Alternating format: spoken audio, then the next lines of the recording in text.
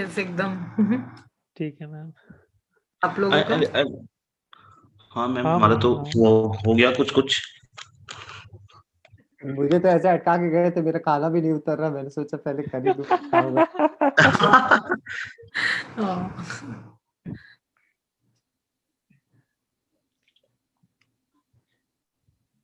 Omya sir join with? Yes, sir. I requested him to rejoin. Like इस लड़की को घुसने मत देना। Okay, fine. So we are, I think, live. Okay. Oh, so हाँ, we Sonali are is live. there. Do not admit her. Hey, she also came back. Hey, handle your part. Take your this laptop, technical laptop. Our technical lead came back here. Yeah, we are live. We are live. I did good now. Yeah. I think I've done it. I did it. Yeah. We are live. We are live. Somehow. We are live. Okay. So what we will do now? You start. Okay. I will just talk with Omya sir and let's see what the issue is there with Omya sir. Okay. You हाँ, start. Okay, then we'll take Omya sir after this pair, right? Okay. Surely. Okay. So next is team F, Akshay and Pallav. So sorry, Akshay and Priyanshi. So we'll begin with Priyanshi. Priyanshi, are you ready? Yeah. Yeah, you can Am I begin. audible? You are audible. You can be a bit louder if possible. Okay, wait. Yeah. So I'm starting. Yeah.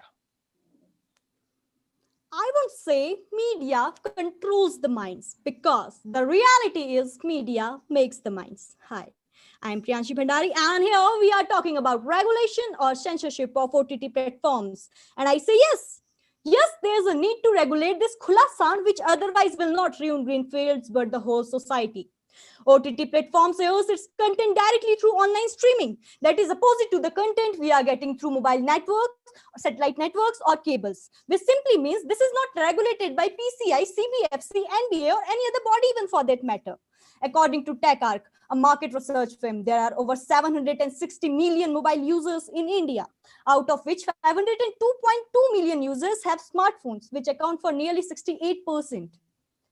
Due to this large mobile proliferation, digital penetration in our country is huge, which simply means a bulk of mass of population have access to this content that directly imply bloodshed, soft porn, misinformation, overrides terrorism, biases are created against a specific group or a community, there is misogyny among young minds, and a country like ours where riots are not really uncommon, there is a strict and a dire need of some sort of mechanism that can watch over this content. There are more than 40 OTT platforms in our country. And see their user base. It's just humongous. There are over 240 million official users. And see their net worth. It's about 35 billion, which is estimated to be more than 4,000 crore rupees by 2025. So how can this big market can go unregulated? Because this big market have full potential to be a boon if regulated and a curse for generations if not. We all have been shouting Article 19(1) here, but what we all have been missing is Article 19(2), which provides for some sort of reasonable restrictions on the freedom of expression and speech. Our constitution has entitled us to watch whatever we choose in our private space. But what is the content we are setting out? Is it something that can destabilize our nation? Yes, then I have an issue. Is this something against sociality, morality, decency, sovereignty, unity of our nation? Yes, then I have an issue. We all have been talking about Article 19(1) because we have freedom of expression and creation. But under this garb of freedom of creation and expression, we cannot just create social tensions, disharmony, pedophilia, misinformation for that matter, and serve it to this huge, humongous audience with just an excuse that they are mature enough to watch it. And at last, I would like to say, with lack of statutory body, it becomes really difficult to seek accountability and fix accessibility for the matters that require even punitive actions. And absolute freedoms brings anarchy. Thank you. Okay, thank you, Priyanshi. Akshay, are you ready? Yes, ready. Please start. अगर मेरी कहानियों मेरे अफसाने से ये जमाना बर्दाश्त नहीं कर सकता तो फिर ये जमाना ही नाकाबिले बर्दाश्त है। ये शब्द भले ही सादत हसन मंटो के हों, पर आज अगर ओटीटी की जुबान होती तो वो भी शायद यही कह रहा होता। माननीय अध्यक्षगण, सदन में उपस्थित मेरे सभी साथियों, आज मैं आपके सामने कुछ सीधे तथ्य और कुछ तीखे प्रश्न लेकर के आया हूं। प्रश्न सरकार के लिए होंगे और मेरा पहला सवाल उन लोगों से है जो कहते हैं कि ओटीटी प्लेटफॉर्म्स राष्ट्रवाद या हिंदुत्व पर करारा प्रहार करते हैं। मेरा उनसे यह पूछना है कि क्या सीबीएफसी के होते हुए भी गुंजन सक्सेना और पद्मावत जैसी फिल्में सामने नहीं आई? मेरा दूसरा सवाल है कि अगर आप संविधान को मानते हैं, अनुच्छेद 19 1 2 3 की बात करते हैं, सरकार के प्रतिनिधि हैं, तो क्या आपकी समझ में सेंसरशिप ही एकमात्र हल है? कुछ बहके हुए निर्देशकों और अभिनेताओं की गलती की सजा आप लाखों प्रतिभावान अभिनेताओं और निर्देशकों को कैसे दे सकते हैं जिनके लिए ओटीटी प्लेटफॉर्म्स स्वप्नों की उड़ान के जैसा है? सरकार का काम है देश की आंतरिक सुरक्षा और जनता की भावनाओं की रक्षा करना। ओटीटी प्लेटफॉर्म्स पे यदि कुछ ऐसे तत्व हैं जो किसी धर्म विशेष या राष्ट्रहित के विरुद्ध बातें करते हैं, तो ये हमारे लिए एक बहुत ही बढ़िया मौका है कि सरकार ठोस अनुसंधान करे और इन सभी के पीछे की फंडिंग और इनके पूरे नेक्सस को सामने ला करके रख दे। सेंसरशिप करके तो आप शायद इन लोगों को छिपाने की कोशिश कर रहे हैं। सेंसरशिप देश में पायरेसी बढ़ाएगा। इतिहास गवाह है कि देश में जो भी चीजें सेंसर्ड की जाती हैं उनके प्रति लोगों की उत्सुकता बढ़ जाती है। पायरेसी बढ़ जाने से हमारा काम जो हम करना चाहते हैं वो तो नहीं होगा, कम से कम भारत की संस्कृति तो नहीं बचेगी। चलिए एक बार को मान लेते हैं कि आज हमने ओटीटी को सेंसर कर दिया, तो क्या इसका मतलब यह है कि कल हम स्टैंड अप कॉमेडियंस को सेंसर करेंगे, उसके बाद नेताओं के अभिभाषणों को सेंसर करेंगे? और अगर ऐसा करने की हमारी कोई योजना है तो मैं आपको बता देना चाहता हूं कि यह अभिव्यक्ति की आजादी के हनन की तरफ हमारा पहला बढ़ता हुआ कदम है। इन तथ्यों और इन प्रश्नों के साथ मैं अपने अभिभाषण को इस वक्त विराम देता हूं और इस बात का पुरजोर समर्थन करता हूं कि सेंसरशिप ओटीटी प्लेटफॉर्म्स पर नहीं आनी चाहिए। धन्यवाद। Thank you, Akshay. Are you both ready for the rebuttal? Yeah, I'm ready. Yes, I'm also ready. Okay. I have Akshay, a question for yeah, Akshay, you can start. Bhandari. There is a number that you mentioned. There are 68% mobile users in India, which is not in context to this discussion that we are having, because only 3.77% out of the entire population of India, which translates to 2.9 crores, is having access to OTT platforms. So connecting it with 68% people having mobile is not a great argument. I also have one question with you. When you ask for sociality and morality of the content that is being presented over OTT platforms, I want to understand, why have you not talked about Indian films showing soft porn or a content that is against sentiments for Because a few it's that people? much of Can I have regulated your for that answers on matter. that, please?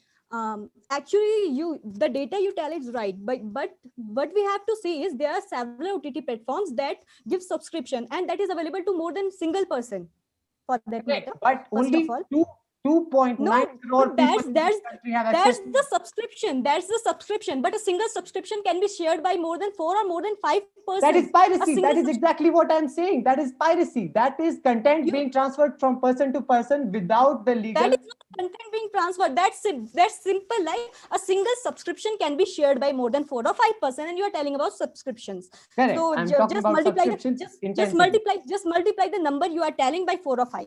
Why would I multiply the number at this point of time? I will also give because a single subscription is shared by that much of person. There is only 30%. And also, OTT platform in India is increasing at a very large scale, like a wildfire. It is increasing at that rate. Whatever you are saying is very vague.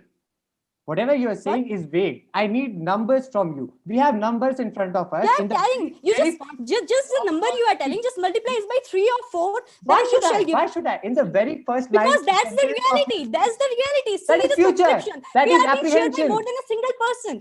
No, that is future. That is apprehension. I don't know why do you want me to multiply numbers. That is actual reality. That is the ground reality. And now I want to ask you a question. Let's not make every debate between conservatives or liberals or Hinduism, non-Hinduism. Just not make it. Are you a Rashtravadi? I want to ask. No. Are you a Rashtravadi? One simple question to you. I am not a typical Rashtravadi, but I am a Typical Rashtravadi. आप हैं कि नहीं हैं? आप राष्ट्रवादी हैं? Yes, I am आपको Rashtra. राष्ट्रहित जरूरी है? I want to ask. तो I आप want to मुझे- तो ask आप you a मुझे question. एक सब Okay, you are simple talking सवाल का about जवाब nation. दीजिए। You are talking about nation. Okay, I'm asking you a question. Yeah, please. Swami Puttaswamy was Union of India case 2017. हाँ. No, I don't know. What was the I don't decision know in the Supreme Court? Yeah, I don't know it the tells case. that right to privacy is privacy supreme of every court, आप supreme court की बात कर रही है, मैं आपको supreme court का बताता हूँ। 2019 No, first of all, सितंबर में listen my आप question. सुन नहीं रही मेरी बात। If you are a good debater, then first of all, listen my question. I have I listened want to to your ask question you- and I'm answering to it. Yeah, listen. I have not asked it yet. The decision says that right to privacy is a fundamental right. But what is these OTT platforms doing? They are just collaborating with other nations like Z5 and Eros have recently collaborated हाँ, with तो मैं other यही तो nations. कह रहा हूँ madam कि इनको रोकिए Due to which मत। their server basis, मैं आपका सवाल समझ गया, आप मेरी बात तो सुनिए। First of all, listen. Due to which their server bases are in other countries where Indian laws are not applied. I understand the modus operandi. I want the government to expose them. I'm asking you very, very objectively. Why, if मेरी बात तो सुनिए madam, मैंने आपकी बात सुनी ना शांति से। If they can be regulated, मैंने आपकी बात सुनी, आप मेरी बात नहीं सुन रही। You just didn't listen to my question. You just I have understood your question. Please trust me. If the user base is not in India, then there can be data thefts or something like that. That can be even a threat to our nation. Ma'am, I'm listening to you. You're not listening to me. Please let me speak. I have two questions for you. If Mr. Munawar Faruqi and Mr. Sharjeel Usmani would not have come out on the stages and platforms that they spoke on, would the government know that they have such bad intentions, or will the entire process of FIRs against them would have ever been executed? So you are trying to say that OTT platform is an arena where these villains, we can say villains to them. No, we cannot say villains. Not unless they are proved villains. Social evils. We can say social evils. How can you call them villains? Okay, social evils. Do you No, agree why? with that? Oh my God, you're calling them social evils. This is arena. This is not so we are you nobody. We like are to not say the this judges. OTT platform We are not the arena judges. where these Also, people can come to showcase themselves. Yeah, we have such intentions, and government the would sake- only get to know about such people from Ma'am, OTT you're only. Our police system, our investigation system is all just vain. We need OTT platform to ma'am, know you're about just such angry. You're person's not making a intentions. correct point. Just hold on for a second. It's a I'm trying to correct talk point. something. We have logical. a good investigation agency. We have good Yes, intelligence. correct. You are Sarkar. You are the government. You have to expose all these people. Get them under law. Get them getting on There's FIR. OTT is not mandatory. All other OTT platforms. Censorship of Also, OTT is not any ma'am, OTT. because you're not letting First me of all, speak, I'll have to cut you censorship off. I'll have to speak beyond this. I will tell you that there are OTT platforms that have gone into self-regulation. For example, Netflix. That is a good term, self-regulation. In But you cannot 2019, be government they came and up with cut social out the speech of people. with the ethics Just on like you are regulation. doing But right what now. You're not even letting me after speak. this You series don't like want Tandav, an OTT there are platform. series like Tandav. This is the mentality Even that after this self-regulation, there are series like Tandav in front of us. Yeah, I talked about the same. It has been put under FIR, no? If they Action are is being autonomous taken. enough to self-regulate themselves, they have to prove it. They have just failed it. Do it In to whom? 2019, they came up with their You are the government. Instead of censorship, you make a board, you make a committee that will come out with the points and checkpoints on which they will self-regulate. Just government has Hello, Okay, both the Akshay, contenders. Akshay Hello. and Priyanshi. Yes. Yes, sir. Yes, sir. Yes, Amna, sir. Actually, what happens is that in the process of you two fighting with each other, no concrete point is basically coming out. Objective of this entire debate is to find out how you youngsters are thinking in a positive direction and how you can give positive direction to the people who are lawmakers. Lawmakers are not 100% correct always. You cannot take biased stand. Also, you cannot howl with each other to suppress others' ideas. Think in positive direction, not try to win, try to generate good ideas. That's my basic objective and observation, and I'm telling you this as Thank a you, sir. judge on So this there are a bench. couple of points that I was not being able to put forward. Akshay, I'll stop you here. The rebuttal time has ended. Sorry for that. Thank you, Amya sir. Thank you for your input. Priyanshi, are you ready with the concluding speech? Yes, okay, I'm ready. Please go ahead. So let us take example of Tandav. What happened in it? The producers have to cut 2 scenes out of 9, and they have, and the main lead, what was the name? I actually don't, Anil Kapoor, I guess. Yeah. So Anil Kapoor have to come forward to apologize to the armed forces, and Also, what they does was they said they thanked government to be a good guide and a good support. So this is what government doing. It through regulation, it is not banning OTT. It's just trying to be a good guide and a good support through such platforms, because nothing is perfect, and government is trying to regulate such platforms for the positive will. And second important thing that I will like to say, that these platforms are just meant for profits, just to attract the eyeballs. They have no intention to like create awareness in society or anything like that. Just to attract eyeballs. And that's it. Thank you. Okay, thank you, Priyanshi. Akshay, are you ready to go? Yes, sir. Please start. After listening to my very worthy opponent and throughout this discussion that we have had, there are a few points that are very clear. First of all, there is a very small community in Indian Janata that is actually having access to OTT platforms. And we have to believe that these are people with conscience, because these are educated. 46% of these people come from metropolitan, 37% come from tier 1 cities. So we will have to believe our education system and their personal conscience. That is one.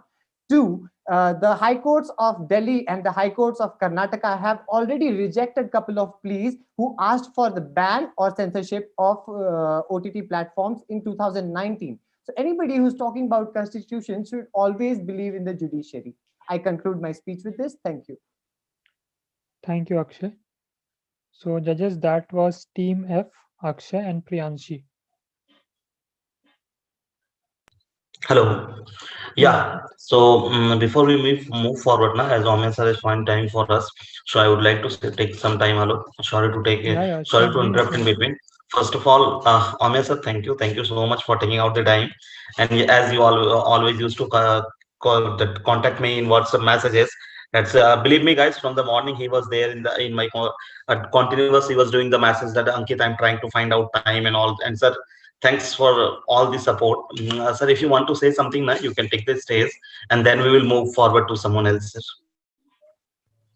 Ankit, actually, around me there is tremendous noise because of some of the problems.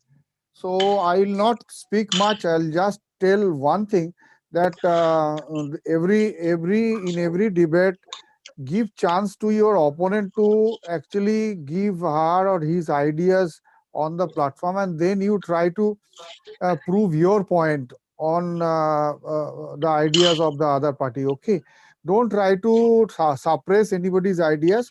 If you carry on like this, then no conclusion can be drawn, and basically both of you will lose. So be progressive, be positive in your attitude. Never think that you are going to get defeated if you allow your opponent to speak properly. Okay, so that's my observation, and I want to just give this advice. This is my holy thinking. You may not accept.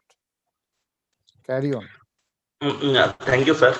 Your advice always matters, sir. Always matters for me, for team, for all the participants. And that's the good thing about Omya sir. I told you in the beginning, being in Didi's city, in Didi's Mamta Didi's state, and when you are really speaking against the government now, then you must have that courage. And believe me, Omya sir is having that. Bengal में रह के सरकार के खिलाफ बोलना ना, वो अपने आप में कुब्बत की बात होती है. And he is having, yeah, right now. And you will feel it. You will feel it very soon when you will be connected to Voice for India saying. So, sir, your opinion always matter to us, to the participant, to whole team. Thank you, sir. So, what I will say now, one thing about that particular debate that was going on right now. Priyanka Most welcome. Yeah. Most welcome, Ankit and the team. You carry on. You are doing great thing. I am always there with you. Yeah, thank you, sir. So Priyanka and Akshay, it was good debate, but bit off the topic you people gone, but good rebuttal, I will say. But you should be stick to the topic. अगर ये थोड़े से topic पे stick होते हैं, तो थोड़े से marks plus minus हो जाते हैं. That was the thing, but that was a good rebuttal round. But थोड़े से off topic आप गए थे, जहाँ पे हमें भी feel हुआ कि जो अमिया सर ने आपको टोक के जो है ना बीच में रोक के आप लोगों को back to the topic aane ke liye bola. Okay, so that was only issue with this, otherwise all the thing was fine. Yeah, Alok, you can move forward. Okay, so next we move on to Team S, Chirag Jha and Gaurav Ojha. Sir, who is going to start first? Gaurav, you will be starting first. Okay, sir. तो मैं start. Yeah, you can start. जब आजाद भारत के किसान बिचौलियों के व्यापारिक गुलामी की जंजीरों में बंधे हों, डिजिटल दुनिया में तकनीकी और नवाचार की मार झेल रहे हों और आर्थिक संकट के बादल उन पर हर मौसम मंडराते हों, तब जरूरी था एक ऐसा कानून जिनमें 21वीं सदी के किसानों की आशाएं, अपेक्षाएं और जरूरतें उस कानून के केंद्र हों और देश की अर्थव्यवस्था विकासोन्मुख। नमस्कार, मैं गौरव ओझा उपस्थित हूं आपके समक्ष फार्म बिल 2020 के पक्ष में अपनी बात प्रस्तुत करने हेतु। महोदय, जब सिगरेट, शराब और तंबाकू बनाने वाला करोड़पति हो और अन्न उपजाने वाला किसान सबसे गरीब, तो जरूरी था कॉन्ट्रैक्ट फार्मिंग के जरिए उपभोक्ता और किसान के बीच इस अंतर को समझ उसके उपज का उचित मूल्य देने का। महोदय, इस बिल के तीनों कानूनों का समग्र अध्ययन करें तो कृषि क्षेत्र का एक ऐसा मनोरम दृश्य हमारे सामने आता है जहां अनुच्छेद 19 को सार्थकता देते हुए व्यापार की स्वतंत्रता से कृषक वैश्विक बाजारों के साथ कदम ताल कर रहे हैं, जहां भ्रष्टाचार, सुस्त संस्थाओं और राज्य सरकारों के कर बंधन से मुक्त होकर कृषक ई ट्रेडिंग का इस्तेमाल कर रहे हैं, जहां आगामी पीढ़ी कृषि क्षेत्र में नवाचार और शोध को पुनर्जीवित कर आधुनिकीकरण को बढ़ावा दे रही है, और जहां भंडारण के जरिए भारत का किसान तैयार है भविष्य में किसी आपातकाल की स्थिति में अन्न आपूर्ति की संकट से निपटने को, जहां सरकारें, पूंजीपति, नौकरशाह, व्यापारी वर्ग सब स्वागत कर रहे हैं एक देश एक कृषि बाजार का।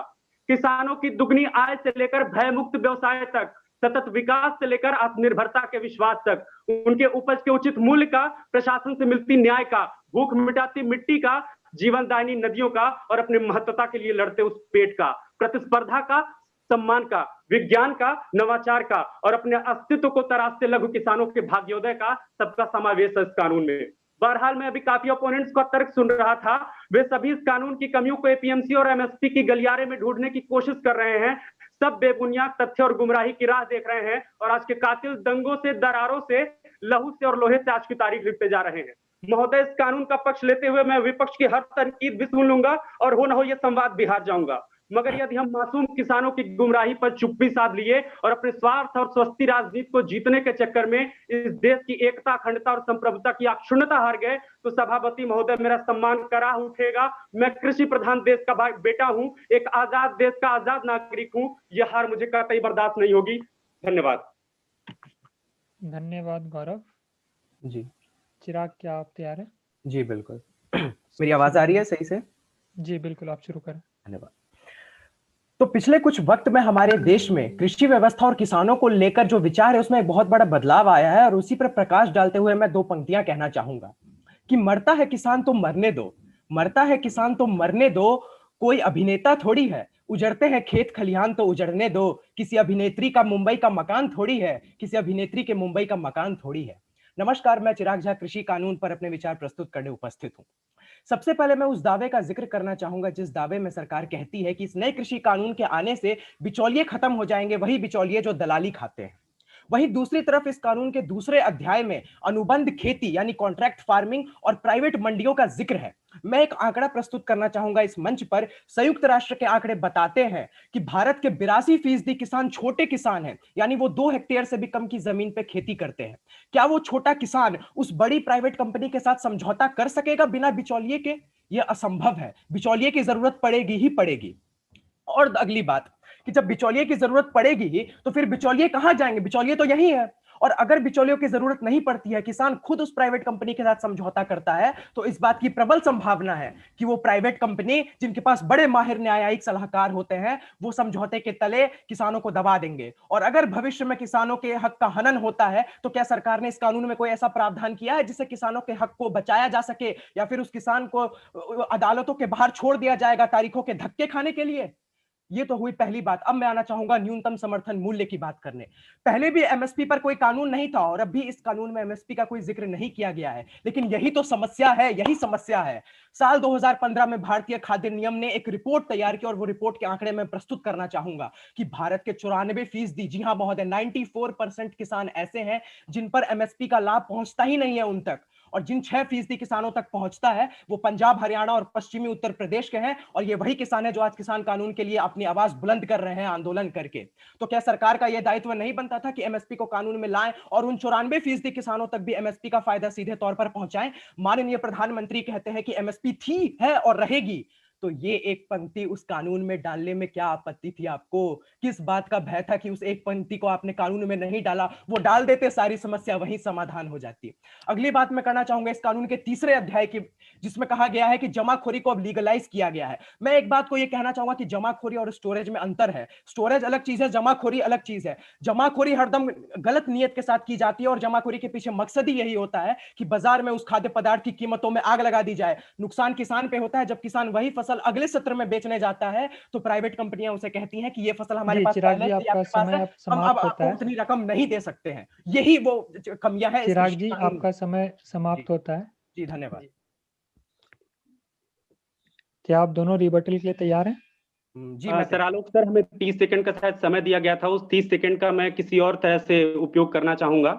जरूर जरूर सर, जरूर। सर मैं अपने साथी चिराग झा जी से ये कहना चाहूंगा कि देखिए, बिल के वो अलग बात है कि हम 2 मुहानों पे खड़े हैं, एक तरफ आप हैं, एक तरफ हम हैं, लेकिन हमारा जो मुद्दा है वो राष्ट्र निर्माण का मुद्दा है, जहां किसानों की उन्नति ही हमारा मुद्दा होना चाहिए। तो बेहतर होगा आप कहें मैं सुनूं, मैं कहूं आप सुने। आपके प्रश्न आमंत्रित हैं। जी, तो मेरा सबसे पहला सवाल आपसे यह है, आपने एक चीज का जिक्र किया था, एक देश एक कृषि बाजार, ये आपने कहा और आप काफी खुश थे इसे बताते हुए। एक उदाहरण देना चाहूंगा, कृषि कानून के लागू होने के बाद की ये घटना है। हरियाणा के मुख्यमंत्री ये कहते हैं कि बाजरे के लिए, बाजरा जो किसान उपजाते हैं राजस्थान के, वो हरियाणा में आकर बेचते हैं अपना उपज, क्योंकि उन्हें यहाँ पे ज्यादा रकम मिलती है। एक तरफ आप कहते हैं कि किसान अब स्वतंत्र है, वो कहीं भी जाके बेच सकता है, और वहां पे एक राज्य का मुख्यमंत्री कहता है कि आप अपने फसल लाके हमारे राज्य में नहीं बेच सकते हैं। तो फिर, और वो मुख्यमंत्री उसी सरकार का है जो सरकार आज देश की सत्ता में बैठी हुई है, तो आप कैसे एक देश एक कृषि बाजार बनाएंगे? मुझे ये जरा समझा दें आप। महोदय, आपका प्रश्न बेहद बेहद ही खूबसूरत प्रश्न है, और सबसे पहले आपके प्रश्न पे कटाक्ष ना करते हुए मैं आपकी अल्पज्ञता की थोड़ी सी निंदा जरूर करना चाहूंगा। मेरे साथी महोदय, आप अनुज है मेरे, ये है भारतीय संविधान की प्रस्तावना। आपने शुरुआत की कि किसान मरता है तो मरने दो। महोदय, हम उस देश के नागरिक हैं जिस देश के संसद रात के 2-2 बजे तक रात तक चलती हैं, और जिस देश की प्रस्तावना में लिखा है कि हम लोकतांत्रिक, हम संप्रभु हैं और हम समाजवादी हैं। हम कैसे किसानों को छोड़ सकते हैं महोदय? आपने ये बहुत गलत तथ्य। और जहां तक बात एक देश कृषि बाजार का है महोदय, आप देख रहे होंगे वैश्वीकरण के इस युग में जहां पूरा देश एक धुरी पे नाच रहा है, जहां पूरा देश एक बाजार पे काम कर रहा है, जहां ना तोप है ना तलवार है, सिर्फ और सिर्फ एक बाजार है महोदय। नहीं, तोप और तलवार पर मत जाइए, संविधान पर रहिए। आप जिस संविधान को हाथ में पकड़ रहे हैं उसी संविधान को तार तार करके इस कृषि कानून को संसद से पास कराया गया था, जब विपक्ष से बहस भी नहीं की गई थी, और उसी संविधान को आज आप हाथ में पकड़ रहे हैं और हमें संविधान का पाठ पढ़ा रहे हैं। जब आप कृषि कानून बना रहे थे तब आपका संविधान कहाँ गया था?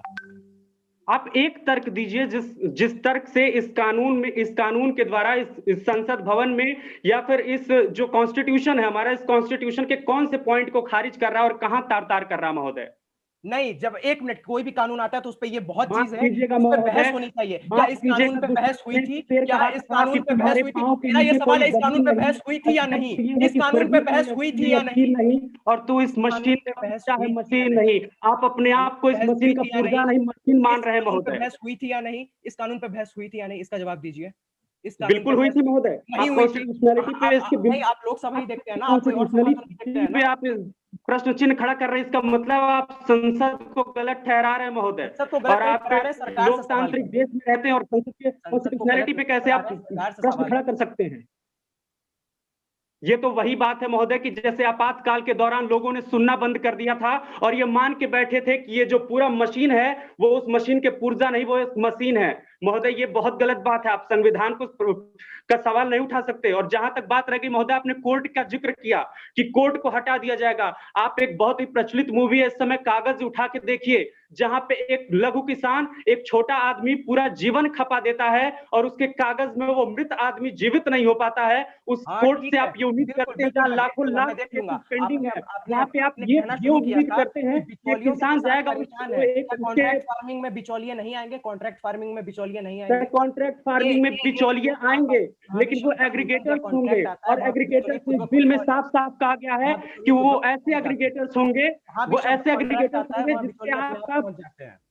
जिस पे आपका विश्वास है, जो आपके गांव का मुखिया है, जिस पे आप विश्वास करके कह सकते हैं, जिसका चेहरा देख के आपको ये लगता है कि हाँ ये आदमी है जो मेरा प्रतिनिधित्व कर सकता है, आप उसको चेहरा देख के पहचानते रहिए। वहां किसान परेशान हो तो हो, आप चेहरा देख के पहचानते रहिए। आपका कोई ताल्लुकात नहीं है। और एमएसपी में और एपीएमसी में आप पहचानो, वहां किसान परेशान हो रहे हैं, होने दो, आप चेहरा देख के पहचानो। कभी कभी कपड़े देख के पहचानो, कभी चेहरा देख के पहचानो। किसान परेशान हो रहा है, होने दो। बहुत सही जी, बिल्कुल नहीं महोदय, बिल्कुल नहीं महोदय, हम कृषि प्रधान देश के नागरिक हैं। सस्ती राजनीति के लिए और किसान आंदोलन करते हैं तो उन्हें खालिस्तानी के लिए आप ऐसा बिल्कुल नहीं कह सकते महोदय। कृषि प्रधान देश है और किसान आंदोलन करे तो आतंकवादी और खालिस्तानी। मेरा एक प्रश्न आपसे है कि दूध का 8 लाख करोड़ का टर्नओवर है, तो आप दूध पे एमएसपी क्यों नहीं बांटते? और एपीएमसी पे भी मैं साथ ही साथ कह सकता हूँ कि केरल में एपीएमसी नहीं है, केरल में अब तक बिहार क्यों नहीं किए? क्या केरला में किसान नहीं है? आप केरला के किसानों की बात क्यों नहीं करते हैं? आप केरला में एपीएमसी क्यों नहीं करते? महोदय, मैं आपसे जवाब चाहूंगा, दूध का 8 लाख का टर्नओवर, आप दूध पे एमएसपी क्यों नहीं मानते हैं? क्योंकि यहाँ पे एपीएमसी की व्यवस्था नहीं है, यहाँ पे प्राइवेट मंडियां हैं और वहाँ पे किसानों के हक का किस तरह हनन होता है वो मैं बताता हूँ। मैं बिहार से हूँ सर। बिहार से है तब तो आपको बहुत अच्छे से समझना चाहिए एमएसपी की कमियों को। जो 6-7% लोग जो इसका लाभ पाते हैं वो बिहार के फार्मर्स नहीं है, वो तथाकथित तो कह रहा हूँ कि एमएसपी को आपने तो तालिबात रखते हैं। और महोदय, मुझे ऐसा लगता है बिहार जैसे राज्य में जहाँ किसान का बेटा मिट्टी खा के अपना पेट भरता है और जहाँ किसान की पत्नी के अभाव में अपना दम तोड़ देती है, महोदय मुझे ऐसा लगता है कि जरूरी है वैश्विक बाजारों के साथ कदम ताल कराने का। किसानों को भी फायदा जरूरी है किसान के लिए वैश्विक बाजार का रास्ता खोलने का। आप मेरी ही बात कह रहे हैं कि एमएसपी को भी लाओ और उन 94% किसानों को भी एमएसपी का फायदा पहुंचाओ। जो महोदय, ये मेरी सरकार भी कह रही है, स्वयं प्रधानमंत्री कह रहा है कि हम एमएसपी नहीं हटाने वाले हैं। कानून में क्यों नहीं लिखते? कानून कर रहे हैं महोदय। ठीक है चिराग जी और गौरव जी, आप दोनों का रिबटल का समय समाप्त होता है यहाँ पर। ओके, सो अब मैं चाहूंगा चिराग आप अपना कंक्लूजन स्पीच दें। जी जरूर। तो समाप्त हुए मैं कुछ सुझाव लाना चाहता हूं, क्योंकि हमारे पूर्व प्रवक्ताओं ने भी अपनी कंक्लूजन स्पीच दी है, लेकिन उसमें समाधान की बात नहीं की, वो अपनी ही बातों को रटने लगे थे। तो मैं कुछ समाधान सुझाना चाहूंगा इस मंच पर। पहला कि अगर एमएसपी को लेकर किसानों में ये बात है, अगर सरकार के बड़े बड़े मंत्री से लेकर प्रधानमंत्री तक कहते हैं कि एमएसपी थी है रहेगी, तो एक पंक्ति की बात है, लिख दीजिए ना कानून में, क्या आपत्ति है? एक पंक्ति की बात है, यही पंक्ति है वो जो प्रधानमंत्री कहते हैं वो कानून में लिख दीजिए। दूसरी बात, कॉन्ट्रैक्ट फार्मिंग में प्राइवेट कंपनियां आएंगी, अगर किसान के हक का हनन होता है, बेचारा किसान अदालत के धक्के खाता रहेगा क्या? एक राज्य स्तर पर या जिला स्तर पर एक न्यायिक प्रक्रिया बना दीजिए ना, जिससे किसान की कोई भी समस्या हो तो वहां जाके वो शिकायत दर्ज करवाए और 30 दिन में उसका समाधान आ जाए, किसान भी खुश। और अगली बात, जमाखोरी की जाती है, जमाखोरी से परेशान होते हैं आम आदमी भी, किसान नहीं आम आदमी भी परेशान होंगे। महंगाई बढ़ेगी, हमारी जेब पे असर पड़ेगा, हम लोग मिडिल क्लास आदमी है, महंगाई की मार हम पे पड़ेगी और किसान पे महंगाई वो मार पड़ेगी वो अलग। तो जमाखोरी में अमेंडमेंट कर दीजिए इस बिल में ना। कोई भी कानून 100% सही या गलत नहीं है, अच्छी बातें बुरी बातें सब में है, तो ये जो 3-4 बुरी बातें हैं इस पर अमेंडमेंट कर दीजिए, कानून बहुत अच्छा बन जाएगा, तब कोई विरोध नहीं करेगा, मामूली सी बात है। और हाँ, जो आवाज खड़ा करता है उसको आप दबा देते हैं, तो उनके लिए मैं यही कहूंगा कि है जहन में खौफ मेरे मगर है कहीं उम्मीद भी, कि जो हर मुट्ठी में इनकलाब होगा वो हिंदुस्तान फिर एक बार होगा, वो हिंदुस्तान फिर एक बार होगा। धन्यवाद, जय हिंद। धन्यवाद चिराग, आपका समय समाप्त हुआ। गौरव जी, आप अपना कंक्लूजन स्पीच पेश करें। सभापति महोदय, माफी चाहूंगा। सभापति महोदय, हम उस लोकतांत्रिक परंपरा के वंशज हैं जहां इंदिरा गांधी जी सत्ता में होती हैं, देश की प्रधानमंत्री होती हैं, परंतु यूएनओ में कश्मीर पर भारत का पक्ष रखने के लिए विपक्ष के नेता पंडित अटल बिहारी वाजपेयी जी को नामित करती हैं। जहां एक ही दल से होने के बावजूद भी महाकवि दिनकर पंडित नेहरू का संसद में मुखरता से विरोध करते हैं और नेहरू जी उसे ससम्मान सहन करते हैं। उसी परंपरा को कायम रखते हुए प्रधानमंत्री जी ने 4 दिन पहले ही संसद में कहा है, यदि इस कानून में रत्ती भर भी दाग है महोदय और विपक्ष से अच्छे सुझाव आते हैं तो हम खुली बाहों से उनका स्वागत करेंगे। परंतु सभापति महोदय, मेरा ये मानना है कि एक जंग है जहां किसानों को आजादी मिल रही है और हम सबको इस जंग में शरीक होना चाहिए, जहां किसान गरीबी से मुक्त होकर समृद्धि से युक्त होगा, भ्रष्टाचार से मुक्त होकर पारदर्शिता से युक्त होगा, अन्याय से मुक्त होकर न्याय से युक्त होगा। हमें सचेत होना चाहिए महोदय, जहां हम इकबाल लिखते और हमें तभी गर्व कर पाएंगे कि सारे जहां से अच्छा हिंदोस्तां हमारा, हम बुलबुले हैं इसके, ये गुलिस्तां हमारा। धन्यवाद। धन्यवाद अरे मैम। यार मतलब बहुत अच्छा, My बहुत अच्छा। kudos to you both, ma'am. I'm very happy, Ankit. I'm very happy to listen to both of them, as you said. Yes, sir. Yes, salute to both Really, of sir, them. Goosebump है मेरे यहाँ पे। Wonderful. मैं literally बता रहा हूँ, चिराग and Gaurav best team. अगर मैं इंडिविजुअल रिजल्ट नहीं जानता हूँ, लेकिन मेरे को बेस्ट टीम देना होता ना, तो मैं चिराग और गौरव को देता अभी Same तक। here.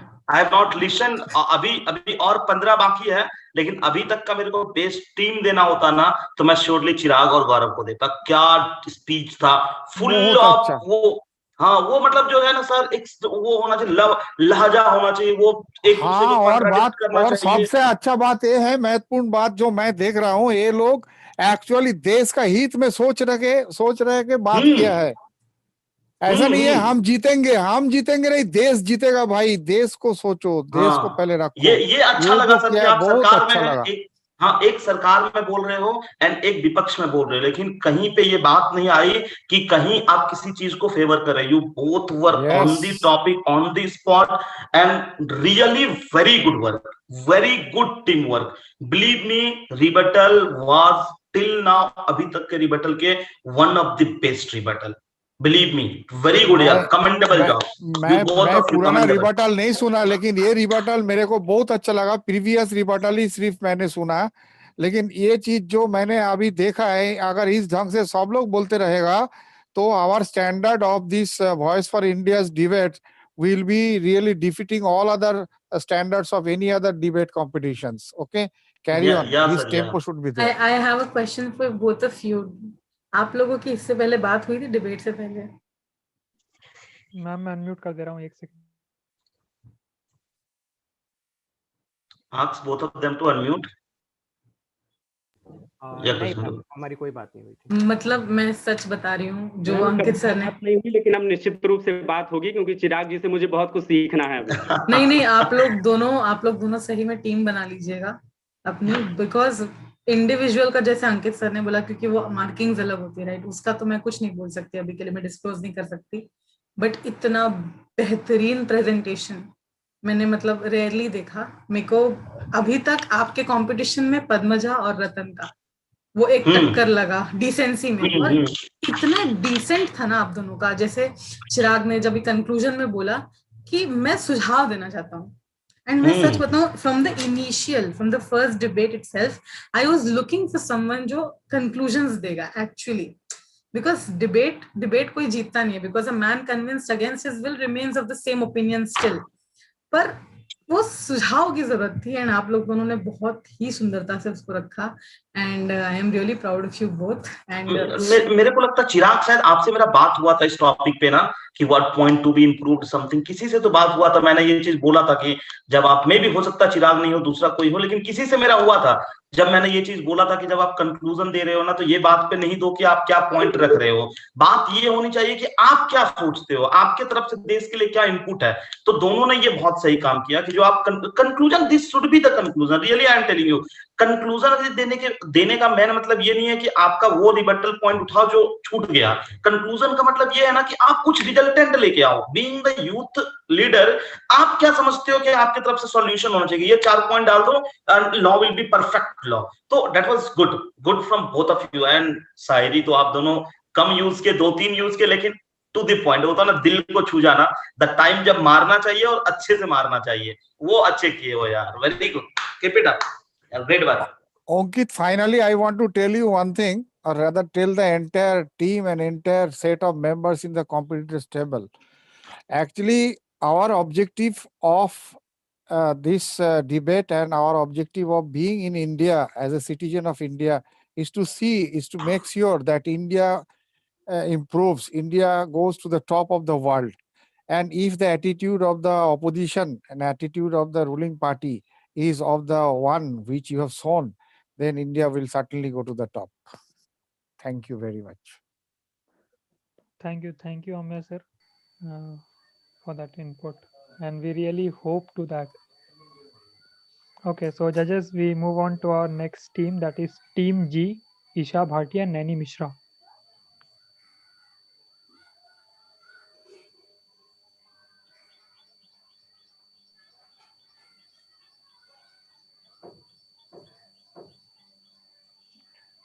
Okay, so are you both ready? Yeah. Okay, so Nani, you can begin your speech. Okay, 3, 2, 1, start. Namaste. Salam. Sat Sri Akal. Vadakkam. To all the panelists who have joined us and tied up their seat belts to on a short favor against right of ours. देखी अभद्रता मैंने भी सुने हैं अपशब्द ऐसे गाली गुत्थों में कैसे हो प्रगति अब. Good morning everyone, this is Naini Mishra here from Proposition Stance. Money heist, Asur, Mirzapur, haven't heard of? Oh, definitely you have. So you must be wondering as to what am I going to say next that would incline these series towards censorship. So my context here is to be caught on the wrong foot. Well then, you were going right all throughout and just one wrong step and you are caught. Similarly, OTT streaming shows that was going all throughout following the paved path, and just when it decides to carve a niche to attract viewers, the need for censorship comes into the picture. For instance, a show as great as Money Heist beautifully portrayed a boy ripping off the girl's respect, encouraged today's youth, gave them an idea as to how to play a guile and achieve all sorts of their brainchild of the sick mentality. Asur that could have followed some good examples to establish a moral in the society chose to outrage the limits of cruelty. Did they actually teach you as to how the concept of punishment worked? Did they? Instead, they just showcased a woman's head being submerged, being dragged into an oven, kind of a pathetic, wholesome punishment. The list of such cruelsome content is long. And how do I miss out on Mirzapur? Obviously, a show loved by all. So welcoming was the show that I do not have any doubt that it reached out to all of those youths. But you do notice the extent of heinousness and callousness it reached. Sir Abdul Kalam once said that the biggest power of India is its youth, and the biggest weakness is again the youth itself. And such encouragements towards abuses, pornography, sexual comments, etc., is definitely not a good pointer towards a better youth and a better India. These encouragements towards sexual assaults, stabbing someone and smiting the others, dragging and passing down and riding cars over the human bodies is definitely not something we need in our future. This is not our youths are supposed to be like. And this shuns down the theory of concept, the theory of youth we want to have in our country. That's all. Thank you so much. Okay. Should I start? Nani, yeah, Isha, you can start your speech. Okay. कभी खुशी, कभी गम, कभी बालाजी, कभी Telegram, कभी रिश्तेदारों के ताने तो कभी वेब सीरीज के गाने. अब ये सेंसरशिप ऑफ हमारे एंटरटेनमेंट की तो ऊपर वाला ही जाने. I, Isha Bhatia, a Homo sapien believing in humanity, has a concern over a devastating fact that due to censorship, OTT would lose its effectiveness to launch an impact on the narrow views of the society. According to my intent twin, it is so civilized if you say karma isn't a bitch or it never loses its address. But it would be so underrated and cheesy if you express it like Dunia gol hai, ya har paap ka double role hai.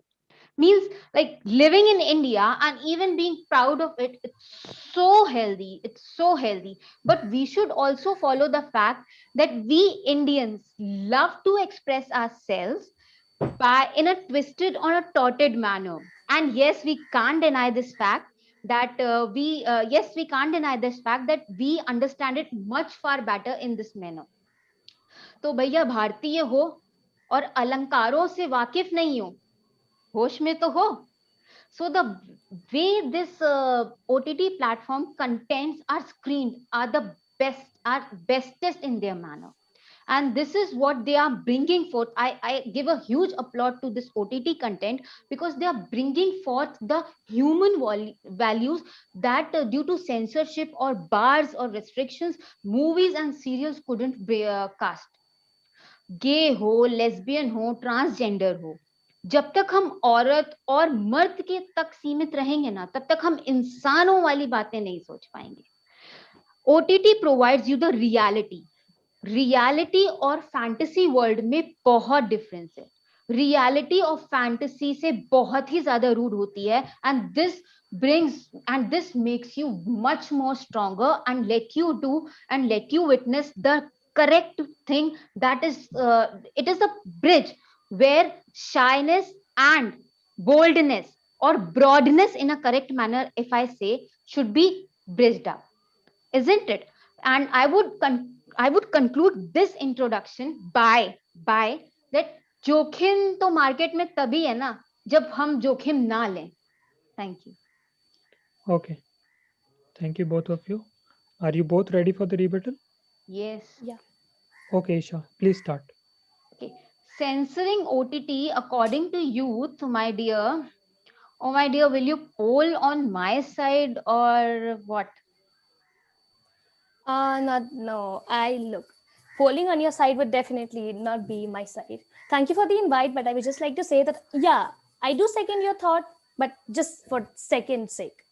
But my point here is that a child who is the star of everyone's eye in the family, who is someone who should be there with the family, is losing that social touch, is forced to live alone. Actually not forced, is forced because of these uncensored platforms, because these uncensored platforms do not even leave an option to them. They ultimately fall into an abyss where they are forced to being detached from their own family. A child who used to have family time earlier, a child who used to sit with his family and used to enjoy some movies together, is forced to sit back at some corner of his house with a device, away from all sorts of parental guidance and surveillance. And you must remember that these child are going to be the youths of tomorrow. And are we expecting our youth to be someone who is detached from all sorts of emotions, sentiments, and who supports these abuses? I'll just complete and take your question, please. So, and I was just saying that, yeah, do we expect our youths of tomorrow to be someone who is detached of all those emotions and who supports these pornographies and sexual comments and something, all sorts of inappropriateness, murdering, and all sorts of cruelty? I do not think that we actually need such kind of a youth tomorrow, because we need India to grow. We do not need it to collapse. So just in regards to this, I would just like to ask a question that apples to everyone's eye. Like, you seriously think, you literally think are going to grow up when he's found alone in his bed with his series and a lie? Tobacco consumers consume tobacco in spite the fact that they witness the guidelines there mentioned. It is injurious to health, isn't it? Same lies with the OTT. OTT also provides the guidelines before each and every content. If you are 18 plus, you must watch them. If you are not, you must not. So it is capable enough, a consumer or a viewer is capable enough to know his boon or bane, isn't it? Okay, no, हमारी just take a स्वतंत्रता, context. just a second dear, Okay. हमारी स्वतंत्रता तो वहीं पर खत्म होती है ना, जहां पर Okay, I हम दूसरे understood. की I'll just स्वतंत्रता पर खलल ना डालें. Will you let me confront, please? Yes, yes, why not, why not? Have you heard of Tarak Mehta Ka Ulta Chashma and Kapil Sharma? And have you Yes. seen any sorts of cruelty and pornography or these inappropriate content being displayed there? Dear And- one, and- can your yeah, let me- censored can your censored serial and movies provide a refreshing laugh, or I should place a chair of Yeah, yours that's by what I my was side? saying. Let me just finish. Will you deny the fact that you don't enjoy watching Kapil Sharma and this Tarak Mehta Ka Ulta Chashma? Will you deny the fact that these are #1 shows on these TV platforms through satellites via these cables, etc.? Don't you enjoy that? The Kapil Sharma, talking about Kapil Sharma, what is it about? The show is all about having a semi-formal introduction, a semi-formal interview with celebs. And don't you enjoy that? We do not have any sort of adult scenes in that. We don't have any abuses. Still, But is we that enjoy bringing that. up the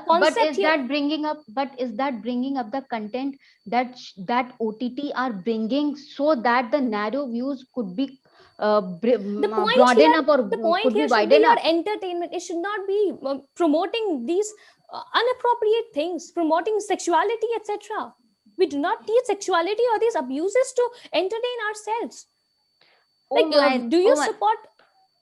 Oh my darling, the lines or the dialogues that OTT provides, no, express without No, the lines you're bars. talking about, the lines you're talking about is all of those inappropriateness, obviously. Dear, Those, my dear. no, if, those lines are perfectly not going to what we need from our country. We need development. We don't need to suppress our own country. All right. Let me tell you, OTT platform not only provide web series, it provides the live TVs. Yeah, it contains. Yeah. So they must watch even satsang. That's what good. What satsang? If you have satsang in TVs, just go and watch it. You have satsang on Netflix, do watch it. I do not have a problem. I don't know what are you talking about. Like, okay, it's your censorship is important. Satsang is nowhere around. You don't need to censor that. So that's not into the question right now. So how can you judge that? No, how can you judge? How can you judge? How can you judge? How can you judge the person giving you the right decisions? How can you judge the person who is sitting there and explaining or elaborating Mahabharat or Ramayana would be the one who is a good follower of each and every shlok from there? Would be a good human being? We are not talking about any Mahabharata or Ramayana here. We are talking about those shows that should be censored. A borderline should be provided. We do not intend to promote satsang, Mahabharata. Like, it's okay. Okay, we belong to India. It's fine. Nani and Isha, your time is up for the rebuttal. All right. Okay. So Isha, can I have the concluding speech, please? Oh yes, why not? Okay. So my Nani, my lord dear, Kalyug era could easily relate with the fact that the actors performing could freely express themselves. It's so simple. In India, suppose a roadside accident is there, and how can you believe it that in India it would end up saying a simple sorry, or it would be a starter of a new love story? Until and unless you hear from any of the at least one parties ki chacha vidayak hai hamare, or the abuses from both the parties which would release their anger. That is what without bars, OTT is a platform which screens this reality. Okay, I would conclude myself with favoring OTT for no censorship with a famous dialogue of Scam 1992. देखो, मैं cigarette तो नहीं पीता, पर जेब में lighter जरूर रखता हूँ धमाका करने के लिए. तो फैमिली मैन 2 उसी अंदाज में कौन कौन देखेगा? Thank you. Okay. So Nani, good to go. Okay. Please start. So I'll just conclude with that you talked about freely expressing oneself. Freely expressing oneself does not mean that you need to be cruel, you need to promote inappropriateness, etc. Looking on to the arguments discussed so far, okay, I will take this into consideration that there have been certain self-regulatory bodies and all sorts of those things. But still, I will take this stand that a centralized body is far more effective than any of those self-regulatory bodies, because those self-regulatory bodies are also formed by those private companies, people. Obviously, if a people is well enough to guide themselves, then we do not need any self-regulatory bodies. If people were actually aware that what they should have done and what they are doing, then the need for self-regulatory bodies wouldn't have even come into question. Here we are talking about censorship, and we do need censorship because whenever we talk censorship is a government centralized thing, and self-regulatory bodies goes to the private individuals, and whenever we talk about private individuals comes the topic of profit alongside. And whatsoever we were talking about, these freely expressing yourself and whatnot, I do not understand that point. Okay, thank you, Nani. Your time is up. I'm sorry. Okay, judges, that was Team G, Isha and Nani speaking. Yeah, so Isa's point, the good point was the last one. मैं cigarette तो नहीं पीता, लेकिन माचिस जरूर रखता हूँ धमाका करने के लिए. That was good, यार. Good debate. From I fire to ice, I wrote in the comment box also. Directly coming from team S to G, it was something like you were in fire, now they are putting with the calmness, the ice they are putting on your soul. So that's good, yeah. That's the good thing of this event. We have all the combination of the thing, people speaking fast, people those who used to speak louder than the people those who used to come with calmness. So that's good combination. Nanny and Isha, good one. Okay. So next My we move observation, on. I want to give my observation also, because I'll be moving off from after this. My observation with this debate is that both of them are very cool, and both of them tried to find out something positive, and almost at the final stage also they remained in their own poles and never compromised, which was not giving any final conclusion of the entire team as a team on the whole. So which I found in the earlier debate was not there in this. Therefore, I would be liking to see that on OTT there comes a team which gives a real final conclusion, which is still now missing.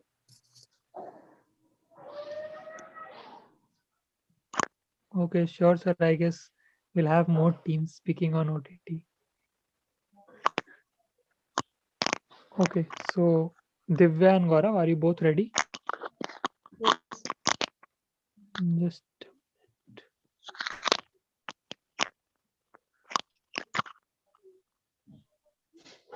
yes. Gaurav, you can start with your speech.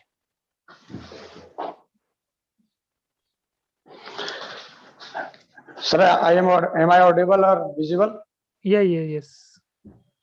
नमस्कार, आप सभी का मैं बहुत बहुत धन्यवाद देता हूं और मैं अपने विचार फॉरम बिल के पक्ष में रखूंगा।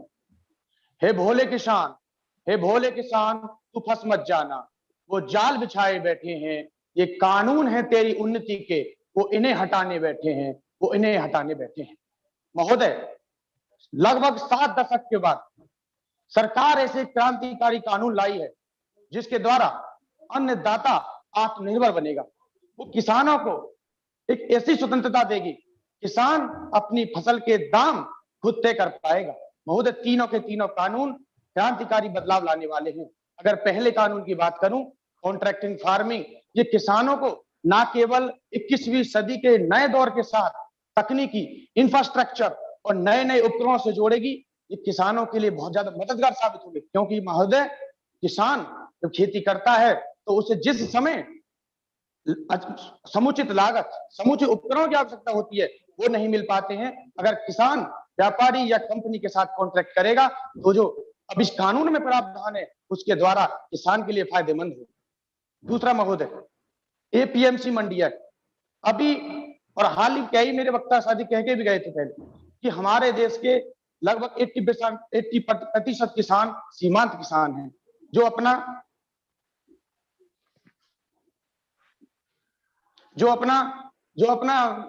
माल, अपना अनाज डायरेक्ट मंडी में नहीं बेच पाते हैं। उन्हें एक मौका मिलेगा कि वो व्यापारियों के साथ में अपने घर से ही अपने अनाज को बेच सकते हैं और जिस कीमत पर चाहें वो कीमत वो खुद तय कर सकते हैं। महोदय, तीसरा कानून है आवश्यक वस्तु संशोधन अधिनियम। इसके द्वारा जो सरकार ने कुछ वस्तुओं की जो लिस्ट होती है उसे कमोडिटी एक्ट से बाहर निकाला है, इससे किसानों को भी फायदा होगा। कुछ वक्ता कह रहे थे कि ये इससे कालाबाजारी बढ़ेगी। महोदय, मैं नहीं मानता हूं इससे कालाबाजारी बढ़ेगी, क्योंकि किसान जो एक बाजार में जो फ्लो चल रहा है, जिस फ्लो में वस्तुएं बेची जा रही हैं, किसान भी अब हमारे इतने जागरूक हैं कि उसी फ्लो में अपनी वस्तुएं बेचेंगे। और यही नहीं महोदय, इसमें सरकार ने प्रावधान भी किया है, यदि नॉन पेनिसेबल जो आइटम्स हैं उसकी कीमत अगर 50% से ज्यादा बढ़ जाती है, जिसमें पल्सेस, ऑयल सीड्स हैं, तो सरकार उसे तुरंत कमोडिटी एक्ट के अंदर लाएगी और उस पर लगाम लाएगी। महोदय, दूसरा पेनिसेबल एक्ट, अगर इसके अंतर्गत जैसे हैं हमारे अनाज, सब्जियां हैं, फल हैं, अगर इनकी कीमत 50% से ज्यादा बढ़ जाती है तो सरकार इन्हें तुरंत कमोडिटी एक्ट में लाएगी, जो किसानों को भी मजबूत करें। क्योंकि अगर व्यापारी और कारोबारी अगर किसान से खरीदे हुए माल को उच्च दाम पर बेचता है तो किसान भी चालाक होगा, किसान भी समझदार होगा कि जितने में इसने मुझसे खरीदा, मैं भी इसे उसी भाव के अनुरूप दूंगा जो मेरे लिए अनुकूल है। महोदय, ये तीनों के तीनों कानून किसानों के लाभदायक सिद्ध होंगे। और मैं इसी के साथ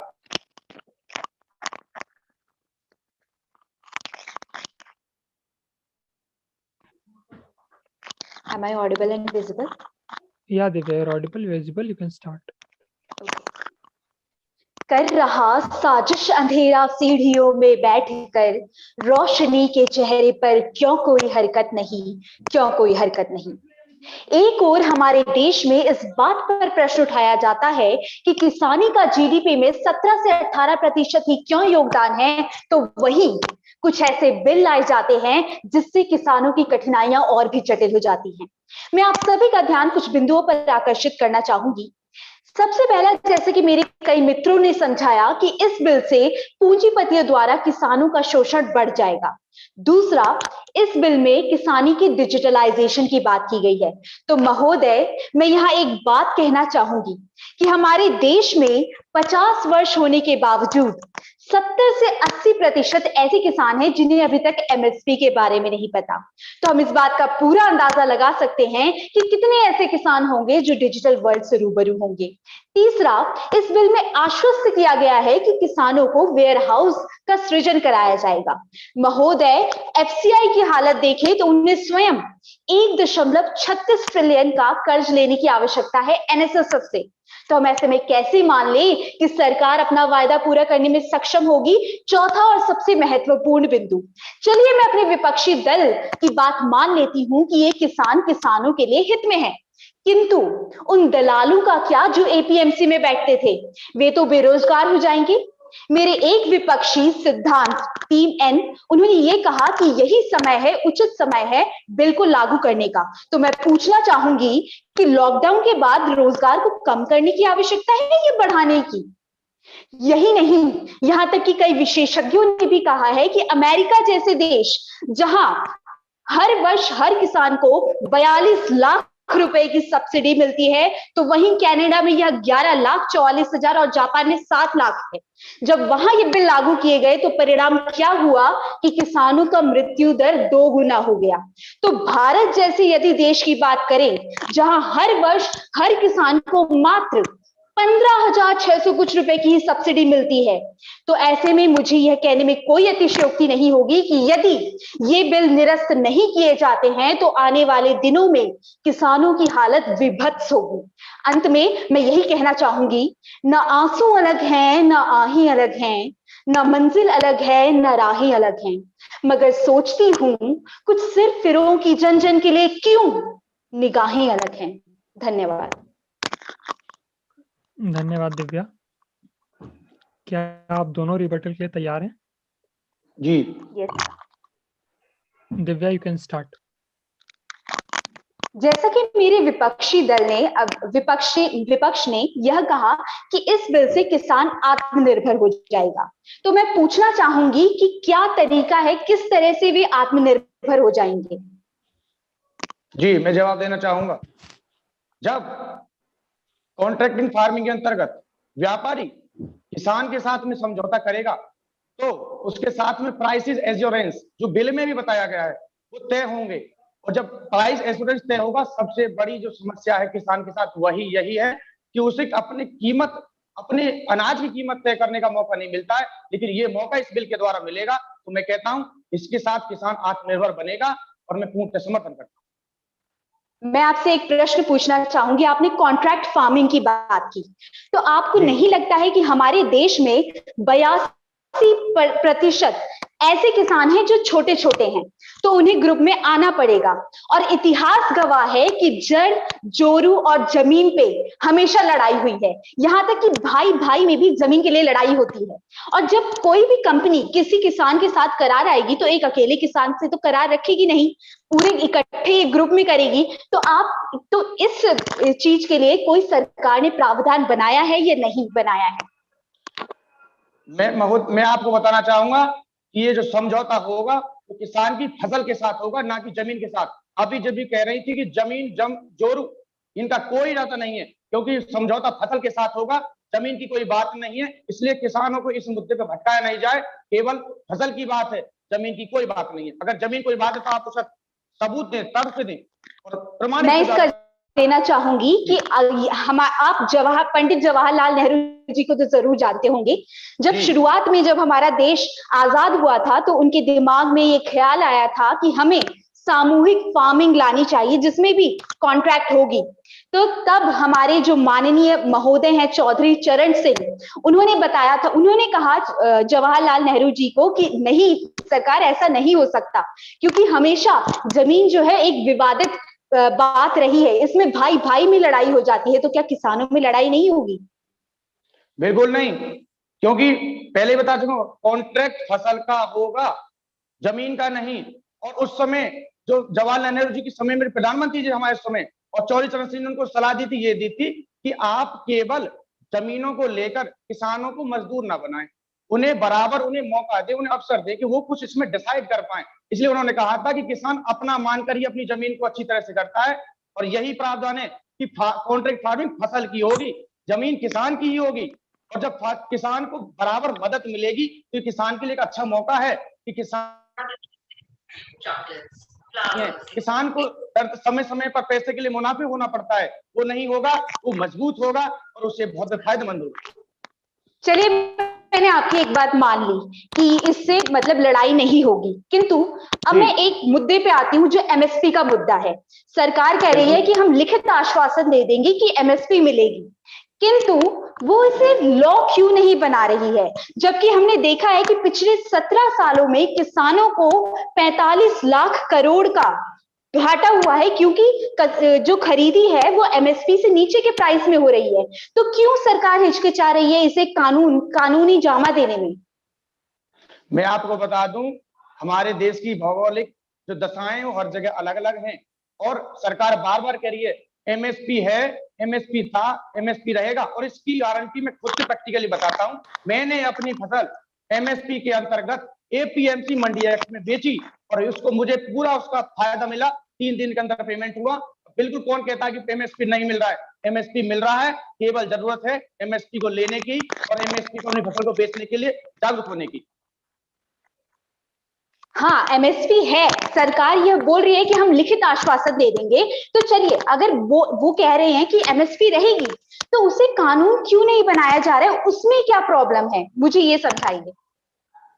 कानून बनाने का सरकार की प्रोसेस है और मैं भी चाहता हूं कि कानून बन जाए, लेकिन मैंने आपको पहले ही बताया कि भौगोलिक दशाएं कुछ ऐसी हैं और सरकार हर मुद्दे पे बातचीत करती है, क्योंकि याद रख एमएसपी पे सरकार कानून बनाएगी या नहीं ये अलग बात है, लेकिन सरकार बार बार आश्वासन दे रही है कि एमएसपी रहेगा, एमएसपी मिल रहा है, तो हमें भविष्य के प्रति चिंतित नहीं होना चाहिए, एमएसपी बराबर मिल रहा है। मैं यहाँ पर एक बात कहना चाहूंगी जो शायद आप नहीं दे पा रहे हैं उसका उत्तर, तो मैं देती हूँ।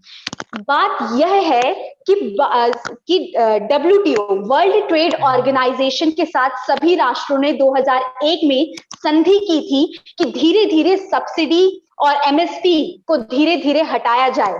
तो अब उसी राह में सरकार चल रही है। तो इसमें किसान कैसे मान लें कि आने वाले दिनों में एमएसपी, अभी तो वादा कर रही है सरकार पर, लेकिन आने वाले दिनों में वो रखेंगी या नहीं रखेंगी, या WTO की जो विचारधारा थी उसी को अपना लेंगी?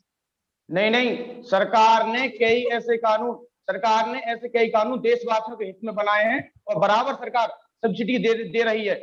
ऐसा नहीं है किसान क्योंकि भारत एक कृषि प्रधान देश है, भारत की अर्थव्यवस्था कृषि पर टिकी हुई है, इसलिए सरकार इसके साथ किसानों के साथ पूरी तरह से है और एमएसपी से बिल्कुल कोई छेड़छाड़ नहीं होगी। हर वर्ष एमएसपी मिलता है, हर वर्ष एमएसपी बढ़कर मिलता है, इससे किसी को भी बरगलाने की जरूरत नहीं है। और ठीक है दिव्यान गौरव आप दोनों का समय रिबटल का समाप्त होता है यहाँ पर। Divya, are you ready for the concluding speech? Yes sir, please go ahead. अंत में मैं यही कहना चाहूंगी कि यदि सरकार को सुधार करना है किसानों के लिए, तो वो दूसरे क्षेत्र लेना, जैसे कि बिजली में उन्हें कटौती दें, उन्हें सिंचाई क्षेत्र में उनकी मदद करें, या फिर लोन फैसिलिटीज उन्हें प्रोवाइड करें, या फिर सब्सिडी बढ़ाएं, जैसे कि यूएसए का मॉडल तो अपना लिया, तो उन्हीं के बराबर सब्सिडी भी दें। और दूसरा, मैं ये कहना चाहूंगी जो फार्म प्रोटेस्ट हो रहा है, उसमें यह नेचुरल है कि जब भी किसी के साथ कोई प्रॉब्लम होगी तो वो आवाज उठाएगा। अंत में मैं यही कहूंगी, छीनता हो सत्व कोई और, तू त्याग तब से काम ले, यह पाप है, पुण्य है विच्छिन्न कर देना उसे, बढ़ा रहा तेरी तरफ जो हाथ है। धन्यवाद। धन्यवाद दिव्या। गौरव, क्या आप तैयार हैं? जी शुरू करें। सर, मैं अंत में यही कहना चाहूंगा कि जो तीनों कृषि बिल आए हैं ये किसानों के हित में हैं, और अगर किसी को भी लगता है कि किसान के हित में नहीं है तो ऐसे सुझाव दें। और मैं जो अभी दिव्या जी ने सुझाव दिया एमएसपी और कुछ इंफ्रास्ट्रक्चर, तो मैं इनका समर्थन करता हूं कि एमएसपी अगर कानूनी हो जाता है तो किसानों के लिए और ज्यादा फायदेमंद होगा। लेकिन महोदय, जो तीनों कानून है, ये कॉन्ट्रैक्टिंग फार्मिंग हो, एपीएमसी में सुधार हो और इसमें कमोडिटी एक्ट 1955 हो, ये तीनों किसानों को कहीं ना कहीं बहुत ज्यादा मदद दे रहे हैं और ये मददगार साबित होंगे। महोदय, किसानों की सबसे बड़ी समस्या होती है कि उसे उसका जो फसल है उसका जो दाम है वो तय नहीं कर पाता है, वो उसके अनुकूल अपने अनुकूल बेच नहीं पाता है, वो उसे मौका मिल रहा है। किसान अन्नदाता से आत्मनिर्भर बनेगा। इसी के साथ मैं अपनी वाणी को विराम देता हूं। जय हिंद, जय भारत। धन्यवाद Gaurav ji. So judges, that was team T, Divya Singh and Gaurav Chaudhary. Alok, Yes, ma'am. how many teams are we left with? Ma'am बहुत। मैम 12 हैं अभी तो।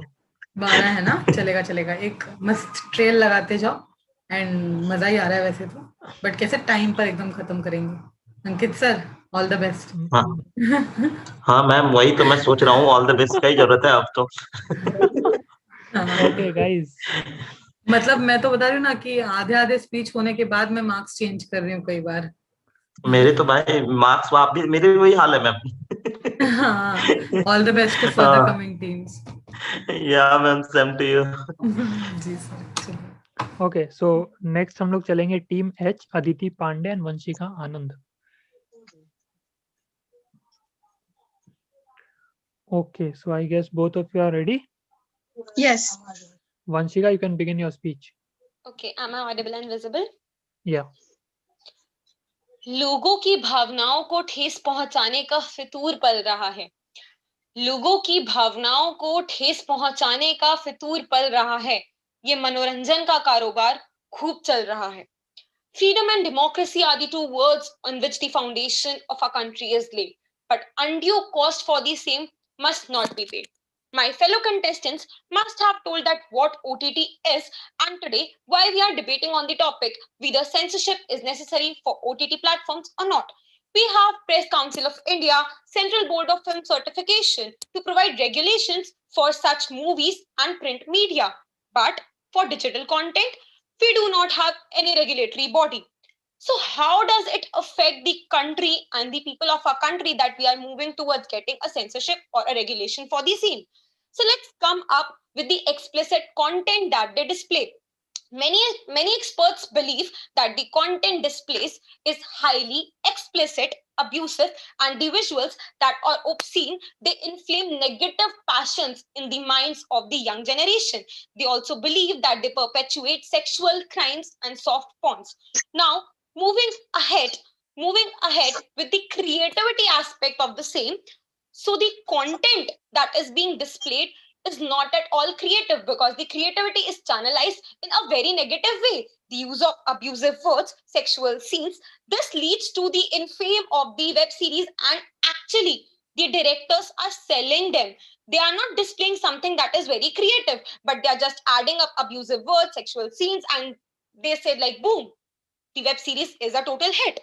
But it is not, and that is why censorship is necessary to regulate and channelize creativity in a positive way, because creativity is subjective and it might lead to twisting of the facts, the actual facts, and censorship does not necessarily hinder the facts reaching the people, but actually it makes people know the truth, the entire fact. पूरब पश्चिम जैसी फिल्मों का जिस देश से जुड़ा नाता है, आज वहां तांडव जैसी वेब सीरीज का तांता है। जी हाँ, तांडव जैसी वेब सीरीज में जहां पर ऐसे सीन जिससे एक पर्टिकुलर धर्म के लोगों को टारगेट करके ये सिर्फ एक अपनी वेब सीरीज को बेचने का तरीका है। This is only and only advertising, PR and marketing strategy adopted by all the people involved in the web series production, because after all wo ek Okay, Vanshika, I'm sorry, your time is up. Pardon me. Aditi, are you ready? Yeah, I am ready. I'm visible and audible? Yeah, please start. Yeah, so I'm starting. So I will not go into the depth of OTT definition and why we should have freedom of speech, because I guess we have a whole round dedicated to that. Moving on, I would like to first come to this point that people in the proposition are believing that OTT has no regulation whatsoever. First of all, the IT Act as acts on the OTT. Also, according to the Indian Penal Code, defamation can also be acted on OTT, which people have tend to ignore. FIR was filed in Madhya Pradesh states that even OTT is not above the law. Over the top, not above the law. Now, a very important fact which I'm surprised nobody had conversation, because censorship is actually present in our country, and we can take it as a perfect example to see what might happen if censorship takes place. Indian Censor Board has let movies like Main Tera Hero, R. Rajkumar, big budget movies with big actors pass, which clearly promote harassment and eve teasing, and Censor Board let that pass. Movies like Veere the Wedding, where a woman has forced herself upon a man non-consensually, and then that was taken as a comedy genre. This is the Censor Board we are giving our hands to. The Indian censored serials, let me tell you, the family-friendly content are actually minting money on just misogyny. Even if today you open a serial and watch it, it is clear-cut misogyny and racism present there. Calling a fat child Motu and a black child Kalu is still prevalent in Indian cinema. And ladies, if you are doesn't matter if you go to space, become the prime minister, the Indian serials will still keep you in the soda. That is the truth. I heard someone was speaking of Kapil Sharma show and a lot of funny show. I would like to point this out, that Indian shows of comedy, which people have said so friendly, family friendly content, is purely based on body shaming, calling a fat man and laughing it out, calling someone girlish or boyish, making fun of their sexuality is becoming the epitome of comedy. When you can make fun of politics and religion, you can end up in jail. This is the culture you're providing. Nobody bats an eyelash when this happens. Nobody questions when this happens. When your child is exposed to such derogatory remarks, they will learn it and come and go to their school, and tomorrow they will make fun of someone who's fat like they do of Palak. They will make fun of a woman who is not girly and call them Guthi. What will you do then? Is that not derogatory? And the amount of people that have problem with explicit content, it seems like this is not a debate about OTT, it is about a pornography. We are in the wrong debate. But I will debate about censorship. I will debate about the topic. What are the movies that have been banned by the Indian censorship? 1994 Bandit Queen, 1996 Fire. You're talking about new movies? Well, let me tell you, Inshallah, football was banned.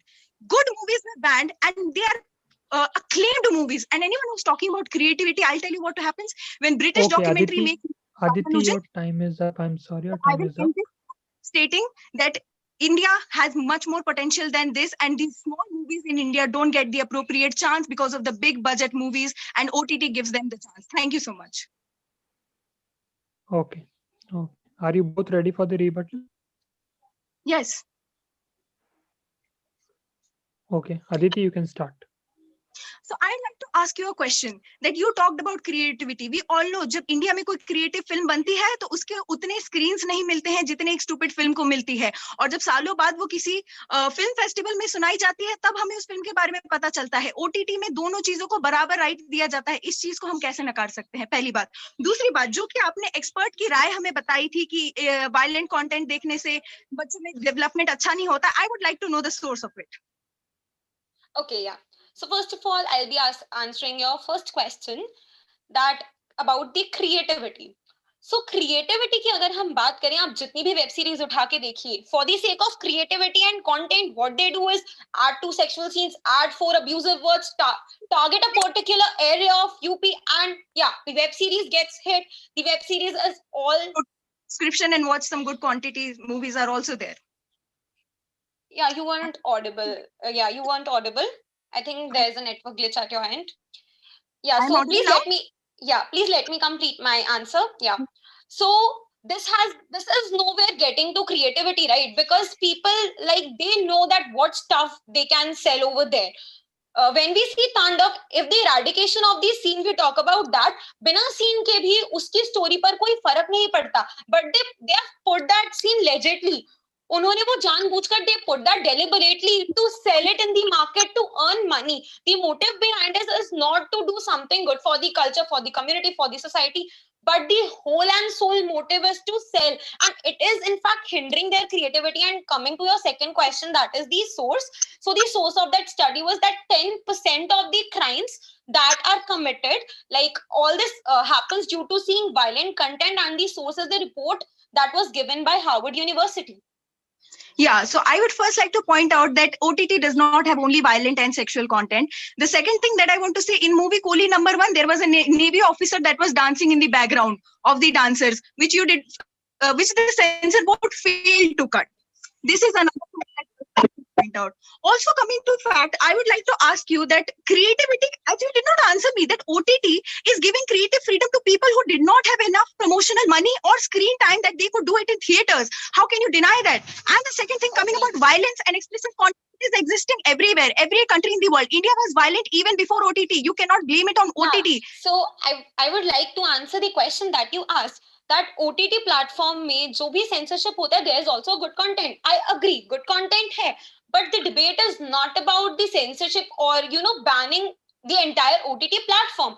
It's just a regulation that certain scenes which the government sees that they can also lead to something public disorder, like communal tensions in a country like India. So जो चीजें also, which has nothing to do with an ounce of prevention is always better than a notion of cure. An ounce of prevention is always better than a notion of cure, I must say there. And अगर हम ये कह रहे हैं कि अच्छा content है, so that अच्छा content would pass the censorship and the regulation. They would see the scrutiny and still we'll be able to see the good content. That has nothing to do with the content that we actually watch. Ma'am, I disagree, because like my example on the speech, there have been so many conducts of such shows which have derogatory remarks, and they passed by the censorship. The censorship has not provided enough confidence among themselves. If I was satisfied by the censorship that is present in Bollywood, I would have happily accepted that. They have failed to mark their presence there. The second thing I want to tell you, that content can be various to different people. You always have the right to not see something you don't want to see. You cannot make a judgment on others' moralities, because India was violent before also. There have been movies like Chapak and Padmavat that have nothing to do with violence and politics, have gone into politics. People have made joke about religion, have gone into jail. You cannot decide what is good and bad in hand of a government that is ruling the country, especially. Yeah, so one thing I would like to mention there as well, that the Central Board of Film Certification, it does include certain delegatories from the film community, film industry as well. And so the censorship and the regulation that is going on, like that would also include people from the same industry who would be taking the decision.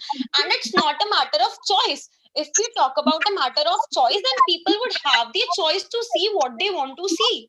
That's the confidence in them. They have not provided us the confidence in them for 50, 60 years. First, we should have this confidence. Okay, just, I would like to ask a question.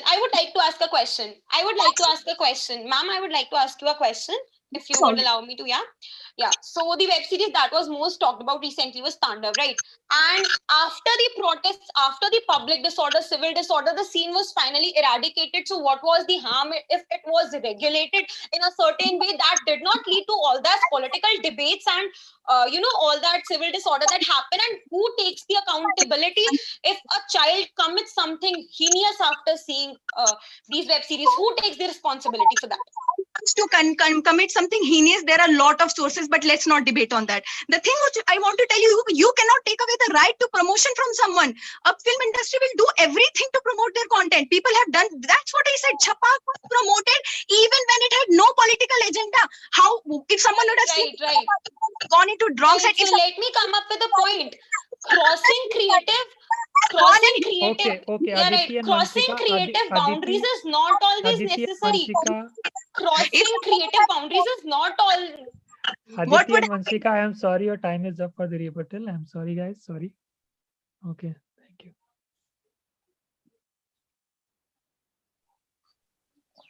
Yeah. So, Aditi, are you ready with the concluding speech? So as a conclusion, I think we all did have a heated argument, but coming to the fact is that I would not accept censorship and debate on it until and unless I'm proven that a country is worthy enough to provide me a proper censorship, because it has failed to do so since several years. Yes, people are going to do things for promotion with or without censorship. You cannot debate a whole OTT censorship letting us not the right to see what is being omitted from the part that will be arriving to us on the basis of certain advances and certain reactions. And at the the end, I would say I would have been very happy if I would have seen such censorship arrangements for not just explicit and religious thing, but also for racism, sexism, harassment, and misogyny that has been so prevalent in the Indian cinema. If a change has to happen, if censorship has to be happen, then it has to have been a very big censorship in various different fields. And if that happens, we would love to agree with censorship. Until then, we strongly stand against such censorship. Okay, thank you, Aditi. Vanshika, are you ready to go? Yeah. So I love the fact that my opponent actually agreed that yes, censorship should be there, be it racism. I totally agree that racism, sexism, all these contents must be censored. Because according to me, if a content can be regulated, it could channelize the creativity in a better way, and in no way it harms the choice. Yes, I do agree that anything and everything that is being created must not be banned, and there should be proper justification so as to why a scene has been omitted or censored. But according to me, सुना था OTT क्रांति है बदलाव की, सुना था OTT क्रांति है बदलाव की, पर ये तो एक आंधी है बहकाव की, which is totally distorting Indian culture and the minds of the people by targeting a certain set of people and actually insulting them, as we saw in web series like Tandav and Mirzapur, and these are just to name a few. Thank you. Okay, thank you, Vanshika. So judges, that was Team H, Aditi Pandey and Vanshika Anand.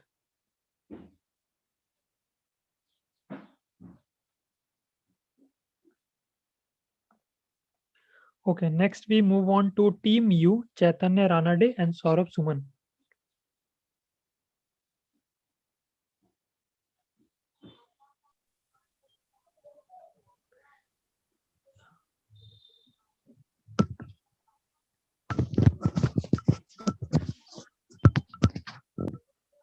Okay, both of you ready? Yes. Okay, Saurabh, you can start with your speech. Am I audible?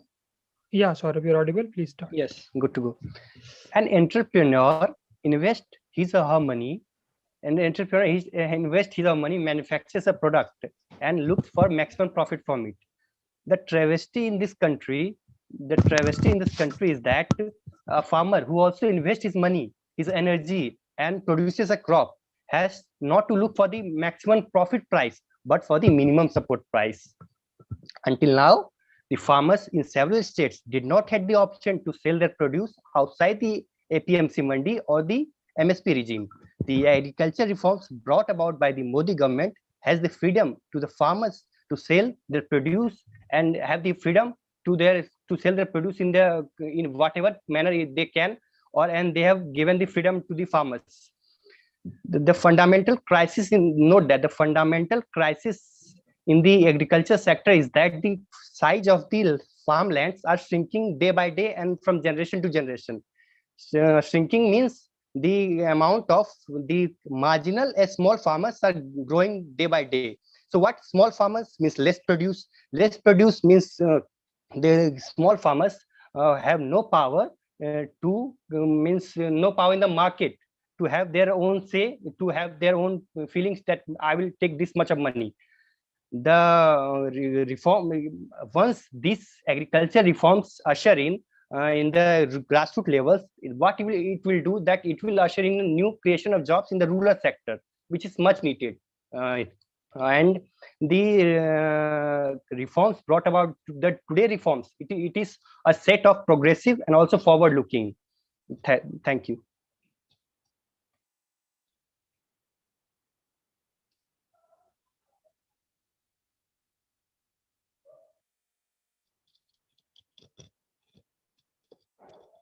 Hello.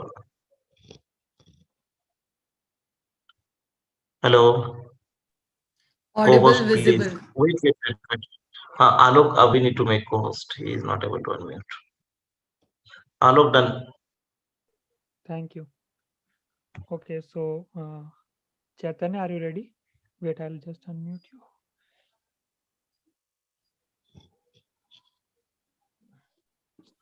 Chaitanya, yeah. Hello. Yeah, I can see. Yeah, you can hear me, right? Yeah, okay. Yeah, so I'll be taking the position against the farm laws in today's debate. So let's basically start with the very way in which the new farm laws were passed.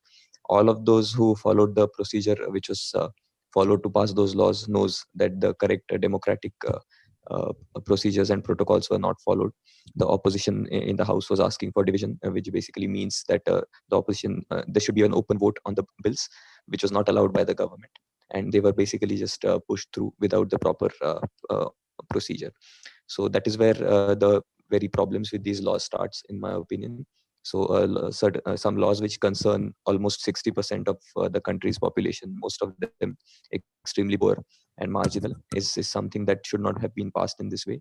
It should have been done after a lot of consultation and consensus building, and taking the opposition and the population into confidence, which was not done by the government.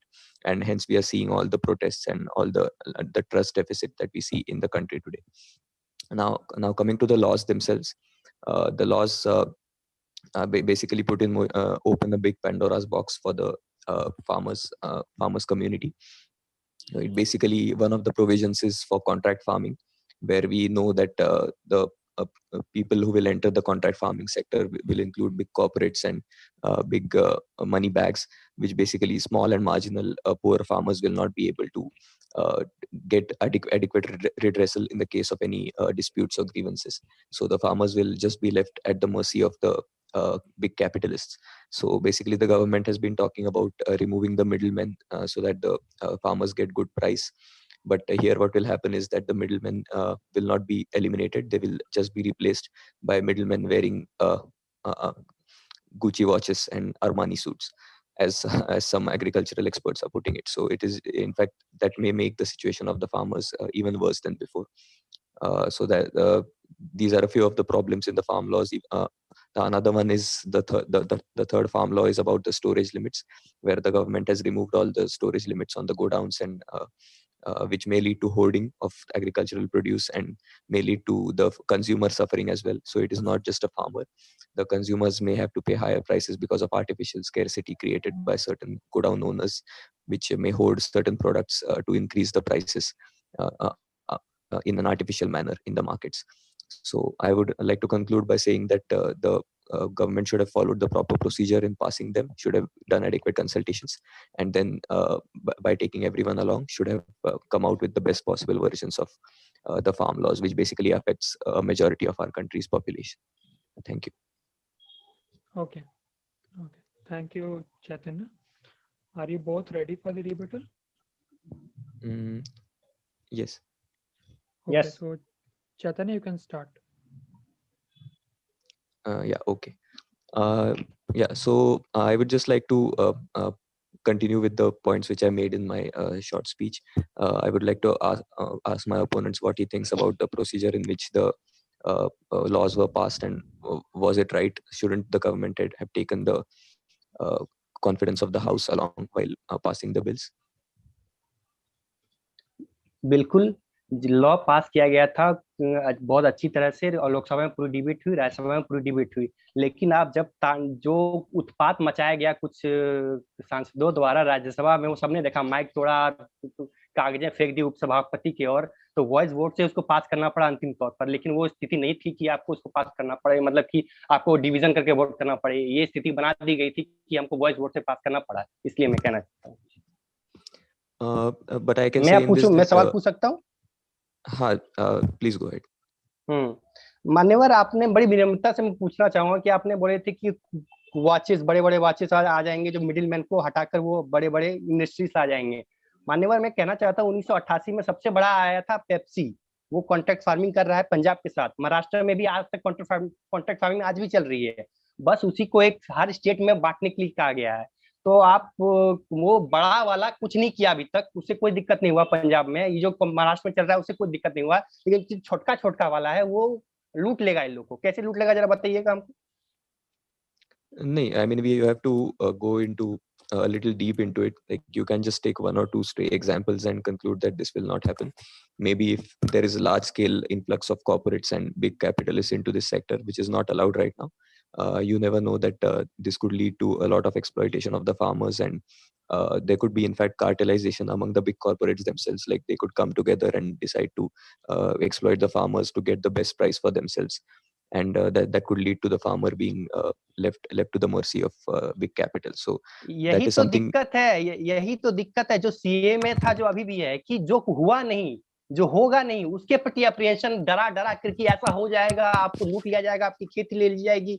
ये कब तक चलता रहेगा? आप पहले reforms तो आने दो, उसके बाद अगर कुछ त्रुटियां होंगी तो उसमें बदलाव किया जाएगा। लेकिन आप अगर बदलाव आने ही नहीं दोगे तो फिर कैसे कोई कृषि को आप चाहते हो कि जीडीपी में अच्छा कंट्रीब्यूट करे, लेकिन आप चाहते ही नहीं हो कि कुछ रिफॉर्म्स आए, तो कैसे चलेगा काम भैया बताइए?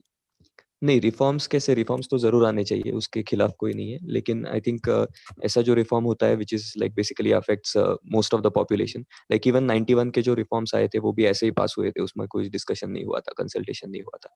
लेकिन you have to understand that was different, that वो ज्यादा लोगों को अफेक्ट नहीं करता था, वो सिर्फ बड़े इंडस्ट्रियलिस्ट को अफेक्ट करता था। बट ये जो चीज है वो this affects 60% of the people, most of whom are illiterate, most of whom do not have very deep knowledge of the law and economics and things like that. So there will be obviously be a fear of some big it will basically change the way of life of all these people जो लोग ये लोग follow करते आ रहे हैं 100 साल से 200 साल से, वो अचानक से अगर चेंज होने वाला है एक रात में, तो उनको थोड़ा सा विश्वास में तो लिया जाना चाहिए था कि नहीं। आपको क्या लगता है कि मतलब एटलीस्ट उनसे बात करके, चलिए चलिए, मैं आपको एक और, आपने एक उनको समझा मुद्दा के उठाया एसेंशियल कमोडिटी सेक्टर का। मैं माननीय मैं कहना चाहता हूँ 2012 में सुप्रीम कोर्ट को कहना पड़ा था कि ये एफसीआई से गोडाउन से जो सड़ रहे हैं तो आप गरीबों में क्यों नहीं बांट देते हैं, इसलिए आया था वो फूड सिक्योरिटी एक्ट। तो फूड सिक्योरिटी एक्ट को पूरा करने के लिए एमएसपी रिजम किया है, लेकिन आप एसेंशियल, आप धान और गेहूं के चलते आप एग्रीकल्चर को रिफॉर्म नहीं कर सकते हैं, आपको डाइवर्सिफाई करना पड़ेगा, आपको कुछ नए आयाम सोचने पड़ेंगे। आप कब तक धान और गेहूं सोच के सोचिएगा कि हम रिफॉर्म्स कर देंगे, एग्रीकल्चर कृषि उत्थान हो जाएगा? ऐसा नहीं होता है भैया। नहीं, वो बात बिल्कुल सही है आपकी, लेकिन वो जो आप बोल रहे हैं वो करने का एक और जरिया भी हो सकता है कि अभी एमएसपी जारी होती है सिर्फ 20 क्रॉप्स के लिए और उन्हीं का प्रोडक्शन सबसे ज्यादा होता है। तो अभी ये भी कर सकते हैं हम कि जो चीजें हमको एनकरेज करनी है कि किसान और उगाए, तो उसके लिए भी एमएसपी जारी हो सकती है, so that they will have an assured income. किसानों को लगेगा कि ये अगर मैं उगाऊंगा तो मुझे इसका अच्छा भाव मिलेगा, तो they will obviously shift over to different crops. धान से जैसे आप बोल रहे हैं कि now they are just growing dhan because they are getting MSP for it, so if we widen the net to include other crops, they will shift over to these crops and it will वही benefit तो Indian बात है, ये agriculture as well. वही तो मैं बताना चाहता हूँ कि इससे पहले भी ये वक्ता ने कहता है हमारी भौगोलिक स्थिति नहीं है कि हमें एमएसपी दें धान पे। तमिलनाडु में धान नहीं उपजता है, हमारे झारखंड में धान उपजता है, उधर जैसे कि यहाँ हमारे कपास उगता है, वहाँ कपास नहीं उगता है। तो अलग अलग चीजें हम एक एमएसपी तय कर देंगे तो आपको पता है कि स्टेट एक्सचेकर पर कितना पैसा चला जाएगा अगर हम सिर्फ धान और गेहूं खरीदते रह जाएंगे। ये अच्छी बात नहीं है किसी भी समाज के लिए कि कृषि को उत्थान करें तो हम धान गेहूं खरीदते रहें। नहीं, वो तो है, वो उसका मैंने ऑलरेडी जवाब दे दिया कि बाकी चीजों के लिए भी अगर एमएसपी यूज हुई तो वो धान से और शिफ्ट हो जाएंगे लोग। लेकिन एक गलती जो लोग काफी करते हैं इसमें, ओपोनेंट जो होते हैं, कि वो प्रोक्योरमेंट और एमएसपी को मिक्सअप कर देते हैं कि ऐसे कोई जरूरी नहीं है कि एमएसपी अगर डिक्लेयर हो किसी चीज की तो सरकार को वो चीज खरीदनी पड़ेगी बाय लॉ, ऐसे कोई नहीं है। तो सरकार को जितनी नहीं भैया रिक्वायरमेंट है मैं बताता वो हूँ उतनी सरकार खरीदेगी। को जो फूड सिक्योरिटी एक्ट है जिसके तहत 67% लोगों को देनी है 3 रुपए चावल और 2 रुपए गेहूं, वो खरीदना ही पड़ेगा, उसके लिए कोई दमत नहीं है। लेकिन अगर उससे ज्यादा हो जाता है तो उसकी कोई जरूरत नहीं है एमएसपी पर बेवजह खरीदने के लिए, मैं ये बात करना चाह रहा हूँ। नहीं, वो तो मॉडिफाई करके भी हो सकता है, जैसे आप बोल रहे हैं कि कोई चीज का बहुत ज्यादा प्रोडक्शन हो गया किसी साल में, तो अगले साल उसका एमएसपी कम करके दूसरी किसी चीज का एमएसपी बढ़ा के उसको अरे बढ़ावा दिया जा भैया सकता वही तो कह रहे हैं कि वो लोग कह रहे हैं कि एमएसपी मिलता ही नहीं है, फिर एमएसपी कम कर देंगे तो बोलेंगे और बवाल मचा देंगे। अभी हम दिल्ली में बैठे हुए हैं, यहाँ पर हमारे बॉर्डर पर लगे हुए हैं, तो अब यहाँ आ जाएंगे हमारे, तो करे क्या भैया? तो मिलता नहीं है तो वो इंश्योर करना चाहिए, the government should ensure that they get MSP for all, like there is minimum wage in case of labour also. तो कोई उसमें प्रॉब्लम नहीं है अगर क्रॉप्स एग्रीकल्चर में भी एमएसपी लाए। In fact it will be a good bottom up growth for the economy, कि गरीबों के पास पैसा आएगा, वो खर्च करेंगे, it will be a bottom up boost at the हाँ तो ग्रासरूट्स देखिए लेवल फॉर गरीबों द के पास इकोनॉमी पैसा आएगा इटसेल्फ। क्योंकि अगर हम उसको करें एलाइड सर्विसेज Okay, की okay, जोड़े। Saurabh and Chaitanya, I'm really sorry, I have to stop this negotiation. No problem. So, Chaitanya, are you ready to give the concluding speech? Yes, yeah, sure. Okay, please go ahead. Yeah. So thanks to my opponent as well. Thanks for raising some good points. It was good fun to debate, but I would just like to conclude by saying that reforms are definitely good for any country. I have always been a supporter of all kinds of reforms in all sectors, but just that a reform like this in agriculture, which basically affects, as I said, most of our population, is something that should have been brought in with more consultation and with more consensus among all the political parties and all the interest groups and farmer unions and things like that, instead of pushing it through and then basically after everything is done, then trying to negotiate. If the negotiation had happened beforehand, then all these problems could have been avoided by the government, and all of us could have arrived at a consensus building, so that both the farmers and the consumers end up benefiting from this path-breaking reform. Thank you. Okay, thank you, Chaitanya. Saurav, you can start now. अंत में मैं बस यही कहना चाहूंगा कि मुंगेरी लाल के हसीन सपने देखना कि एक दिन ऐसा आएगा कृषि और कृषक समाज उत्थान करेगा, जीडीपी में इतना कंट्रीब्यूशन होगा। अरे भैया रिफॉर्म शुरू तो करो, आप शुरुआत करोगे तब तो कुछ होगा यहाँ पर।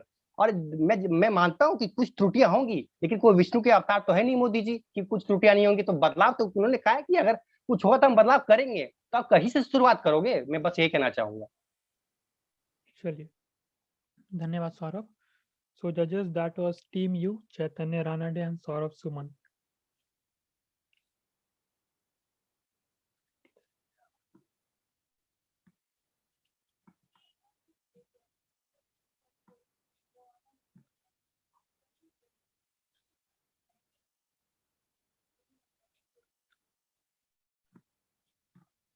Okay, next I'll move on to Team I, Arya Nandita and Khyati Parikh.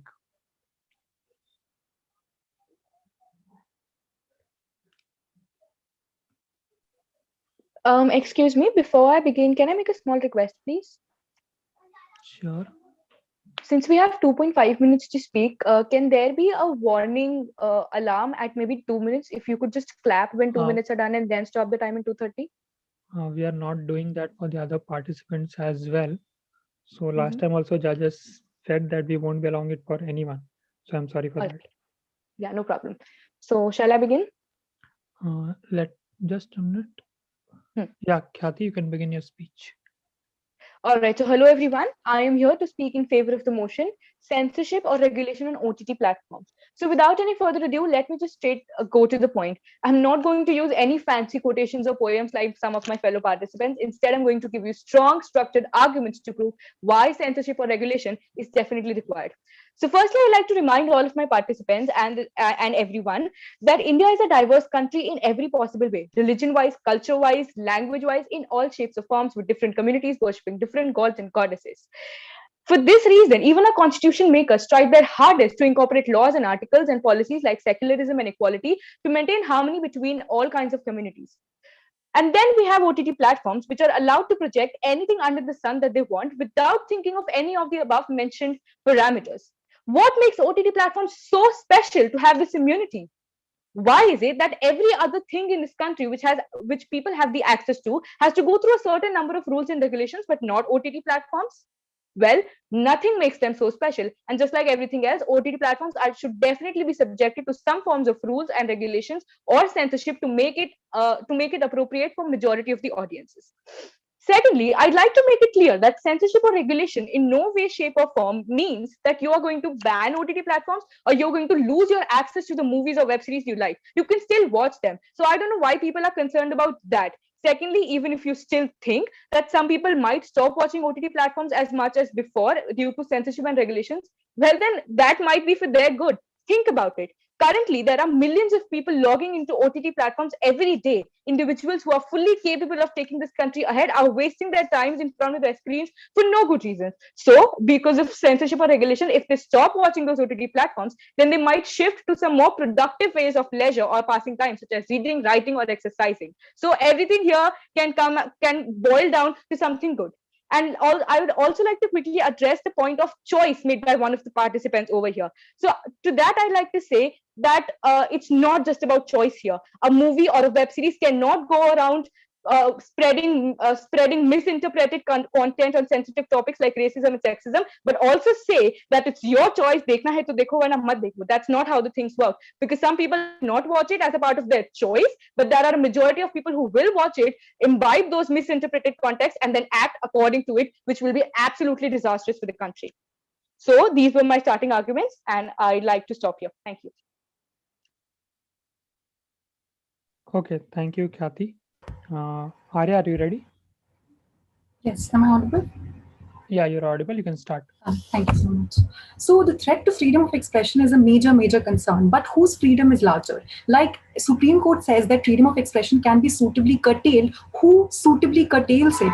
When you talk about Anushasan, Maryada, Pratishtha, they are social constructs. They're not legal definitions. They're not binding. You talk about what makes OTT so special. So let me tell you, Doordarshan and Netflix are different in ways in ways other than the audience. One is for broadcast, the other is for private viewing. One is for giving you informative content, the other is giving you diverse creative content. One is free, the other is subscribed. वो कहेंगे Doordarshan educate नहीं करता क्या? मुझे एक बात बताइए, sex, drugs, foul language अगर आपकी मर्यादा को इतनी ही चोट पहुंचाती है तो निकाल दो समाज से हर उन लोगों को जो इनका सेवन करते हैं. मुझे सेंसरशिप से प्रॉब्लम क्यों है? क्योंकि आपको रियल सिनेमा डिस्क अनकंफर्टेबल करता है, आपको रियल इश्यूज अनकंफर्टेबल करते हैं. बच्चों को सीख बचपन में दी गई है, लेकिन मॉरल पुलिस उन एडल्ट्स का क्यों कर रहे हो जो उस बचपन की पीढ़ी से आगे बढ़ चुके हैं?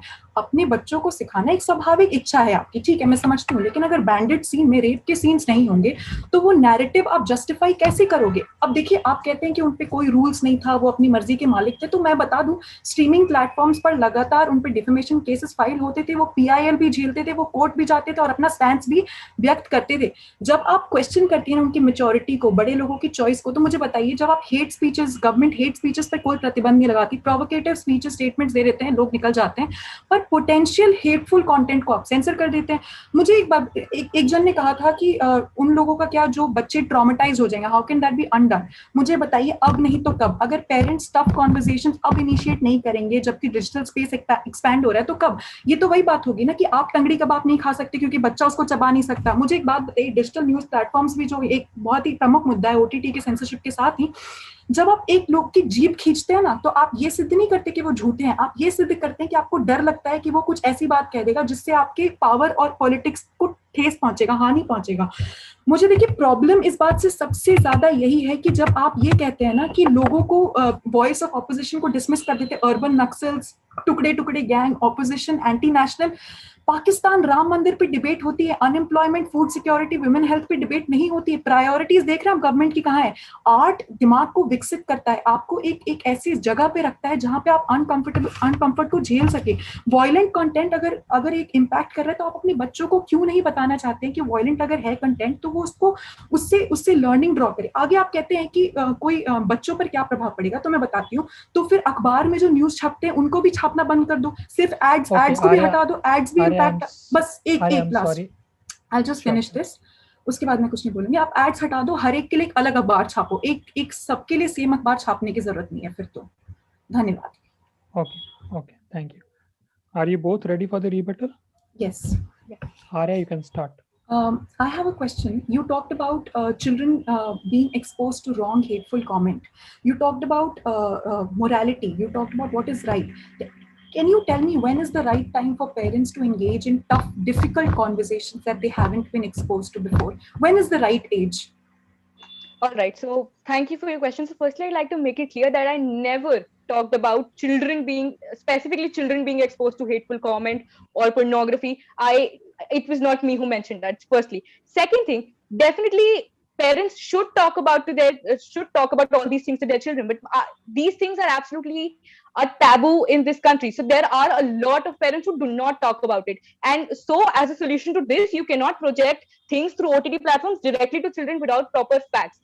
Just 1 minute. Second thing, my point is that parents should talk to them, but taking our hands away from the responsibility of children just with the bare assumption that parents will be responsible enough for their children, that is what is wrong. We should not assume that parents will be responsible. You talked about diversity. You talked about India being a diverse country. Tell me something. Is the Indian society patriarchal? Ma'am, you can complete your question because anyway, I think it was my turn to ask it. So I just like. Okay, fine. It's not turn wise. You can interrupt any which way. I just asked you, do you believe that the Indian society is patriarchal? Yes. So a lot of what comes as what is appropriate and what isn't is dictated by the patriarchs, because when a movie like A Suitable Boy is interpreted as love jihad, do you see a problem there or not? Ma'am, this is not a rapid fire yes or no question. Can you please repeat your question so that we can ask more and more questions?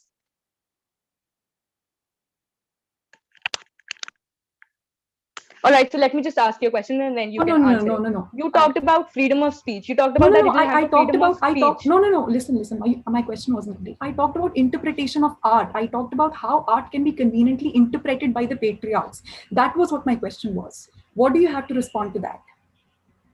Okay, so ma'am, again, taking my own point that India is a diverse country and there are certain things that affect all of us equally. Even patriarchy just does not affect women. Patriarchy affects men as well by instilling an attitude of toxic masculinity between them. So if there is a content that promotes patriarchy, then that is not good for any of us. And if that is being censored in any manner, I'd like to answer. Yeah, I like to ask you a question. In the very first line, you talked about freedom of speech. So my question to you is to explain me the logic, because OTT platforms are not like YouTube or Twitter. We all as people do not have any access to put up content on it anyway. You and I cannot express our views. OTT platforms are controlled by a small community who project what they want to. So censorship there, how can it possibly affect your and I's or our freedom of speech in any manner? Because when we already have like every social media platform under the sun for freedom of speech, so how can censorship affect our freedom of speech in any manner?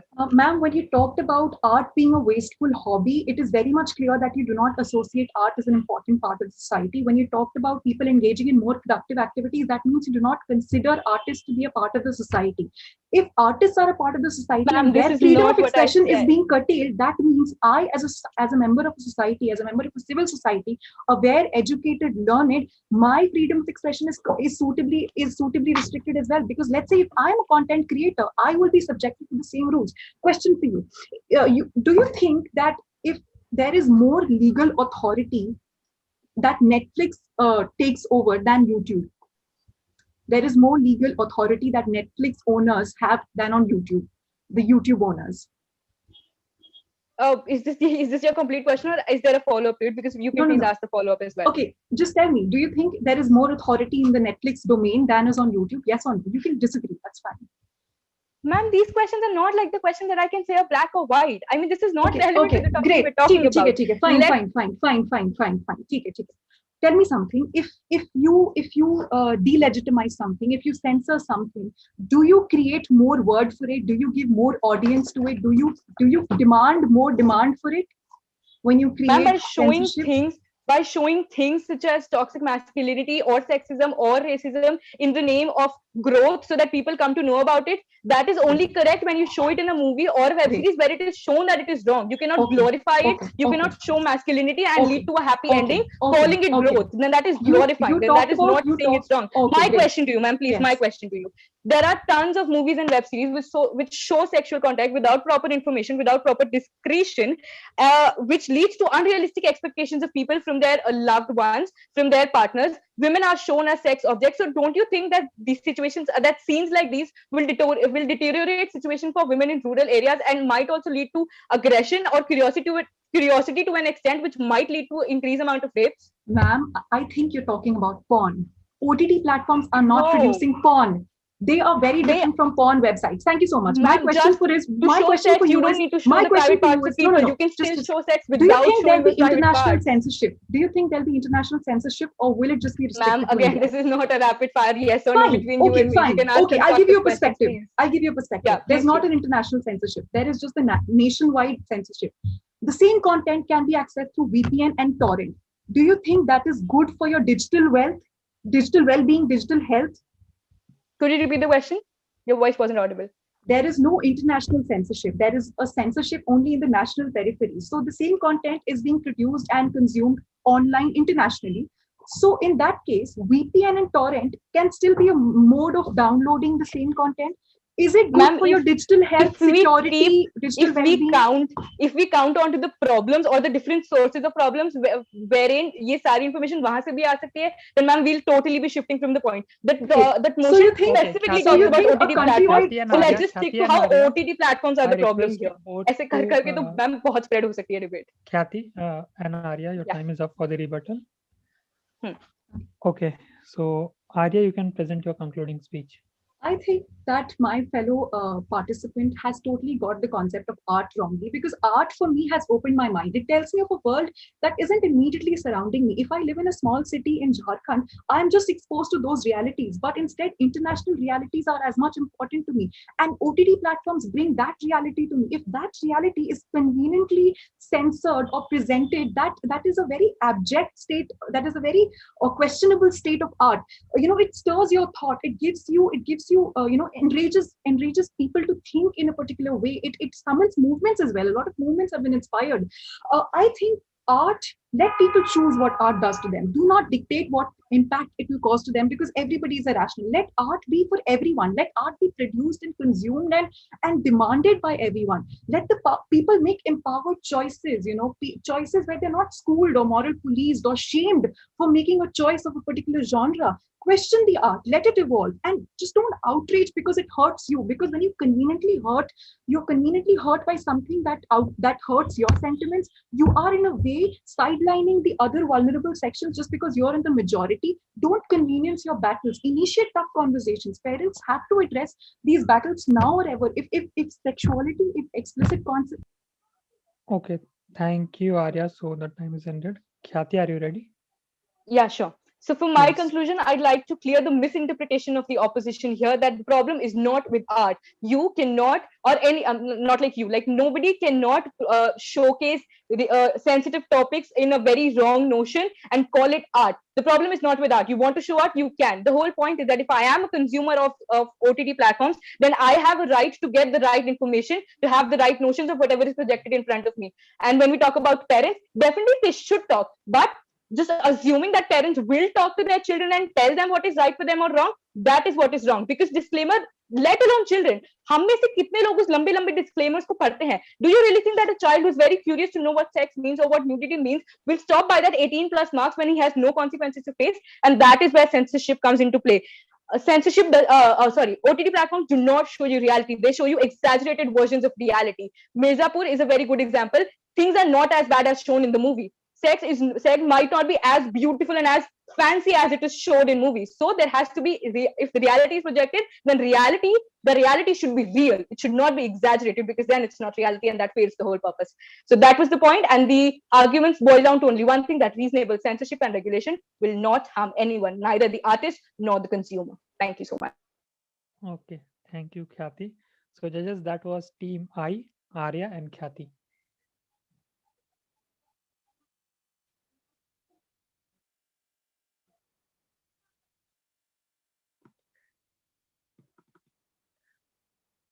Okay, so next we'll move on to team V, Srikuti and Suju.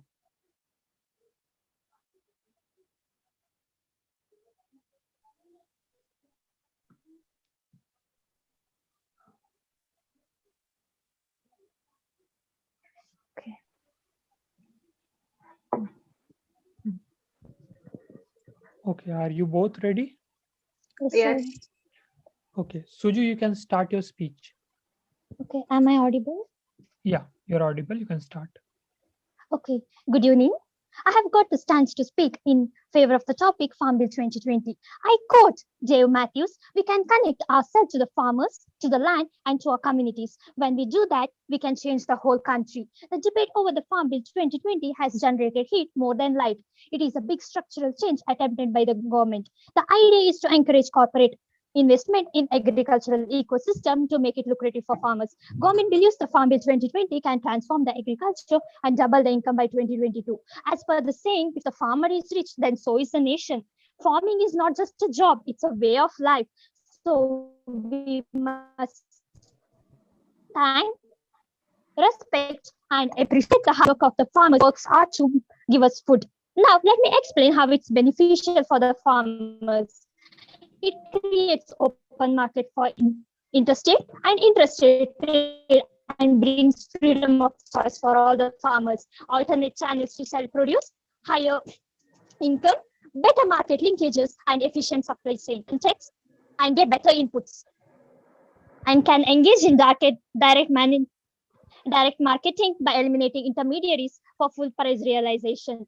वो शान से नहीं चल पा रहा है, वो चल रहा है गर्दन झुकाते झुकाते मेरे देश का किसान परेशान है कर्ज की किस्तें चुकाते चुकाते. The opposition has called it sellout to corporate interest, but such rhetoric is normal in any democracy. Life on a farm is a school of patience. You can't hurry the crop or make an ox in 2 days.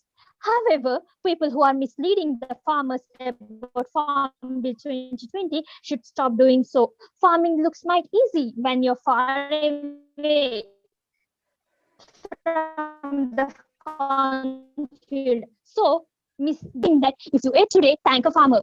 Farmers fear that they won't be. Farmers are the backbone of our nation. They need our respect, not sympathy, and we shall give it. A farmer is a true man who serves the nation without taking any salary, who keeps the soil and his heart fertile to move on. He works daily, not for his betterment, for the betterment of the world, to wipe out the hungriness of the world. A brand a shop, a farmer says, at least once in your life, you will need a doctor, a lawyer, an architect. But every day, 3 times a day, you will need a farmer. Save farmers, save India. Thank you. Okay. Thank you, Suju. Srikuti, are you ready? Yes, sir. Am I audible? Yeah, you are audible and you can start. Good afternoon, everyone. Today I'm here to talk against the Farm Bill of 2020, a law that was proclaimed to bring a transformation in the agricultural sector, a law that was regarded to bring a reformation to the lives of the farmers, increasing the standard of living. Of course, the law that has created such kind of vociferous protest in the country's capital, that law that has taken away the lives of about 150 of the hard-working population of our country. The very making of the law itself shows a good evidence of how this is going to ruin the life of the farmers, who are considered to be the backbone of the Indian economy by the persons who have made such laws, and that is the greatest irony. Many of the economists, including Kaushik Basu, one of the former chief economist of World Bank, says that this farm law is flawed, as well as this is going to create detrimental for the lives of the farmers. When we point out the laws that was implemented in the past few decades, that was the deregulation of the sugar industry in 1998, which paved the way for this private establishments, was a very bad thing that the government ever has made, because it doesn't provide any improvement in the farming structure. And as well as the state-led attempt in Bihar to deregulate the APMCs in 2006 was also a flaw one, and this doesn't create any improvement in the infrastructure, as well as the farmers' life was not improved out of the such things. And the very law-making process itself in the parliament was a funny thing, and that cannot be explained here. And the next thing that was that was relating to the main motive behind why this law is made. This law is made for prioritizing privatization itself, where the private companies' motive is profit maximization. The MNCs, whose wicked policy is to procure the goods, the products from the farmers and sell. We, the consumers, are also trapped in such wicked policy and the nets of these multinational companies. A law that is not even good and was considered to be unsuccessful in the most developing countries, including America, where the agricultural subsidies are considered to be the best thing that can be implemented to bring growth as well as agricultural output. And what can we do?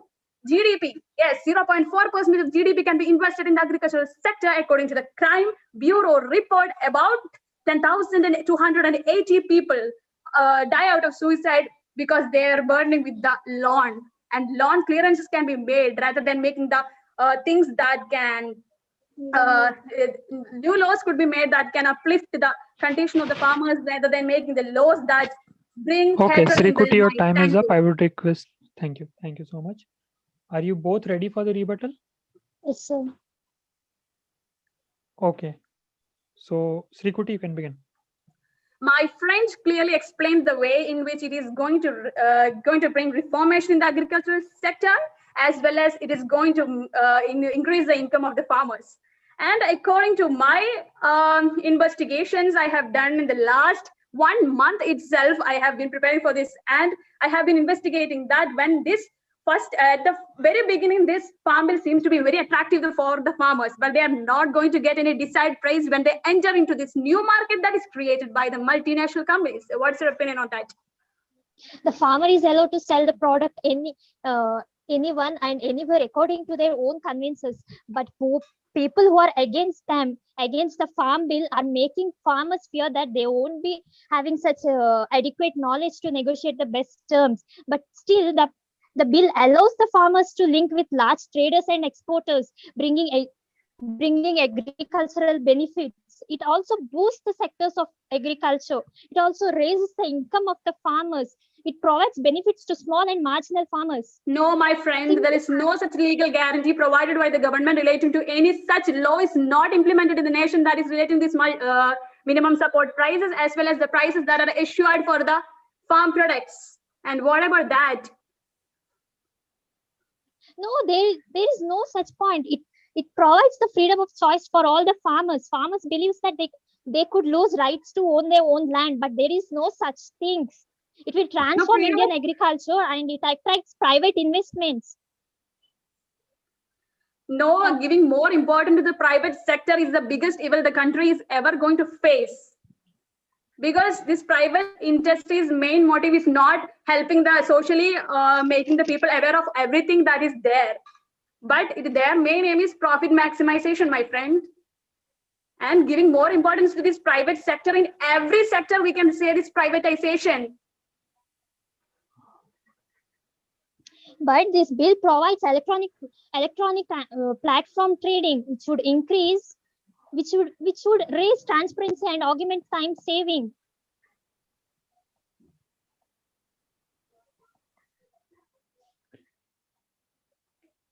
Okay, Srikuti, are you there?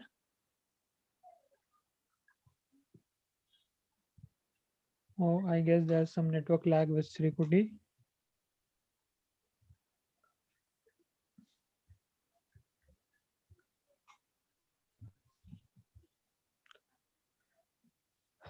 Okay, I guess she has been disconnected.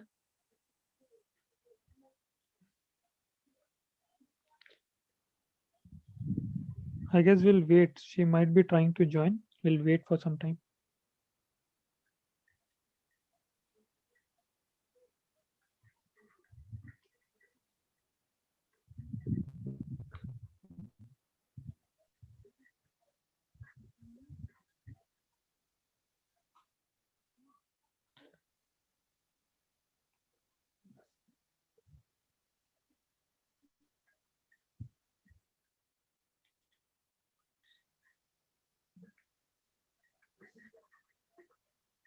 यार हमारा debate भी चेन्नई का test pitch की तरह हो गया क्या?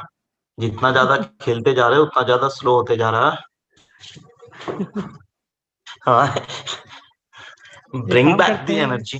Next time next pair ले लेते हैं यार ऋषभ पंत को खोजो. अश्विन कहाँ हो तुम? आलोक अपने टीम का ऋषभ पंत को उतारो. आई होप एक दो पेयर वैसा मिल जाए.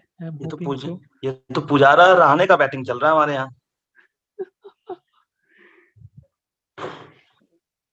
ठीक है. Suju will come back to you once we have Srikuti in the meeting, right? We'll come back to you and have your rebuttal and the conclusion. Okay. Yeah.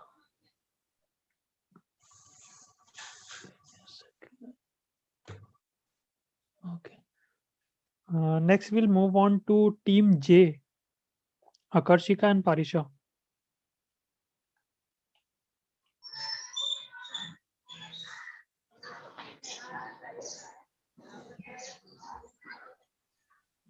Just give me a second.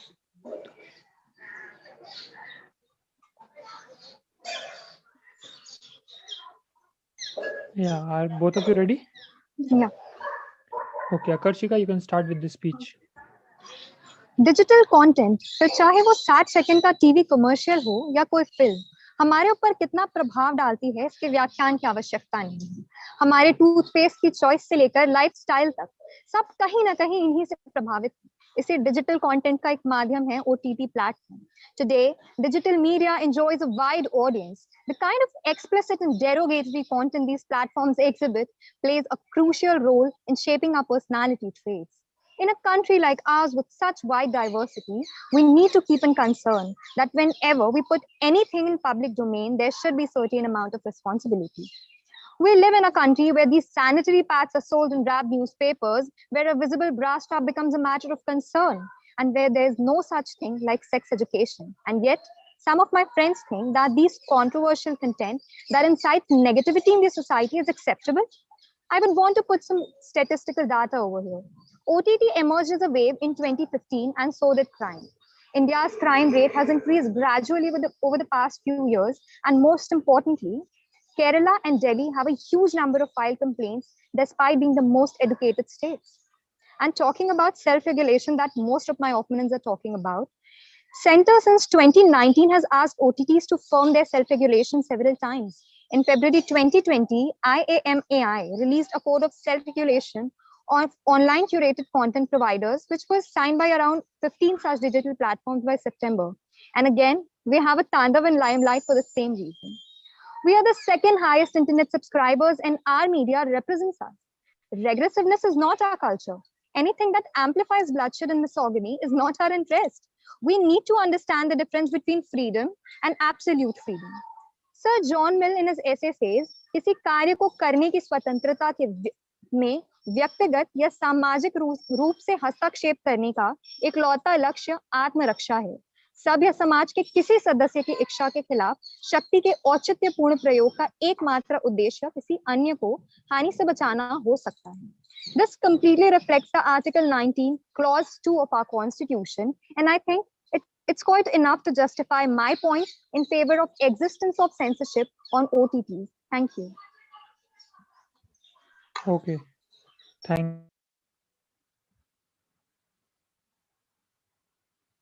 Should I start?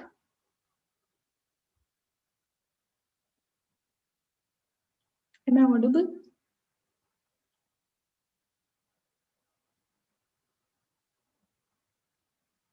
You can start. Yes, you are audible. Okay. Parisha, you can start. I'm really sorry I got disconnected. Okay, no issues. I'll start. If you consider Big Boss, Chikni Chameli, and Jalebi Bai as art, then please welcome the censorship wholeheartedly. But if not, it is time to reconsider this issue. Before going ahead, I'll be presenting you some cases which have happened quite recently.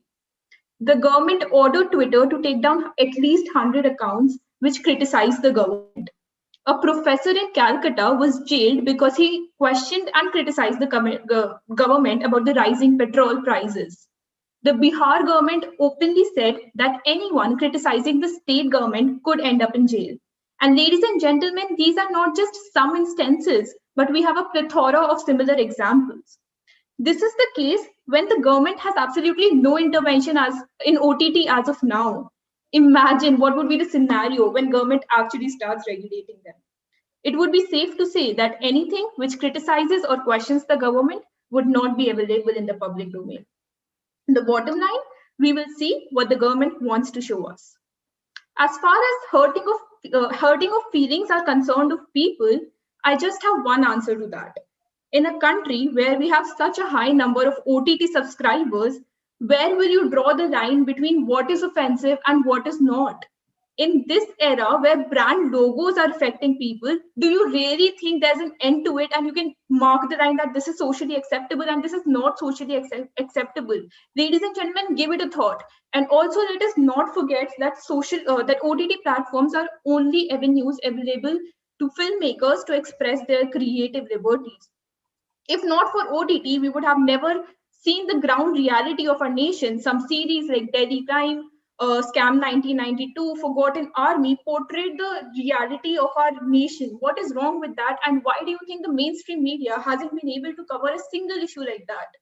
With this, I rest my case. Thank you. Okay. Thank you, Parisha. Are you both ready for the rebuttal? Yeah. Parisha, Before that, I would like to mention a thing. Sure, Akarshika. Sorry. Not just the F team, but Ankit sir also mentioned in his speech that first we should like हमें content से पहले अपने we should know that हमारा समाज we are from what the content that is being displayed on the screen. सो हमें समाज को सुधारने की जरूरत है या हमें कंटेंट को सुधारने की जरूरत है, that should not be the debate. हमें दोनों को सुधारने की जरूरत है. That should be the equal debate about it. Okay. Can we start now? Yeah, sure. Okay, Parisha, please go ahead. Ma'am, you've mentioned that certain OTT platforms develop our personalities. लोग influence होते हैं OTTs देख के और फिर वो जाके आगे crime करते हैं जो OTTs में Exactly. Yeah. ठीक है. Should I give you an example about it? No, ma'am, please let me finish. Yeah. But what do you have to say जो ऐसे crime patrol से inspire होते हैं, daily newspapers में cases आते हैं कि मैं crime patrol से inspire होके have committed this murder, have committed this theft. Crime Patrol and Savdhan India are perfectly censored shows, right? And still Yeah. people are getting inspired. Whom will you blame for this? The Okay. Okay, I got. Yeah, Who sure. will you blame for this? The OTTs, the censorship board, or the people themselves? First of all, be very clear, be very firm on what you are saying, because you are giving me an whatever the example you are giving, you're not saying that you are against censorship then, because you are questioning the censorship that is existing right now. You're questioning that the censorship that is not up to the mark. You're not saying that we do not need censorship. So be very firm when you're questioning it, least. And when it is about any show, like one of the opponents also mentioned that there are movies like Padmavat and more of them that have been passed by the censor board, then yes, I agree. We need to have a better mark with the censor board. We need to have a better censorship. But I would not agree. Censorship that is offered by the government. You disagree? No, I do not disagree with the current censorship. We can have a better censorship. We can have a better level of censorship. But when it comes to not having censorship, I completely disagree with that. Because in your content also, you began with something like Chikni Chameli and everything. You did not means those examples did not say that you are against censorship. Then you're saying that yes, we need censorship. Yes, these things are wrong. We need to have a bar over it. But the censorship right now is not up to the mark. I completely disagree. See, the government will regulate the OTTs, right? The government will regulate it. And the government will not the government will not regulate. There will be a committee. How will the government regulate it? It means the same thing. The government will form a committee to regulate OTTs. Yeah, the government will form a committee. The Narcotics Bureau is not government, okay? They are a body. It would be somewhat same as what is being regulated on TV right now. It would be same as the censor board. You cannot deny this fact. They have no plan in action as of now. Ma'am, it would be same like the censor board which is governing the movies. If they do not have a plan, if they don't have a plan as of now, then why are you opposing it? You're not clear with what have they said? The government is not clear about what they want. The government is like, we will censor, but why is there need to censor? If your censorship quality is so good, then why? Are you clear on your stand? In the beginning itself, you said that you want, like whatever the examples you have given, that clearly said that you want censorship, but in a better way, in a better manner. You're not happy with the path of censorship. I'm asking you this, that what? Yeah, okay. A lot of you have stuck on Tandav and Mirzapur, but you seamlessly ignore series like Delhi Crime, Scam 1992, which actually show the reality of India. And I'm asking you, what is wrong with that? Do you think the mainstream media have covered, would have be able to cover movies like Delhi Crime? Do you think is it okay? When you were talking about Crime Patrol, right? There are episodes in it which depicts rape cases. But is it important to, display those explicit scenes when it comes to showing rape? Ma'am, is it important? You completely ignored my previous question. I would ask you. No, I'll come to it. I'm just counter questioning you. Is it important? Is it important? Important. If you have to display something, is it important to display it as it is? Like Crime Patrol, they show. Like, okay, if Crime Patrol, they display some kind of rape thing over there, and they do not, mention those explicit scenes. They do not have those obscene scenes, okay? And when you're talking about the Delhi Crime, they have those scenes. That is the exact controversy, right? That is the exact controversy. Episode of Crime Patrol, I assure you that if you watch an episode of Crime Patrol, there are scenes. And these can you link one? And ma'am, I don't obviously remember the episode's name. Do you watch it? I used to watch it, and that's why I'm saying that many criminals have been inspired by Crime Patrol. Many criminals have been inspired by Mirzapur, and the example is murder of Nikita Tomar. Please give me an example except for the murder of Nikita Tomar, please. Who has been... Why? What? Do I need to give you examples and examples, pile of examples? Ma'am, Murder of Nikita Tumar, where the I am culprit. providing you with examples of the people who are being raped. We cannot blame the OTTs and neither the TV to inspire people. Okay, the person will do what he intends to. So if you say Okay, the so OTT you think inspires people, it is completely wrong. If OTT does, so does the TV. And if the TV is inspiring people, then censorship is wrong, ma'am. what my point is, what I was asking you, first of all, answer that if Crime Patrol is showing the same content, like if they are showing the same, the conversation is the same, but the content is different. The one that is shown on the OTT is more controversial because they are showing the exact explicit scenes. So showing those scenes is that important to show those scenes to to encode the thoughts? आपके पास वो thought पहुंचाने के लिए, आपके पास वो thought पहुंचाने के लिए वैसे सीन्स डालना जरूरी है. Ma'am, you took the example of Delhi crime. You said Delhi crime has those scenes, but I you think took that example. I'm clarifying you in both of those cases. The Crime Patrol में भी same चीजें दिखाते हैं, same content. Okay. Okay, Parisha and Akarshika, I request Parisha and Akarshika, your time is up for the rebuttal. Thank you. Okay, so Parisha, you can go on with the concluding speech. Yeah, just a minute. All right. Sure. So after this discussion, it can be it can be safely concluded that the benefits of regulating OTT are obviously more than the pros of it, and hence the regulation absolutely makes no sense. Simply put, the regulation would stifle the creative expression. It would take away our right to choose, and it would put our right to choose in the hands of the government. And I think for now, the government has more important issues to deal with than the regulation of OTT or the censorship of OTT platforms. With this, I rest my case. Thank you. Thank you, Parisha. Akarshika, are you ready? Yeah, sure. Since my opposition is not Please go firm on their belief, when culture and values we are proud of are brought to margins, when obscenity and crime that becomes a part of our lives rather than limiting to screen, then yes, we need censorship. We do not need entertainment on the cost of our norms. We do not need entertainment that amplifies bloodshed and violence in any of the name of any creativity. एक पतंग के पास उड़ान भरने के लिए पूरा आसमान होता है, पर उसकी उड़ान निर्भर करती है उस मांझे पर जिसकी डोर हमारे हाथों में है. सोशल एडमिनिस्ट्रेशन भी एक पतंग है जिसकी डोर हमारे हाथों में है. यदि हम इसे दिशा दें तो बेशक ये विकास की बुलंदियों को छुएगी, लेकिन अगर डोर काट दी जाए तो पतंग अपना अस्तित्व खोकर जमीन पर गिर जाएगी. Freedom to a level where it does not harm peace and sanctity of the society is freedom. After that, it becomes a reason to regret. Here I rest my case with yet a very firm belief that censorship is not just a need, but a necessity. Thank you, Jai. Thank you, Akarshika. So judges, that was Team J, Parisha and Akarshika.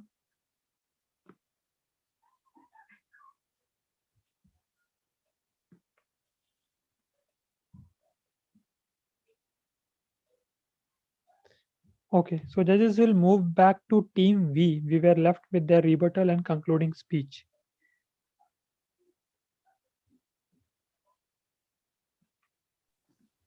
Certainly we can look.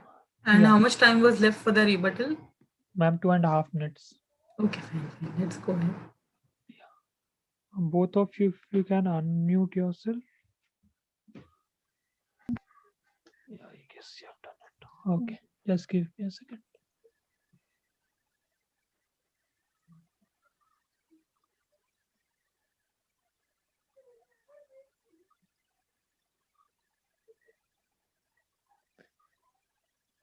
Okay, so Suju and Srikuti, you have 2.5 minutes of rebuttal left. Are both of you ready? Yes, sir. Okay, Srikuti, you can start. My dear friend, when such laws are made in our country, no consultations have been made with the farmer organizations or any other organizations. Why implementing such laws that the farmers itself are considering it to be as useless? It's never considered as useless or something else. They have to pay respect or to show respect. They have considered the bill. They believe, the government believes that income, and it boosts agriculture, and it provides benefits to small and marginal farmers. And there is no fear of losing their basic incomes.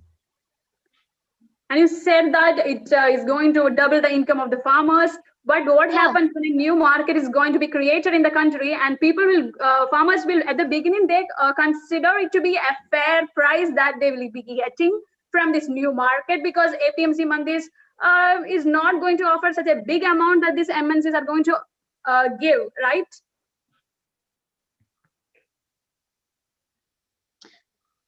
Look, the fear of losing their basic incomes from the land can be true, where there is no really such provision and discussion relating to any dispute resolution mechanism in these three bills. But there is no legal entity given to this minimum support price, as well as the maintaining of this APMs is by this government. And what about that? They are also electronic.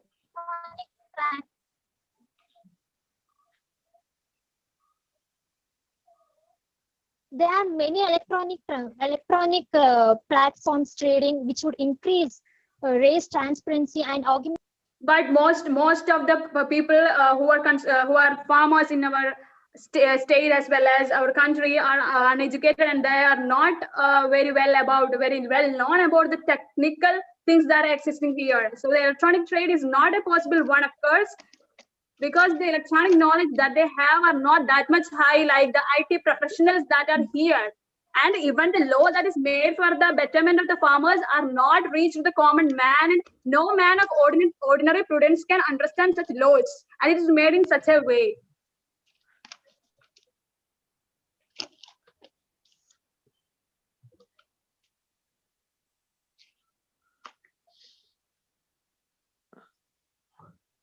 Suji, you are there? Yeah. Okay, Sri, could your last statement, can you please repeat it for her? So electronic trade, which is considered to be, it is totally related to the technical knowledge and all, and these farmers are not aware. I'm not saying that most of them will be aware, and some are there who are marginal, and they are not aware of such electronic medias and all, and they are going to face a problem. They are also a proportion of the total farmer population we are having in this country.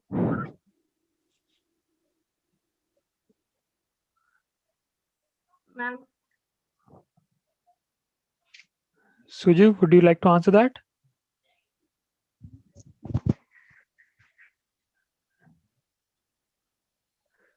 Sorry, I'm not audible. No issue. Anyways, we are done with that rebuttal round. That was the extra time I was allotting. So we'll be moving on to the concluding speech. So Suji, you can start your conclusion. Okay. However, whatever she says, but still farming look easy when plow is your pencil and you are 1,000 miles away from the cornfield. And life on the farm, it's a school of patience. You can't hurry the crop or somehow make it. But still, this bill is good for farmers, good for consumers, and it is also good for the environment. And at last, I would say the farm bill actually it increases the farmers' income. And thank you. Okay, thank you, Suju. Srikuti, you can give your conclusion speech. Sir, as a conclusion, it can be said that it is a bill that ties everything that we eat, everything that is existing in our nation, and the natural resources, including the soil, water, air, everything is connected to this bill, because the farming structure is considered to be the backbone of the India's economy. And the very good thing that has to be noted from the farmers' protest is that, considering these farmers as Pakistani and Khalistani, imposing on them UPA is not the way in which democracy should function in a smooth way. And the farmers are the people who provide us food. We must have the respect towards them, and it is from them the total GDP of 15% comes to our country. And that's all. Thank you. Okay, thank you, Srikuti. So judges, that was Team V, Srikuti and Suju.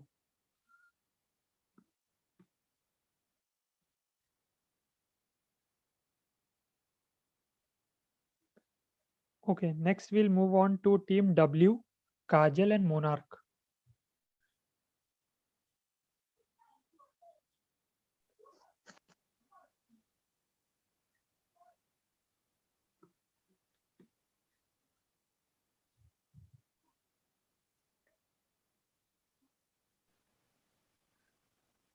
Am I visible and audible? Just give me a second.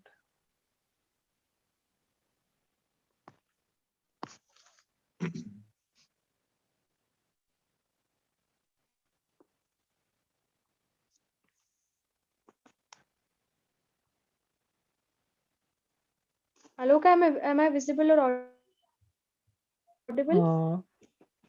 You are not visible, Kajal. You are audible, but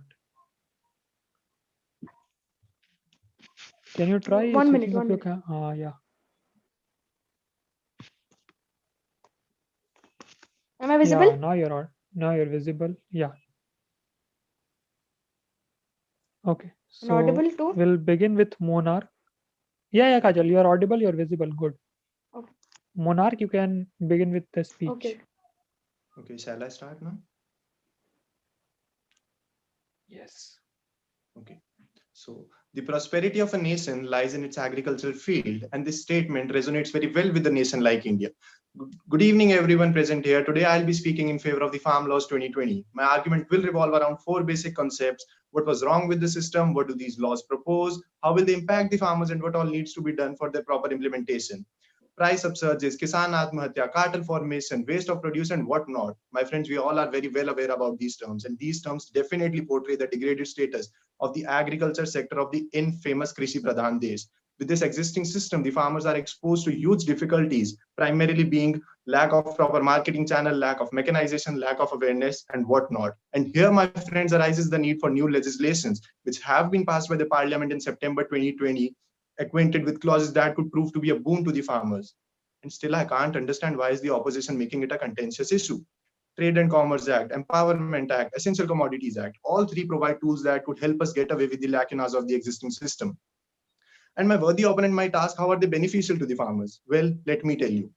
Creation of marketing channel ends mandi monopoly. Contract farming hampers price upsurges and ends traders monopoly. Essential Commodities Act tackles price instability and artificial demand. And these are only the direct benefits, my friends. There are many other indirect benefits as well. Namely, it saves government's budget. It increases transparency in trade. It prevents farmers from paying huge agricultural cess and whatnot. Now I would like my worthy opponent to pay her due attention here. One of India's finest economists and our former Prime Minister, Mr. Manmohan Singh himself said in one of his statements that if you want to infuse prosperity in the agriculture sector, you need to give farmers the free hand to sell their produce anywhere in the country. And this statement has been reiterated by our Honorable Prime Minister, Mr. Modi, in one of his speeches recently. Since decades, communities like Shanta Kumar and Swaminathan have been claiming it to improve and elevate the agriculture system. And if these laws are a step in that direction, then I can't understand why are you intellectuals opposing this. Now, I would like to move to my fourth and last point, what needs to be done for their implementation. Well, there are three steps, according to me, that needs to be taken. The proper creation of the alternate mandis, allocation and procurement of funds for those mandis, and creation of awareness, which is already a step in that direction, as quoted by one of my friends, Siddhant, giving example of Maharashtra. In the end, I just want to say that farmers, as we call them, are our annadata. And I'm pretty sure that the competent parliament of the largest democracy will never make such laws that are not good for the farmers and the farming sector as a whole. These laws are there to help those who are left unhelped till now. With this, I rest my case. Thank you. Okay. Thank you, Monarch. Kajal, are you ready? Yes, Alok. You can start. Shall I start? Yes. Good evening, everyone. I'm from Team W, and I would be speaking against the motion. If I'm against Farm Bill, it do not indicate that I favor the current agriculture sector situation that need reforms. If I'm against Farm Bill, it do not indicate that I'm happy with the corrupt and monopoly system of APMCs and mandis, which too need reforms. Basically, I have 5 arguments that made me stood against the motion. Number 1, the first argument is regarding weak dispute redressal system in the first bill. It indicates there would be no judicial intervention in case farmers are having disputes. What kind of justice is this? They can't even approach for judicial support. My second argument is regarding contract farming. I would like to explain it with the help of an example. Shanti Devi is a farmer and produces potatoes. She entered into a contract with a sponsor at the rate of 20 per kg. Now, few opponents will say it would be very beneficial for Shanti Devi if the market price reduces to rupees 15. But I ask, what if the market price increases to rupees 25? Shanti Devi will ultimately suffer loss. Third argument. World Bank, according to World Bank, the priority areas for Indian agriculture sector should be enhancing agricultural produce, improving water resources, enhancing the quality of seeds, etc. But unfortunately, none of the three will talk about these issues. They are more marketing focused. Why are not they focusing on the primary challenges of agricultural sector? Next argument. It is being said that there would be increase in price of their crops due to increased competition. But I ask, why not the government is thinking of reducing the cost of input before increasing the price of output? And see the irony, farmer is a person who purchases the input at retail price and sell his output at wholesale price. Last but not the least, I personally felt that I would found something from Swaminathan Commission report in these three bills.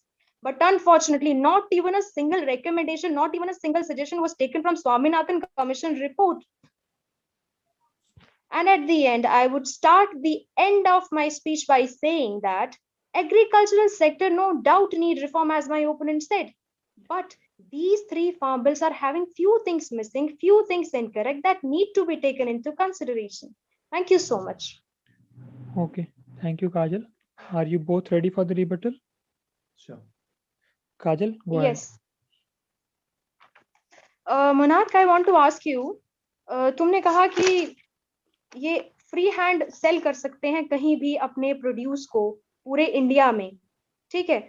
सबसे पहली बात तो 80% farmers जो है वो marginal farmers है, small farmers है। अब आप ये बताइए, मान लीजिए कि एक फार्मर जो है हरियाणा में रहता है और उसे अपना सामान बेचना है गुजरात में, तो पहले तो ये बताइए कि वो हरियाणा से गुजरात तक जाने तक की कॉस्ट कैसे कवर करेगा? No one is compelling him to go to, no one is compelling him to go from Haryana to Gujarat. If he is happy with the APMC system, then there is no need for him to go there. उसको वहां जाने की जरूरत भी नहीं पड़ेगी। तो फिर फायदा अल्टीमेटली उनके फायदा लिए है जो सिस्टम से हैप्पी नहीं है, फायदा उनके लिए, उनको ऑप्शन दिया जा रहा है। जो इस सिस्टम से खुश नहीं है उनको ऑप्शन दिया जा रहा है, उनको चॉइस दी जा रही है, और इसी चॉइस की बात हुई है इस बिल में। तो फिर ये क्यों कहा जा रहा है कि सभी फार्मर्स को फायदा होगा? फिर इससे तो इस हिसाब से अगर देखा जाए तो केवल उन्हीं 20% फार्मर को फायदा होगा ही ना। अगर आप जाके बेचते हो, अगर आप किसी दूसरे स्टेट में बेचते हो जहाँ पे प्राइसेस अच्छे हैं, तो आपको फायदा होगा। अगर आपको बेचना है तो आपको जाना पड़ेगा। आपको कोई कंपेल नहीं कर रहा है कि आप हरियाणा से गुजरात जाके बेचो, आपको कंपेल नहीं किया जा रहा है। ओके, मान लीजिए मैं एक फार्मर हूँ और मैं हरियाणा में रहती हूँ, मुझे गुजरात में जाकर के अपना सामान बेचना है, और मान लीजिए मैं उन 80% मार्जिनल और स्मॉल फार्मर्स में आती हूँ जिन्हें अपना सामान जो है वो बेचना है गुजरात में जाकर के। अब सरकार ने तो मुझे कह दिया कि जाओ बेच लो, मेरे पास पैसे ही नहीं है। सरकार ने आपको कहा नहीं है, सरकार ने आपको चॉइस दी है, सरकार ने आपको चॉइस दी, आप जाके बेच सकते हो। आप हरियाणा में भी अपना वो सामान बेच सकते हो। आप नहीं, आप हरियाणा में भी अपना सामान बेच सकते हो। आपको सरकार ने चॉइस दी है कि आप गुजरात या किसी भी स्टेट में जाके बेचो, आपको कोई नहीं रोकेगा। और इससे पहले क्या होता था, आपके पास चॉइस नहीं होती थी। इससे पहले क्या होता था, अगर आप हरियाणा की मंडी से बाहर बेचोगे, आपको एग्रीकल्चर सेस देना पड़ेगा, जो फार्मर्स के लिए पॉसिबल ही नहीं था। जिसके पास उगाने के लिए पैसे नहीं है, वो एग्रीकल्चर सेस कहाँ से दे देगा? इसमें आपको चॉइस मिल रही है। मैं यही बात कह रही हूँ, वही कह रहा हूँ, इसमें आपको चॉइस मिल गई है, आपको चॉइस मिल गई है। आप मंडी से बाहर जाके बेचो। Complete my answer please, let me complete my answer. मैं कह रही हूँ, मेरी बात सिर्फ इतनी है कि अगर आपने कहा कि वन नेशन वन मार्केट का कॉन्सेप्ट है, कि जब 80% लोग ही जिनके पास वो मार्जिनल फार्मर है, छोटे किसान है, उनके पास अपनी कॉस्ट कवर करने के लिए पैसे नहीं है, तो सरकार ने इस चीज का प्रावधान क्यों नहीं किया कि ट्रांसपोर्ट कॉस्ट अगर हरियाणा से कोई दूसरे स्टेट में जाकर के या किसी और से दूर स्टेट में जाकर के कोई बेचना चाहता है, तो उसके कॉस्ट कहाँ से लेकर के आएगा, इतनी कवर कैसे करेगा? मान लीजिए उसे चाहिए कि वो बेचना चाहता है, मान लीजिए मैं बेचना चाहती हूँ, आप इतना बता दीजिए, आप नहीं, आप इतना बता दीजिए, क्या किसान अपने खुद के स्टेट में बेच के खुश है? क्या किसान खुश है? अगर वो खुश ही होता, अगर वो खुश होता तो आप इसीलिए मैंने शुरुआत में कहा कि मैं अगर फार्म बिल के विरोध में हूं, तो इसका अर्थ ये नहीं है कि मैं करप्ट और मोनोपोली सिस्टम तो आप इस प्रोविजन को भी क्वेश्चन नहीं कर सकते। इस प्रोविजन ने आपको चॉइस दी, आपको कंपेल तो बिल्कुल भी नहीं किया। आपको तो उल्टा खुश होना चाहिए कि आपको एक चॉइस मिली है बाहर जाके बेचने की। सुनिए, मैं खुश हो रही हूँ, ठीक है, मैंने चॉइस चूज कर ली कि मुझे बाहर जाकर के बेचना है, तो सरकार ने उन गरीब किसानों के लिए प्रावधान क्यों नहीं किया कि तुम्हारी ट्रांसपोर्ट कॉस्ट हम उठाएंगे, तुम जाओ बाहर जाकर के बेचो? सरकार के पास बजट को एलोकेशन के लिए और भी बहुत सारे एरियाज है। सरकार आपको इतने ऑप्शंस दे रही है, आपको उनको एक्नॉलेज करना चाहिए। पिछली सरकारों ने तो ये भी नहीं किया था। ऑपोजिशन का आपको याद हो, पिछली कुछ ही स्पीचेस में एक ऑपोजिशन ने कहा था कि सरकार बदलती रहती है, देश नहीं बदलता है। तो अगर सरकार देश के कुछ बदलने में, इम्प्रूवमेंट में कुछ काम कर रही है, तो आपको उसको एक्नॉलेज करके खुश होना चाहिए, इसके बजाय कि आप सरकार के बजट पे क्वेश्चन कर रहे हैं। लेकिन सरकार के पास एक लिमिटेड सेट ऑफ बजट सरकार है, का बजट सरकार अगर को कम उसको है, हर एरिया में एलोकेट करना पड़ता है। सरकार का बजट अगर कम है और सरकार का फिस्कल डेफिसिट सरकार की गलतियों की वजह से बढ़ता जा रहा है, तो इसमें किसान का क्या दोष है? किसान का दोष नहीं है तो आप आप मुझे ये इतना बताइए। जवाब दे दीजिए, अभी तक क्या सही था क्या सिस्टम? अभी तक का सिस्टम तो और भी गंदा और भी बिल्कुल खराब था इससे, अभी तक का तो सिस्टम और भी इसीलिए मैंने खराब। कहा, इसीलिए मैंने अपनी शुरुआत की स्पीच में भी और लास्ट में भी कहा कि एग्रीकल्चर सेक्टर में रिफॉर्म की जरूरत है, कोई बात लेकिन नहीं, जहां पे अब गलतियां मेरा हैं, सवाल सुनिए ना, नहीं आप जहां मेरा आपसे सवाल है, इसको अब छोड़ते हैं, मेरा भी सवाल आपसे है, समय हमारे पास पूरा नहीं है इतना।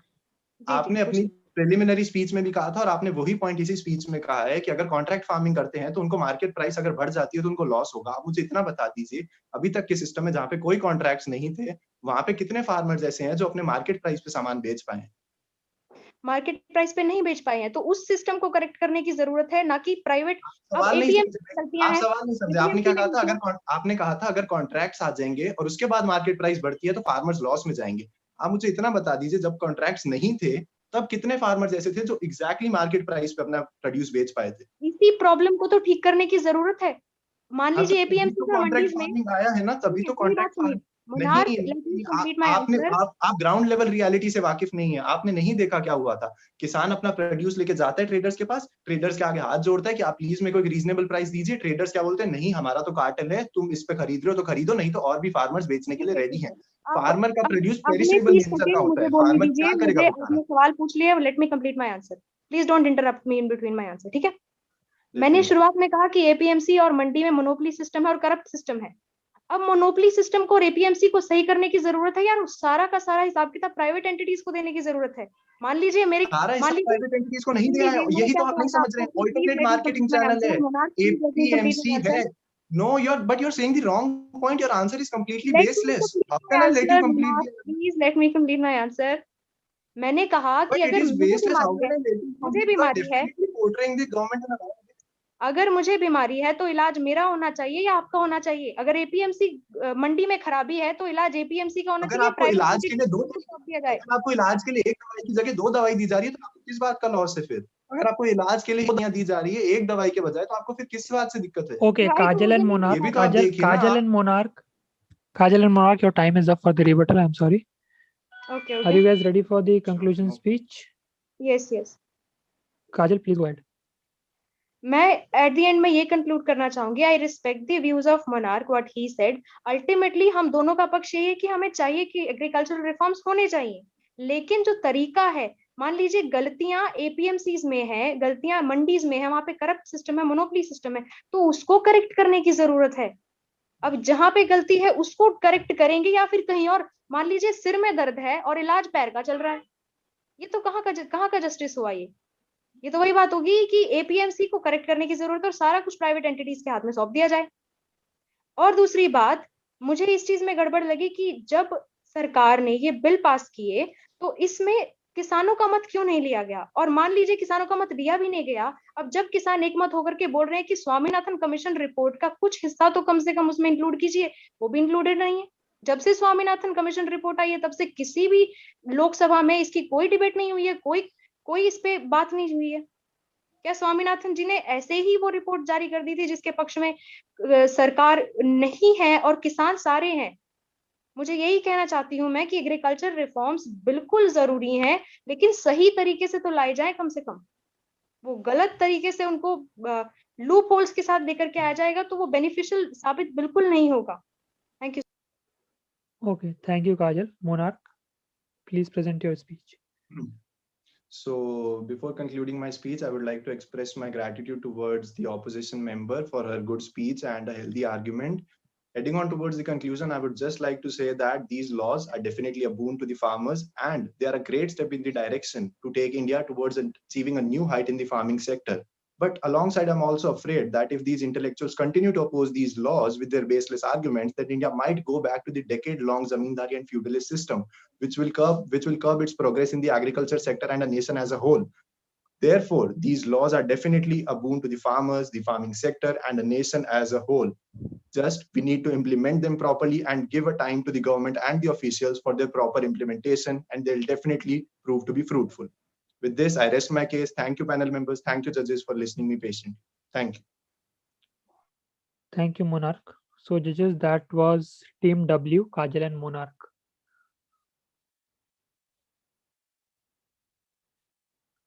आलोक मेरे को एक कंफर्मेशन चाहिए आपसे. Just one confirmation give me how many members are left, how many teams exactly left? We have 6 teams left. Okay, 6 teams left. Okay, be quickly. I think some of the member has joined. Some messages there. You just go. Okay, sure. So next we will move on to Team X, Sanya Chandra and Ria Mariam.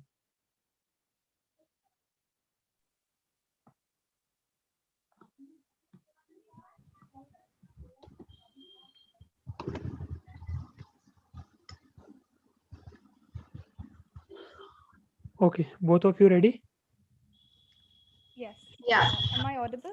Yeah, both of you are audible, both of you are visible. Ria, you can start with your speech.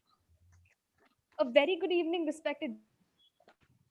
As I speak in favor of the 3 farm bills, I'd like to bring a few arguments to the table. Coming to the most important question, why were these reforms needed in the first place? Now, the opposition seems to be rambling on about the importance of APMC and how it was working fine and why these reforms are not needed in the first place. To understand this better, we need to analyze the shortcomings of the existing APMC structure. According to 2000 union budget, APMC served as a major impediment or hindrance to the unifying the market and creating competition. As to the 3 new bills, not only do they unify the market and induce competition, but also increase farmers' choices. Now, my worthy opponents might claim that APMC serves as last resort for farmers and might collapse due to lack of business, to which I'd like to quote former RBI Governor Mr. Raghuram Rajan, who very clearly said, if mandi structures are useful, they will stand regardless, which clearly implies that fall in mandi structure seems unlikely. Secondly, addressing concerns regarding the minimum support price, the protesting farmers are of the opinion that MSP will be done away with and should be made a bill. However, the government has repeatedly assured that MSP is no way related to the 3 bills and therefore will stay the same. As to why MSP should not be made a bill, ask any economist, and as a student of economics myself, I will tell you that the market functions best when it is in equilibrium. MSP hinders free trade and works against demand and supply. In fact, only 6% of farmers even benefit from MSP. This is because prices in each state are different, but MSP is uniform. So while some states may profit, many states may also incur huge losses. Thirdly, I'd like to analyze the misconception that farmers will be at the mercy of big corporates and might risk losing their land. I'd like to declare that this is a baseless, petty argument and a far-fetched claim made by the opposition.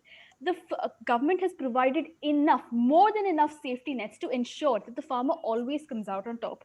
Clause 15 of the Farmers Empowerment and Protection Act clearly provides complete protection to the farmer's land irrespective of the dispute. So no corporate, how big or small, can lay claim to their land. Secondly, even the dispute redressal mechanism under the Farmers Produce Trade and Commerce Act prevents all these big corporations from approaching higher courts in case of a dispute, so that farmers are not able to obtain the justice that they want due to a tedious legal process.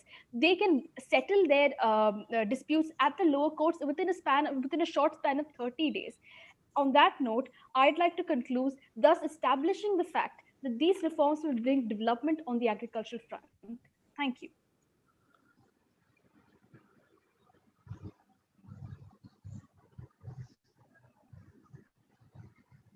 Okay, so am I audible? Yeah. So shall I start with my speech? Yes, you can start. Yeah. As I stand tall and firm with my beliefs, I'll be vehemently posing my stance against the proposition. The incumbent government hail Farm Bill as a policy instrument that can provide path-breaking solution to crisis-prone agriculture sector, but Farm Bill is not only incoherent and contradictory under the umbrella of the Indian Constitution, but it also hideously contradicts the spirit of the federal structure. My argument, therefore, resides on three fundamental propositions. First, Farm Bill 2020 is an utter violation of the provision under the Indian Constitution and its federal structure. The seventh schedule of the Constitution recognizes agriculture exclusively as a state subject, but it is entry 33, which deals with trade, commerce, and distribution of foodstuffs and edible oils, and therein lies in the domain of the concurrent list. However, this very amendment was introduced in 1955 temporarily because the supplies of essential food commodities were precarious in the country at that time, and this amendment was not intended to encroach upon the power of the state. Second, Farm Bill 2020 is a case of bad economics and divide of economic welfare. It is imperative to note that the farmers or producers as corporate companies are intermediaries, but it will be the intermediaries that will eventually determine the price of Farm Bill if the Farm Bill is implemented. Corporate firms have power to generate mega warehouses and dictate price by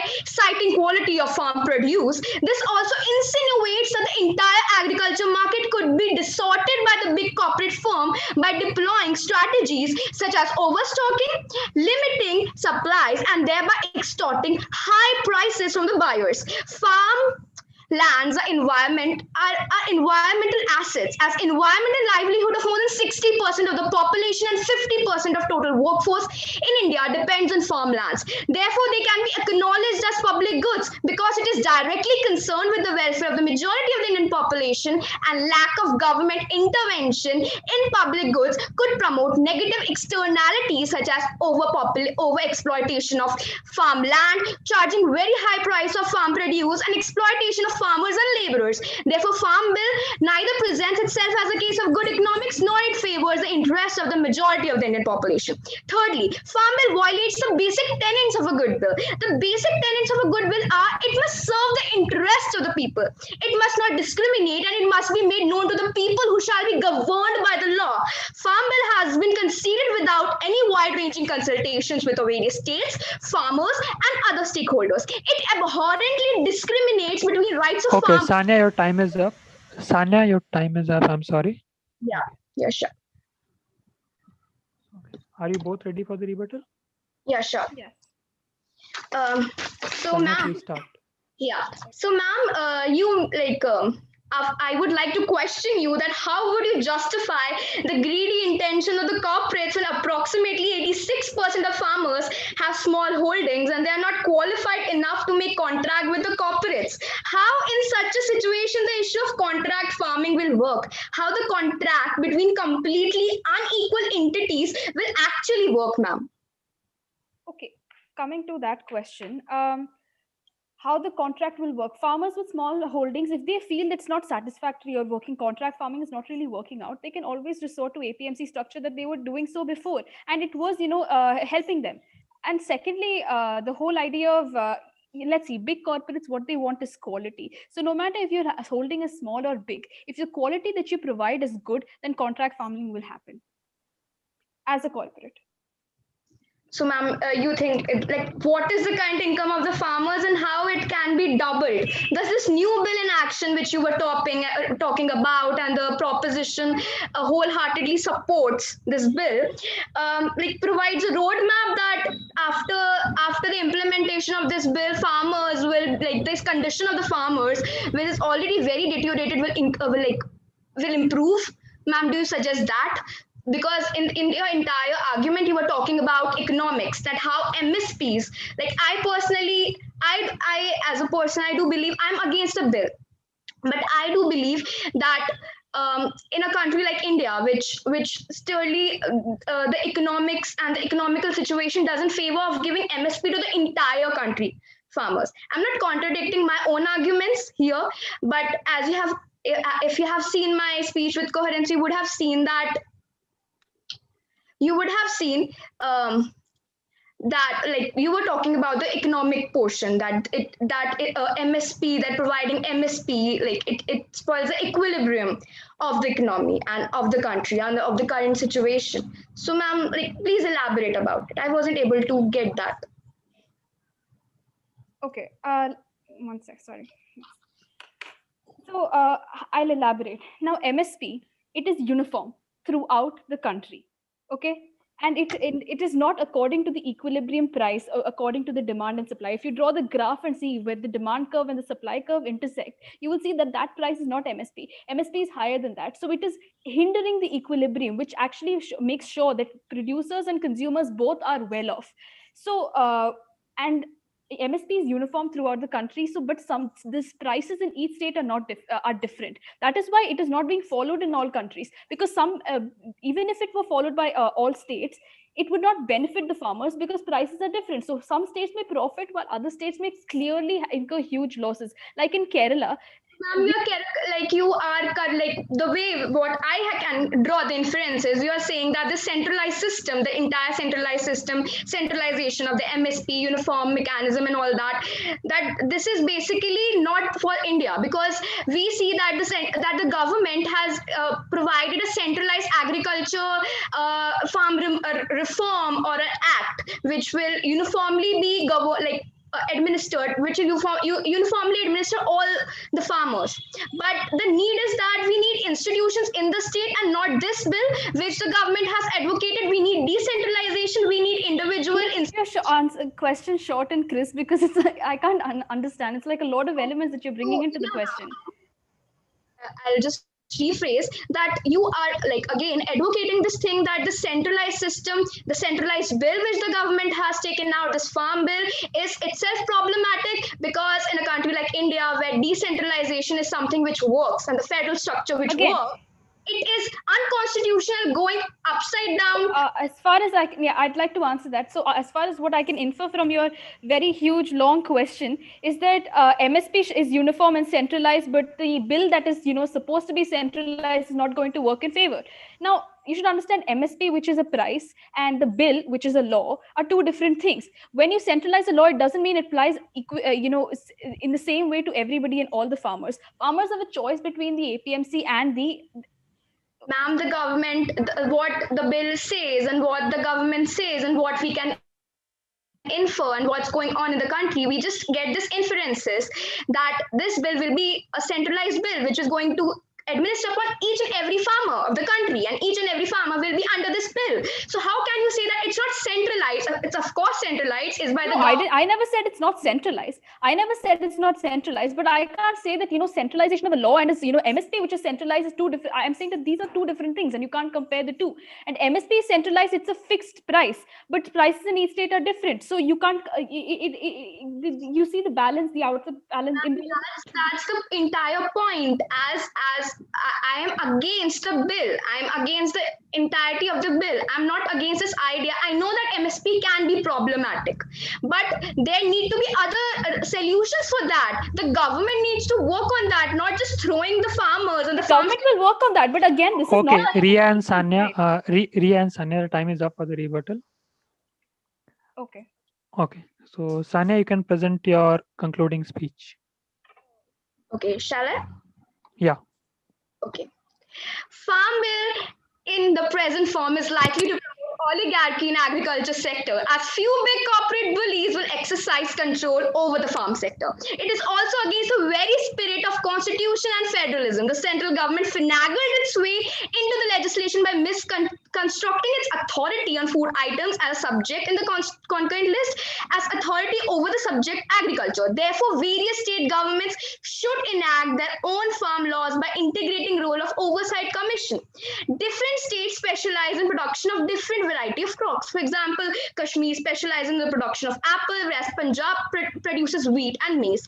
Therein, it should be the responsibility of the state level oversight commission to formalize policies, develop local markets, provide assistance to the farmers, and secure participation of private players in order to promote welfare-oriented farm sector. Therefore, I firmly believe that the inherent formula formulation of the bill in focus has been gainsaying the fundamentals which has been enshrined in the Constitution. Therefore, I rest my argument by concluding that Farm Bill is inconstitutional, ill-conceived, devoid of welfare, economics, and malicious. Thank you. Thank you, Sanya. Ria, you can go ahead. Okay. As I conclude, I'd like to shed light on the fact that these are reforms. These are not fundamental laws that nobody can change, nobody can question. These are reforms that the government is leading, much needed reforms on the agricultural front that you and I both know are needed. Now, ideally speaking, APMC is also important, and so are these reforms that unify the national market. And these institutions must support each other.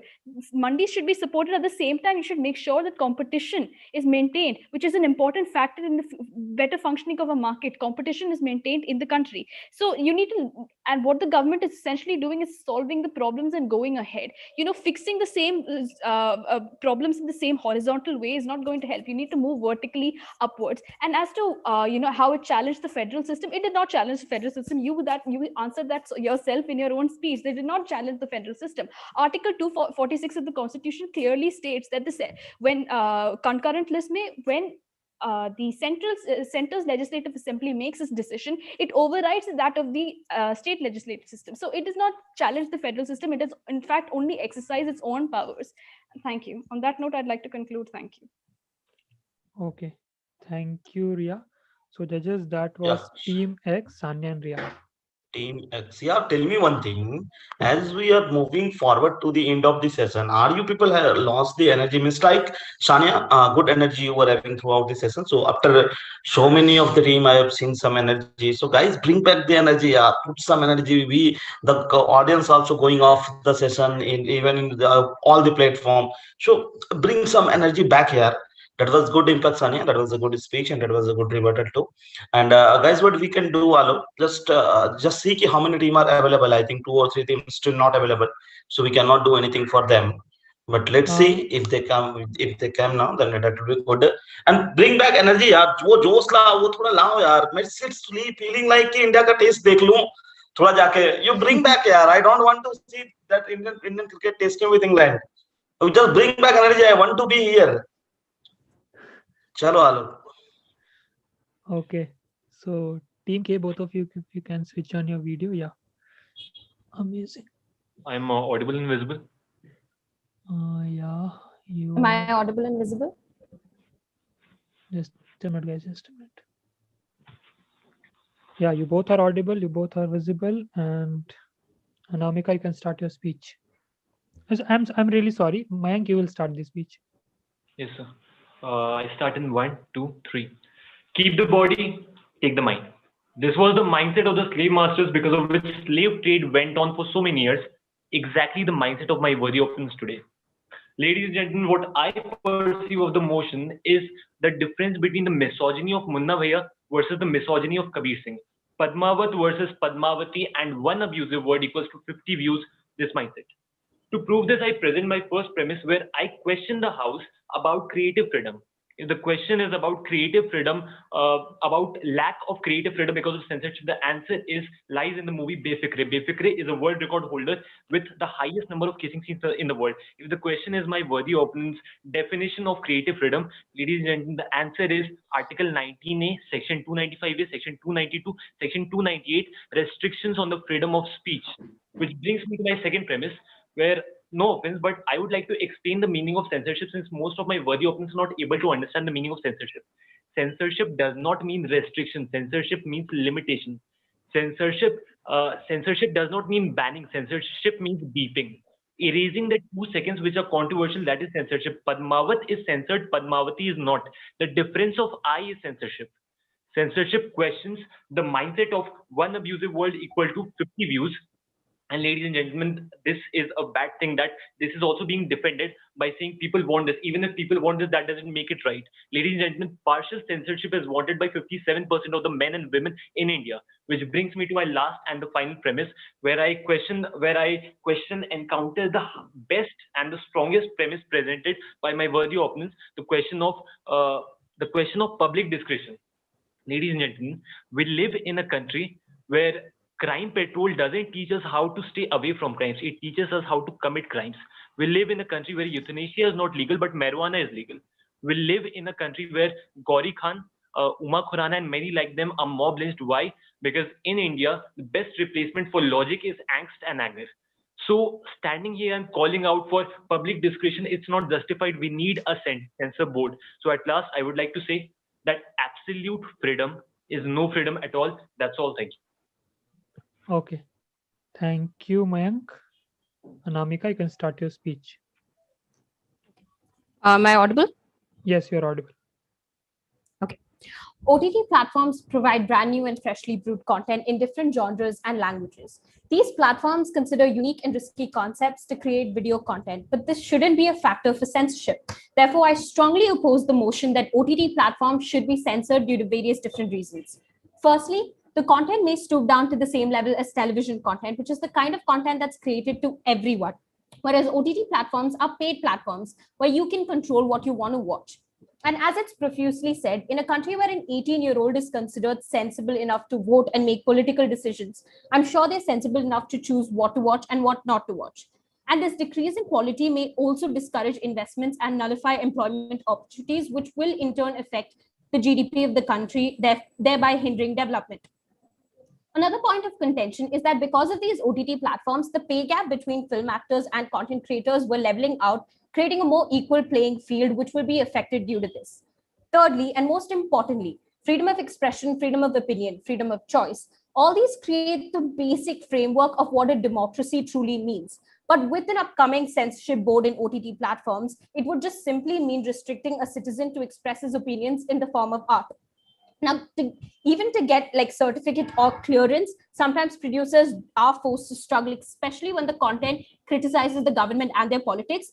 All the people who spoke on this topic specifically mentioned explicit content, but many fail to focus on the political opinions that people showed you through art. Fourthly, when it comes to explicit content, there's already so much of it present on the internet. Just censoring OTT platforms and leaving the entire internet just seems unfair and is also kind of impractical. And lastly, perspective. For some people, a film may come off as offensive, and for some people, it may be progressive. So it's kind of unfair to dictate the views and opinions of 1.38 billion people and 500 million internet users. And this just creates a nanny state wherein one of the biggest democracies of the world is just making autocratic decisions, and the government is just being overprotective and is interfering unduly with personal choice. Therefore, self-regulation is the best method for OTT platforms, and I strongly oppose censorship of OTT platforms as they hinder development, go against all fundamentals of democracy, and lead to the creation of a nanny state. Thank you. Okay. Thank you, Anamika. So both of you ready for the rebuttal? Yes, sir. Anamika, you can start. Okay. Yeah, you spoke about how censorship doesn't mean regulation. And I just want to ask you a question. Who decides? Sorry. Yeah, What? you define censorship, right? Restriction. Sorry, I can't hear you. What? Censorship doesn't mean restriction, it means limitation. Yes, now. Yeah. Okay, limitation. So tell me who exactly defines or decides what this limitation is. Is it the same board that apparently decides Padmavati is right and Padmavati is wrong, or that something like drug abuse or rape can be shown and something else can't? This exact So the answer to your question is, ma'am, first of all, if I say this, if the censor, I do not question the censor board's consistency. I do not question the censor board's consistency. I said Padmavati that you're talking about that is set for films. Are you? Should I answer? Because it clearly hasn't been any more efficient for OTT platforms. Sorry, what? Yeah, so basically, what your point is, if the censor board is improved, you will agree to censorship. That is all your point. No, so, I'm talking about the censorship board in India. As we're talking about India. Yeah. Continue. Sorry. Yeah, continue. So basically, your point, what you were trying to say is, if the so I'm not questioning the consistency of the censor board. I'm not questioning whether Padmavat being censored the way it was censored. But that's the whole point. What's the reference you have to a censorship committee, the one that's prevalent in our country, right? That's what you look at. So it does question the consistency and the efficiency of the prevailing one in our country. Listen. The topic is censorship or regulation for OTT platform. The topic does not signify whether it should be consistent or not. We are not here to question whether the film industry or the board which is censoring the film industry it is right or wrong. We are here to question whether censorship should be there or not. We have to have a Exactly utopian. what I'm saying. So this censorship, what is the reference you have? The one that's already prevalent in our country. And we have a censorship board for films. And what has it done? 32 countries where censorship is there. So continue, please. Yeah. So should I So ask what I'm asking you is, who decides this? How can just a committee that's decided by the government decide the public opinion of 1.38 billion people? How is that fair? The public opinion, so I'm getting to your question. The cultural heritage of India is not there in any other country. So basically, there are more than 1,000 languages in India, and we in no language can we disrespect our elders. So when we sit right in front of our parents or our elders or our juveniles, we are not able to watch that type of content. We are not able to watch the abusive words being used. That means the cultural heritage of Okay, India. just like one of the participants said in their previous speeches, if this no, you're talking about abuses, right? No, let me complete. You're talking about abuses. This is something that you see in our society, whether it be rape, whether it be abuses. All these are things you see in our society. So why are people shying away from seeing it on screen? First of all, just because we see it in our society, that doesn't mean you will go on to abuse your parents, abuse your elders. That is where the cultural heritage of India comes in. This is exactly. And for your question which you were saying, my answer, I already gave the answer. The freedom of speech restrictions have already been applied on the freedom of speech under the Constitution. 4 articles. I quoted the 4 articles. If they are but wrong, I wasn't asking about freedom of speech. I was asking about how they. I'm not answering. I'm also answering your question. There are blasphemy laws which says the religious sentiments cannot be heard. So if there are blasphemy laws, you cannot question this. Who signifies this? If there are blasphemy laws, the Constitution is signifying it. Now I ask you the question. You talked of some self-regulation thing. The topic is censorship or regulation in any form. You cannot use self-regulation too. Now, my question to you is, Sonali ma'am in today's debate said that depiction is right, fascination is wrong. Guddu Bhaiya and Munna Tripathi being depicted in the bright light, being depicted with utmost fascination is wrong. So my question to you is, how will you kill this fascination without censorship or any form of regulation, please? Okay, let me tell you one thing. First of all, the topic is censorship of OTT platforms. Self-regulation is something that OTT platforms like Netflix and Amazon and Hotstar has already been following for a long time. Ma'am, the topic is or regulation of OTT platforms. I'm sorry to interrupt, but the topic is censorship or regulation of OTT platforms. Okay, you were talking about fascination, or you mentioned one more word. Fascination of these misogynist rowdy characters. Like okay, so misogynist rowdy characters are also shown in films that is supposedly passed by your so-called censorship boards. My question is the fascination of the negative characters. Please answer how, without censorship, you will stop the juveniles being exposed to such a content, please. Okay, let me tell you something. Like I mentioned in my speech, if you didn't listen, 18-year-olds in our country is considered sensible enough to vote. Am I right? Yeah, 18-year-old. Exactly. So why isn't the same 18? Wait, can I complete my sentence? Just a small addition. 18-year-old, as you said in your point just now, 18-year-old is sensible enough to vote. I counted that in my speech, but I agree. And juveniles are not sensible enough. So how will you stop the juveniles from watching such content? 16-year-old, 13-year-old, 12-year-old is not sensible enough. So, yeah, I got your question. Can I answer now? Okay. So basically, people who are under 18, all these platforms, like I said, are paid platforms. Now, somebody who's below 18, who's not considered an adult, has to do something in parental observation. Am I right? Now, if you tell me... Ma'am, in parental observation, we live in a country where under parental observation, people also provide under 18 kids. Okay, so who is to blame for that? The content creators, the government, or the parents? Anamika and Mang, the time is up for rebuttal. I'm sorry. Okay, Anamika, can you present your concluding speech? Yeah. Okay. When you tear out a man's tongue, you're not providing him a liar. You're telling the world that you fear what he might say. And that's exactly what the proposition wishes to do. Clearly, he brought up points. I asked him a question about how the committee can decide what is right and what is wrong. Clearly, some content may seem progressive to a few, whereas oppressive to another few. So how is it that a couple of people that is selected by the government going to decide what is good for people to watch and what is bad for people to watch? And all this is just creating a more closed economy, because just imagine, picture this, a child brought up in a family wherein they're not allowed to go out, meet anybody, talk to anybody, basically not exposed to the actual world. At one point in their life, they're going to come face circumstances where they have to take a decision. They have to judge themselves and judge what's right and wrong. Same thing goes for this. If you're going to clear up everything and show the entire upcoming youth only the clean surface of what is, then they're never going to be able to realize the judgment of what is right and what is wrong and pick a decision for themselves.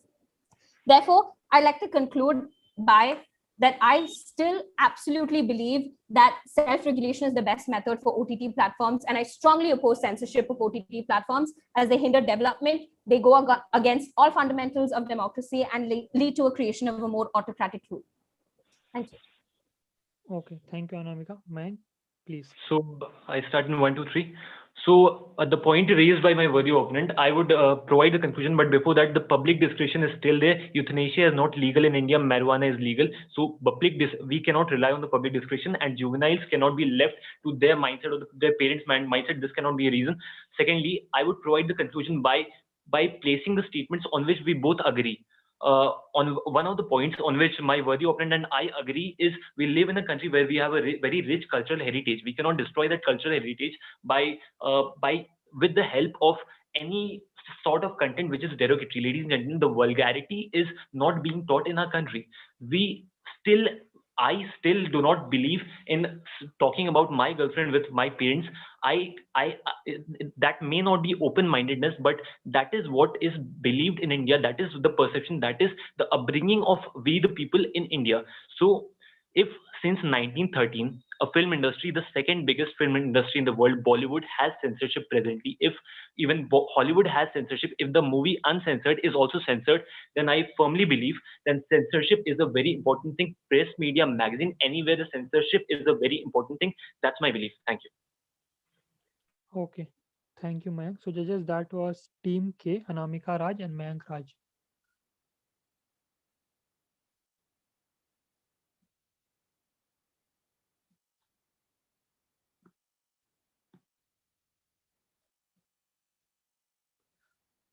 Okay, next we move on to Team Y, Nikita and Sudhanshu.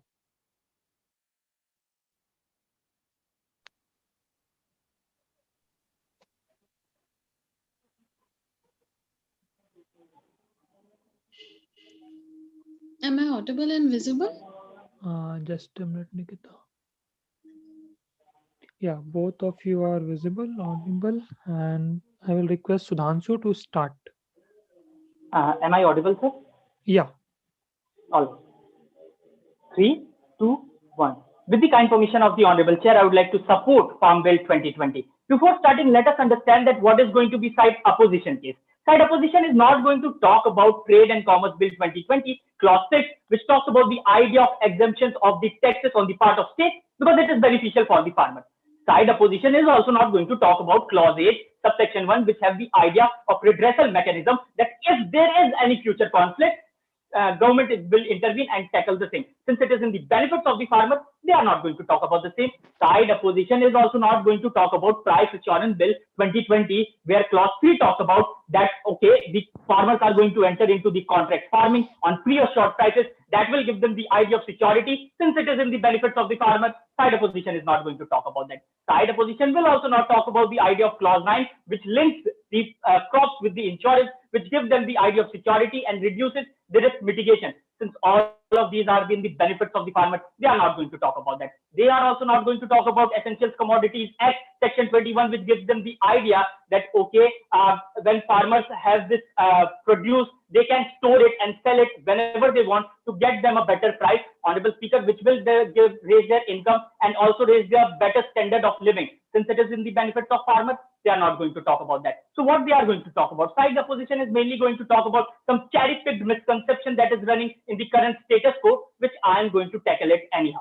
First, regarding the constitutional validity of Farm Bill. Honorable Speaker, entry 33 of concurrent list permits the center to make a bill on trade and production related to the agricultural goods. So I don't need to explain that when it comes to the concurrent list, obviously the center has the upper hand over the state in manufacturing the law. Second is regarding the idea of MSP. Honorable Speaker, we need to understand that when we talk about MSP, it is just a government policy. It cannot be made a legal right. It cannot be introduced in law, because when it is going to do that, it is on the compulsion part of the government to provide it to all the farmers. And Honorable Speaker, it will create dead weight loss in the society, which entire society has to suffer. We cannot think from the only perspective of farmers, but we have to think from the perspective of weavers, carpenters, tailors. What about them? And lastly, Honorable Speaker, the mere assumption of the private exploitation. Supreme Court has rightly pointed out, just because there might be private exploitation, we cannot take down this law. There are mechanisms for that. So as a conclusion, Honorable Speaker, we need to understand that only fault on government part was not to win the confidence of the farmers. Otherwise, the bill is perfect. Thank you very much. Thank you, Shudhanshu. Nikita, please. Am I audible? Yeah, you're audible. Okay, thank you.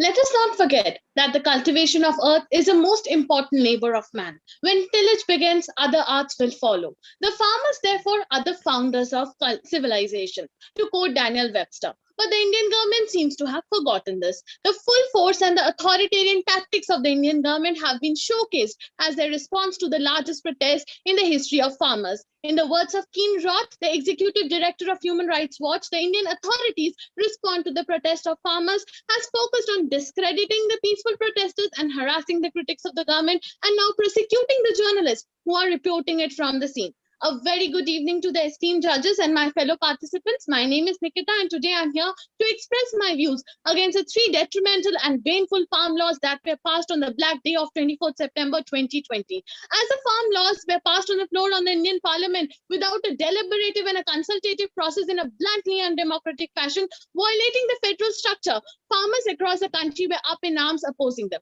Surprisingly, the central government has pointed out a separate ministry to respond to the tweets of 18 years old environmentalist and an American pop singer, but no ministry has been pointed out to look after the food, water, and sanitization needs of the farmers who are sitting at the Delhi borders for more than 90 days in the chilling cold weather, out of which 80 farmers have lost their life. Are their lives not valuable? These acts claim to tackle the decade-old flawed policy and free the farmers. But how? By killing them all together? To quote Pratap Singh Bajwa, these bills are the death warrant to the farmers. At the outset, the farm bills are being viewed upon by the state government as a direct encroachment on 14 and 18 respective list of two constitutions. These are seen as going against the spirit of corporative federalism and federal polity enshrined in the constitution.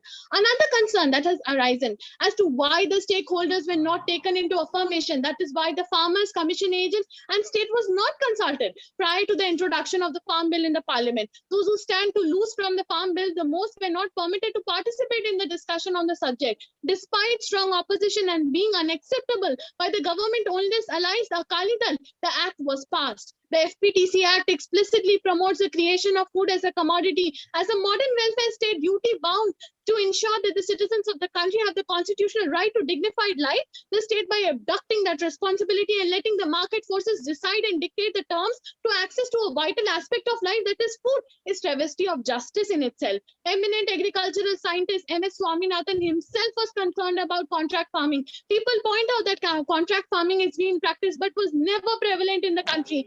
Okay, Nikita, your time is up, Nikita. I request you to stop. I'll conclude in one line. Because it was not prevalent, because most of the farmers are small and marginal. Instead of going in favor of procurement, expanding and crops and increasing public investment and aligning it with universal PDs, the government has gone in opposite direction. Okay, thank you. So both of you ready for the rebuttal? Yes. Yes, sir. Okay, Nikita, you can start. My question to the worthy opponent is, why is the government trying to replace one faulty policy with the another? Because the concept of contract farming was implemented in various countries like America, Turkey, and Kenya, and it has proved to be an utter failure. So why is there a need to replace one faulty policy with another? Right. So, ma'am, the fact is that since it is not, good in the other countries, that is not basically that it is not going to prevail in our country. It is mere an assumption. We are going to give it a shot. So that's it. Just on the assumption that it failed in other countries, we cannot implement the same. You have to talk on the principle why it failed. Now, my basic question is, what is the federal inaccuracy you are finding in this bill? How do you say that it is against the federal spirit of the Constitution? First of all, to your answer, I would like to point out, you stated, let's give it a shot, where a country has such a huge population and such a huge part of that population is being affected by one policy of yours. You cannot be so unsure and say that just give it a shot, because lives of thousands of people are dependent on it.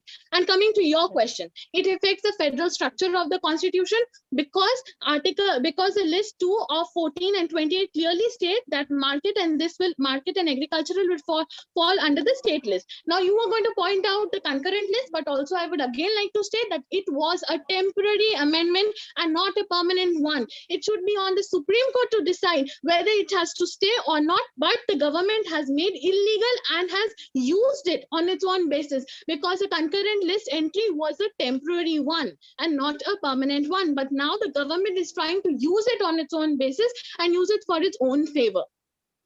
All right. So firstly, we need to understand that you not have provided that how it is going to fail in India since it is failed in other countries. Secondly, you talked about that it is just a temporary amendment. For being, ma'am, it is a law. It is a legislature. You need to understand whatever the government is doing, it is democratic. It is mentioned in the state list, but 1954 amendment suggests that it is also mentioned in concurrent list. So it is also democratic on the government to pass this law. My question to you is basically that how you can come up with this idea that there might be private exploitation, that there might be exploitation of the farmers. What makes you think the same? For that, I would like to quote very eminent agricultural scientist, Mr. M.S. Swaminathan, who has pointed out that the contract farming is going to be very detrimental to the farmers because 82% of the farmers are small and marginal.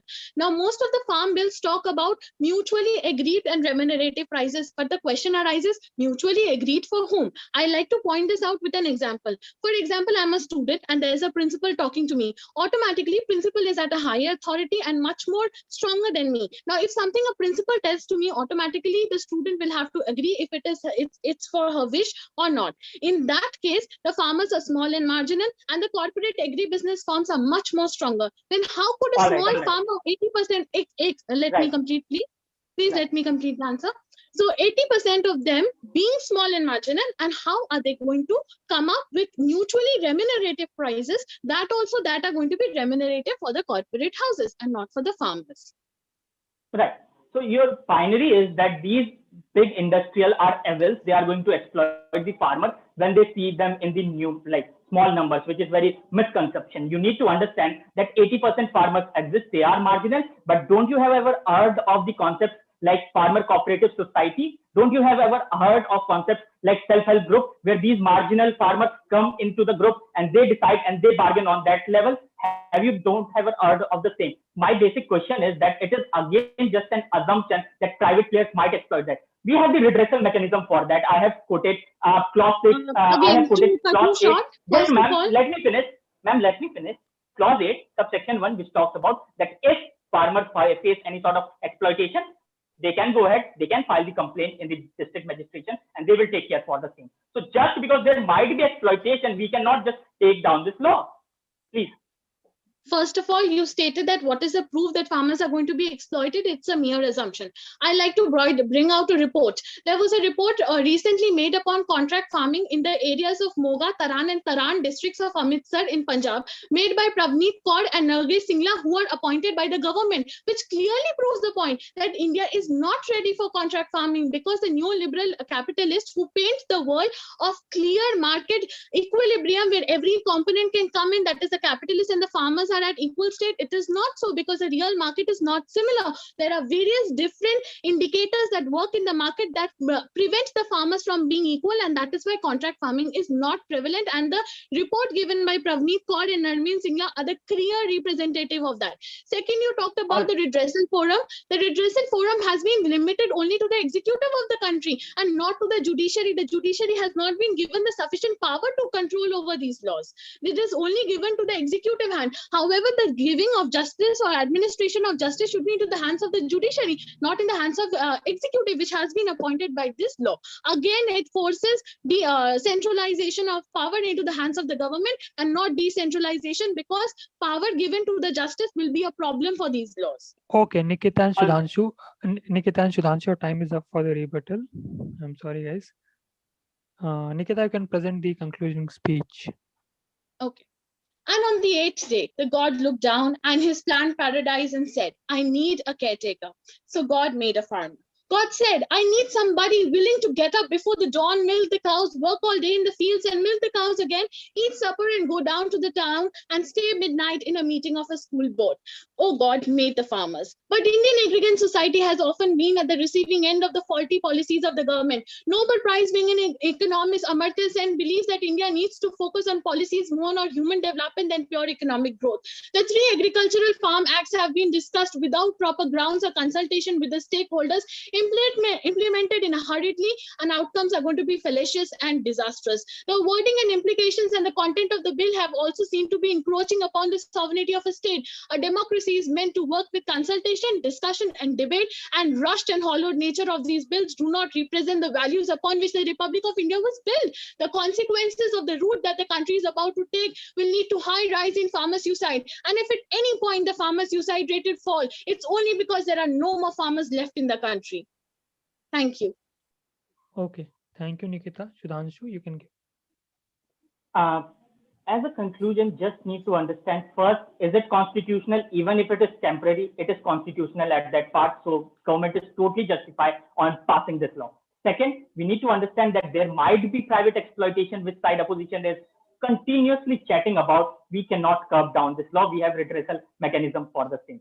Third, we need to understand that what is the idea of private investment. Honorable Speaker, when we talk about the Statista Research Department, the contribution of the GDP in context of America is about $1.109 trillion, just because of the fact that there is private investment in the agriculture.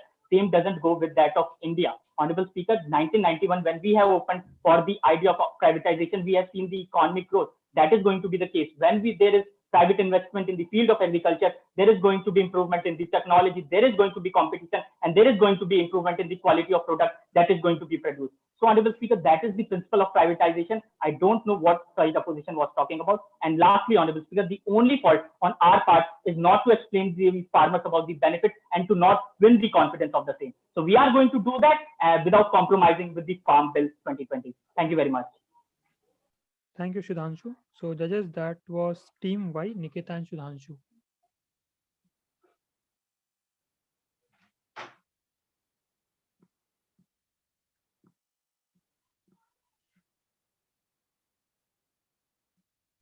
Hello, how many teams we are? Yeah, I was about to ask that, Ankit sir.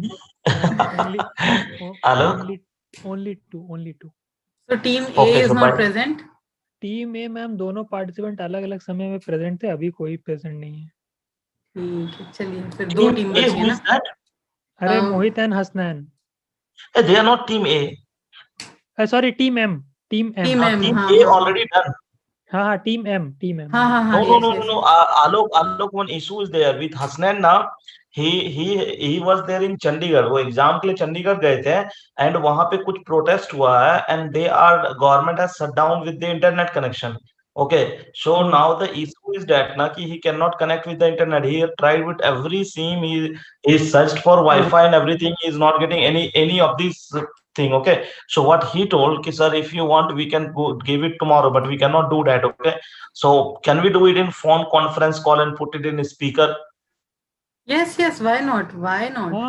And this is what we can do. See guys, that's what I was also talking about कि जब हम लोग आपसे मांगे थे राय कि हमें parliamentary debate करना चाहिए या नहीं, we always think of taking out best from you, no matter from where, from in phone conference you are giving or in Zoom meeting you are giving your data package there or not. But I don't know why you people just told के नहीं भाई नहीं आ सकते हैं. I don't know, that was your decision. But we always believe in that. Already I said it yesterday कि नहीं कोई भी चीज नहीं सुना जाएगा. You need to be present throughout the meeting.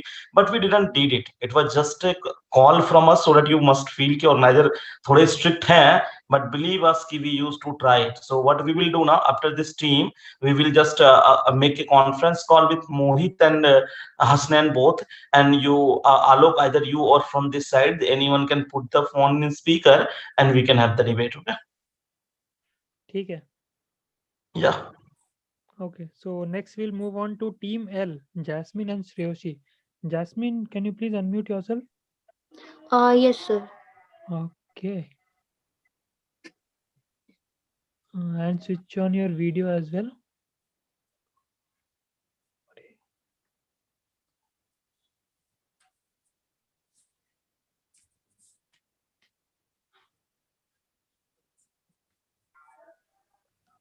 Just give me a minute, just please. Sure, sure, sure.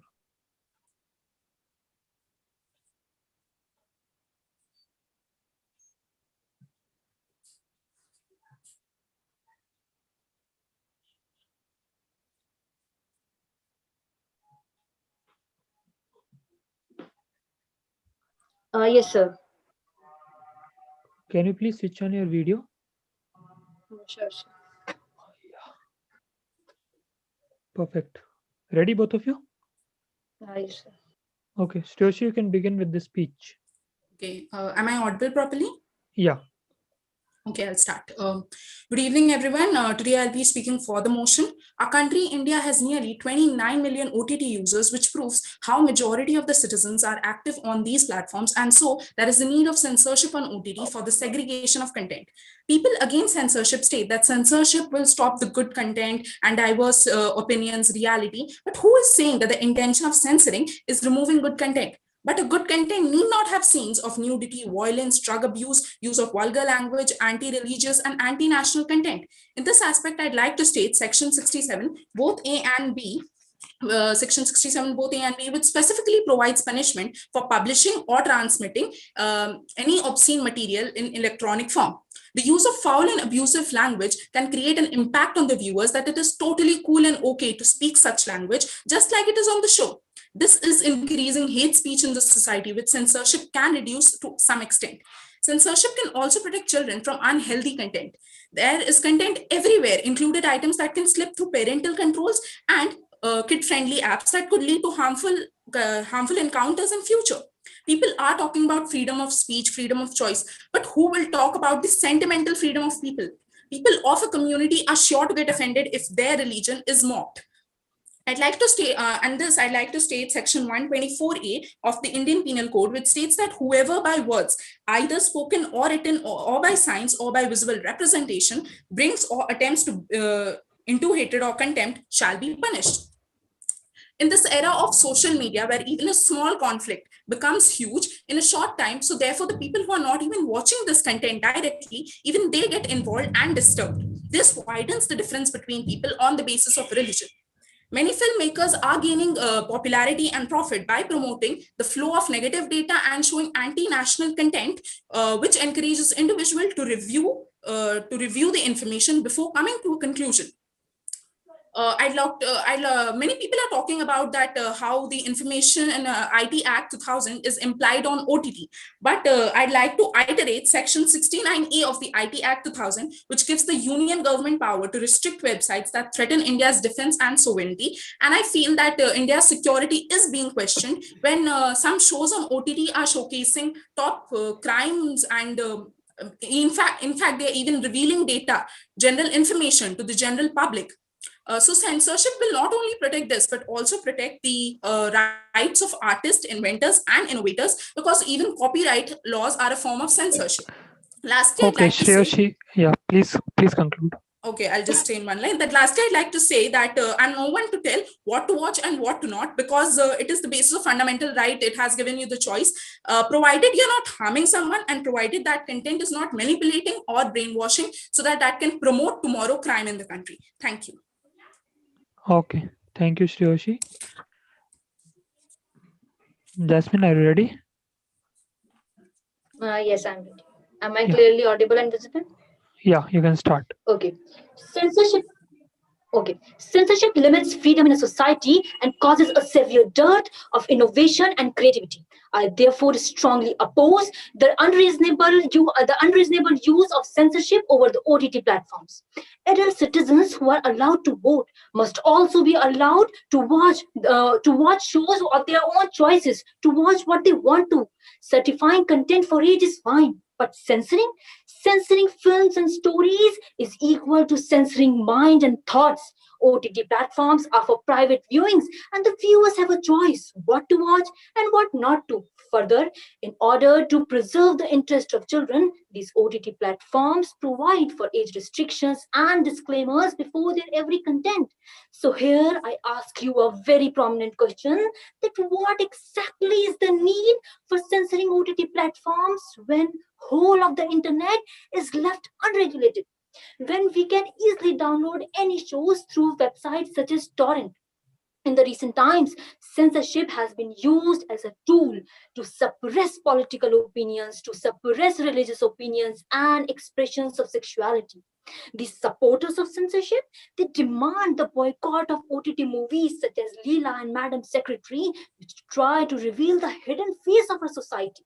They demand the boycott and criticize Tandav, which reveals the gaps of our political system, whereas these same supporters allow hate speech. They allow false and maligning content to be publicly exhibited all over the news channels. According to a study by an international organization, Free News, 20% of all the film censorship content, yes, 20% of the film censorship content around the world is only from India, which is far higher than that of Turkey, and yes, even Pakistan.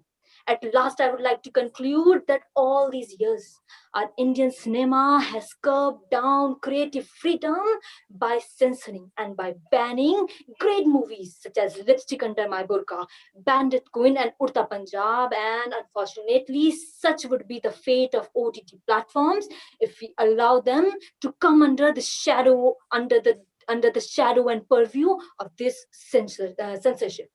Thank you. Okay. Both of you ready for the rebuttal? Yes. Jasmine, you can start. Okay. Oh, so should I ask?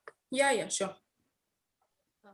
One second, I cannot see you. You are not visible to me. Jasmine, when she will be speaking, she will be visible. Okay. So first of all, I want to ask that don't you think that what may be offensive for you may not be offensive for me? What you may like, I may not like.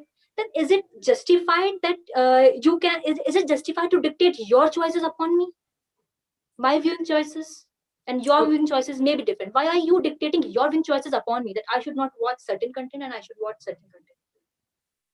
Okay, lastly, my speech, I had concluded saying that I'm nobody to tell what you should watch or what not. But the main problem with these, not all the OTT shows also, I'll say, with some OTT shows these days is that they are promoting violence. They are promoting like, if a person, we learn whatever we see. We are humans. We have that kind of psychology. Many children today, if they see crime, they obviously don't know about that crime. But if they go on to learn that, then they'll obviously want to commit that. And we know that children are like have an innocent mind. They have like curiosity, and mostly children do what they are not told to do. So if the parents say type of restrictions, which you also mentioned in your speech. So for that, I'd like to say that what if the children out of curiosity still want to watch that, or if they go into their relative's house and they accidentally these type of shows are being played and they still watch that content. So what do you think that will that type of situation not affect the kids there?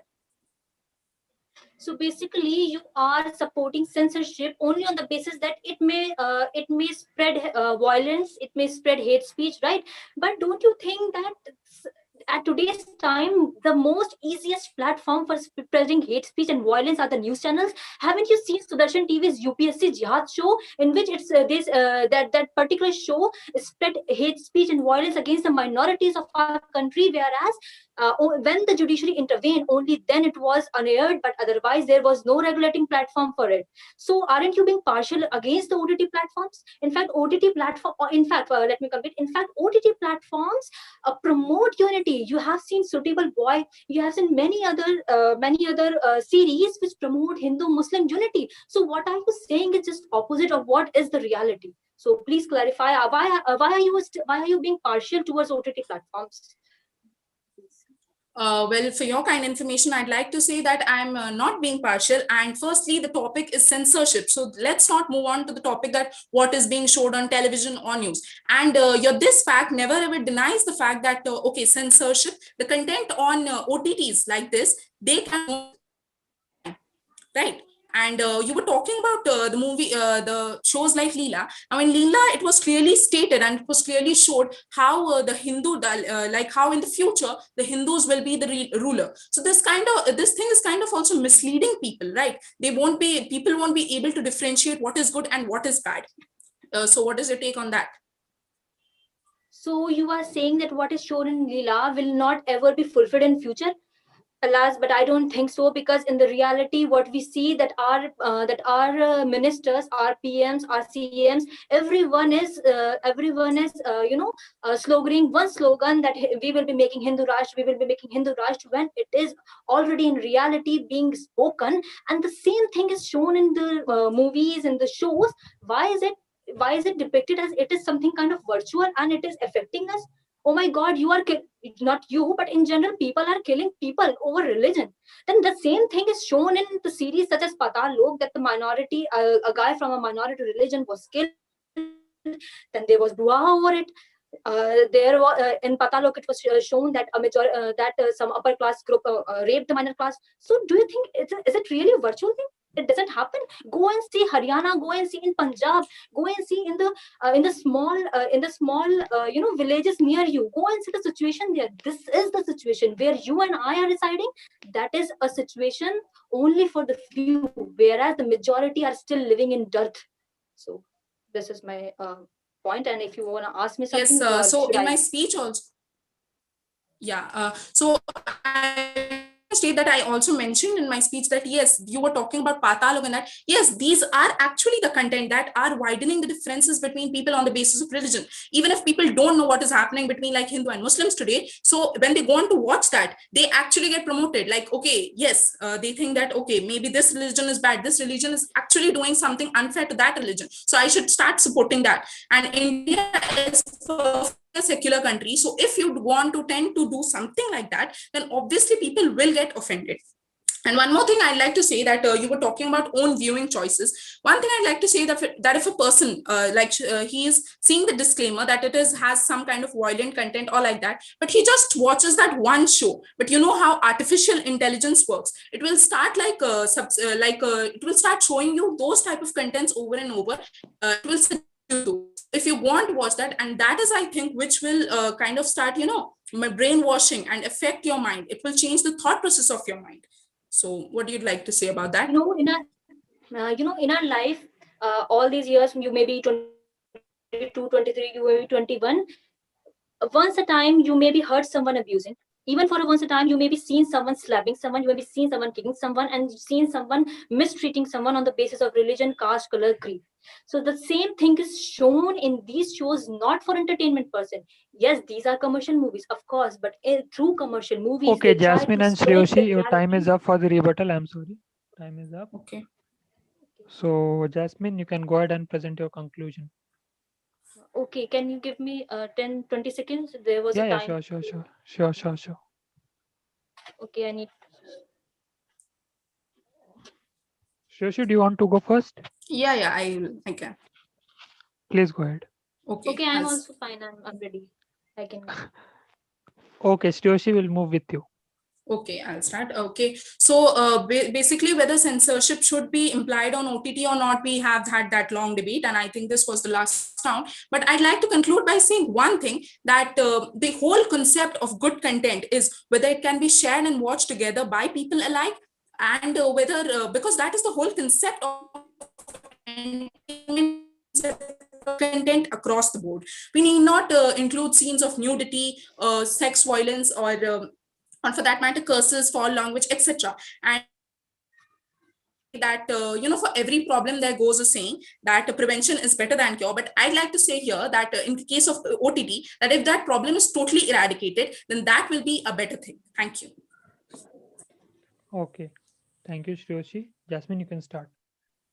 Okay, so from the snows of the Himalayas to the peninsulas of far south, from the deserts of the west to the humid deltas of the east, Indian lifestyle clearly glorifies the difference in our choices, food, clothing, and habits. But when it comes to our freedom to let us decide what we want to watch, the so-called guardians of public interest are dictating their viewing choices upon us. Since India got independence, the right to freedom of speech and expression enshrined under Article 19, Clause 1, Subclause A, has formed the basic structure of our Indian Constitution, and even the Supreme Court has time and again approved this particular right as the main proponent of our Indian Constitution. Therefore, the very first step India should transform under this globalization era is to undertake a forward step in creative freedom and allowing its viewers to have their own viewing choices. Thank you. Okay, thank you, Jasmine. So judges, that was Team L, Jasmine and Shreyoshi.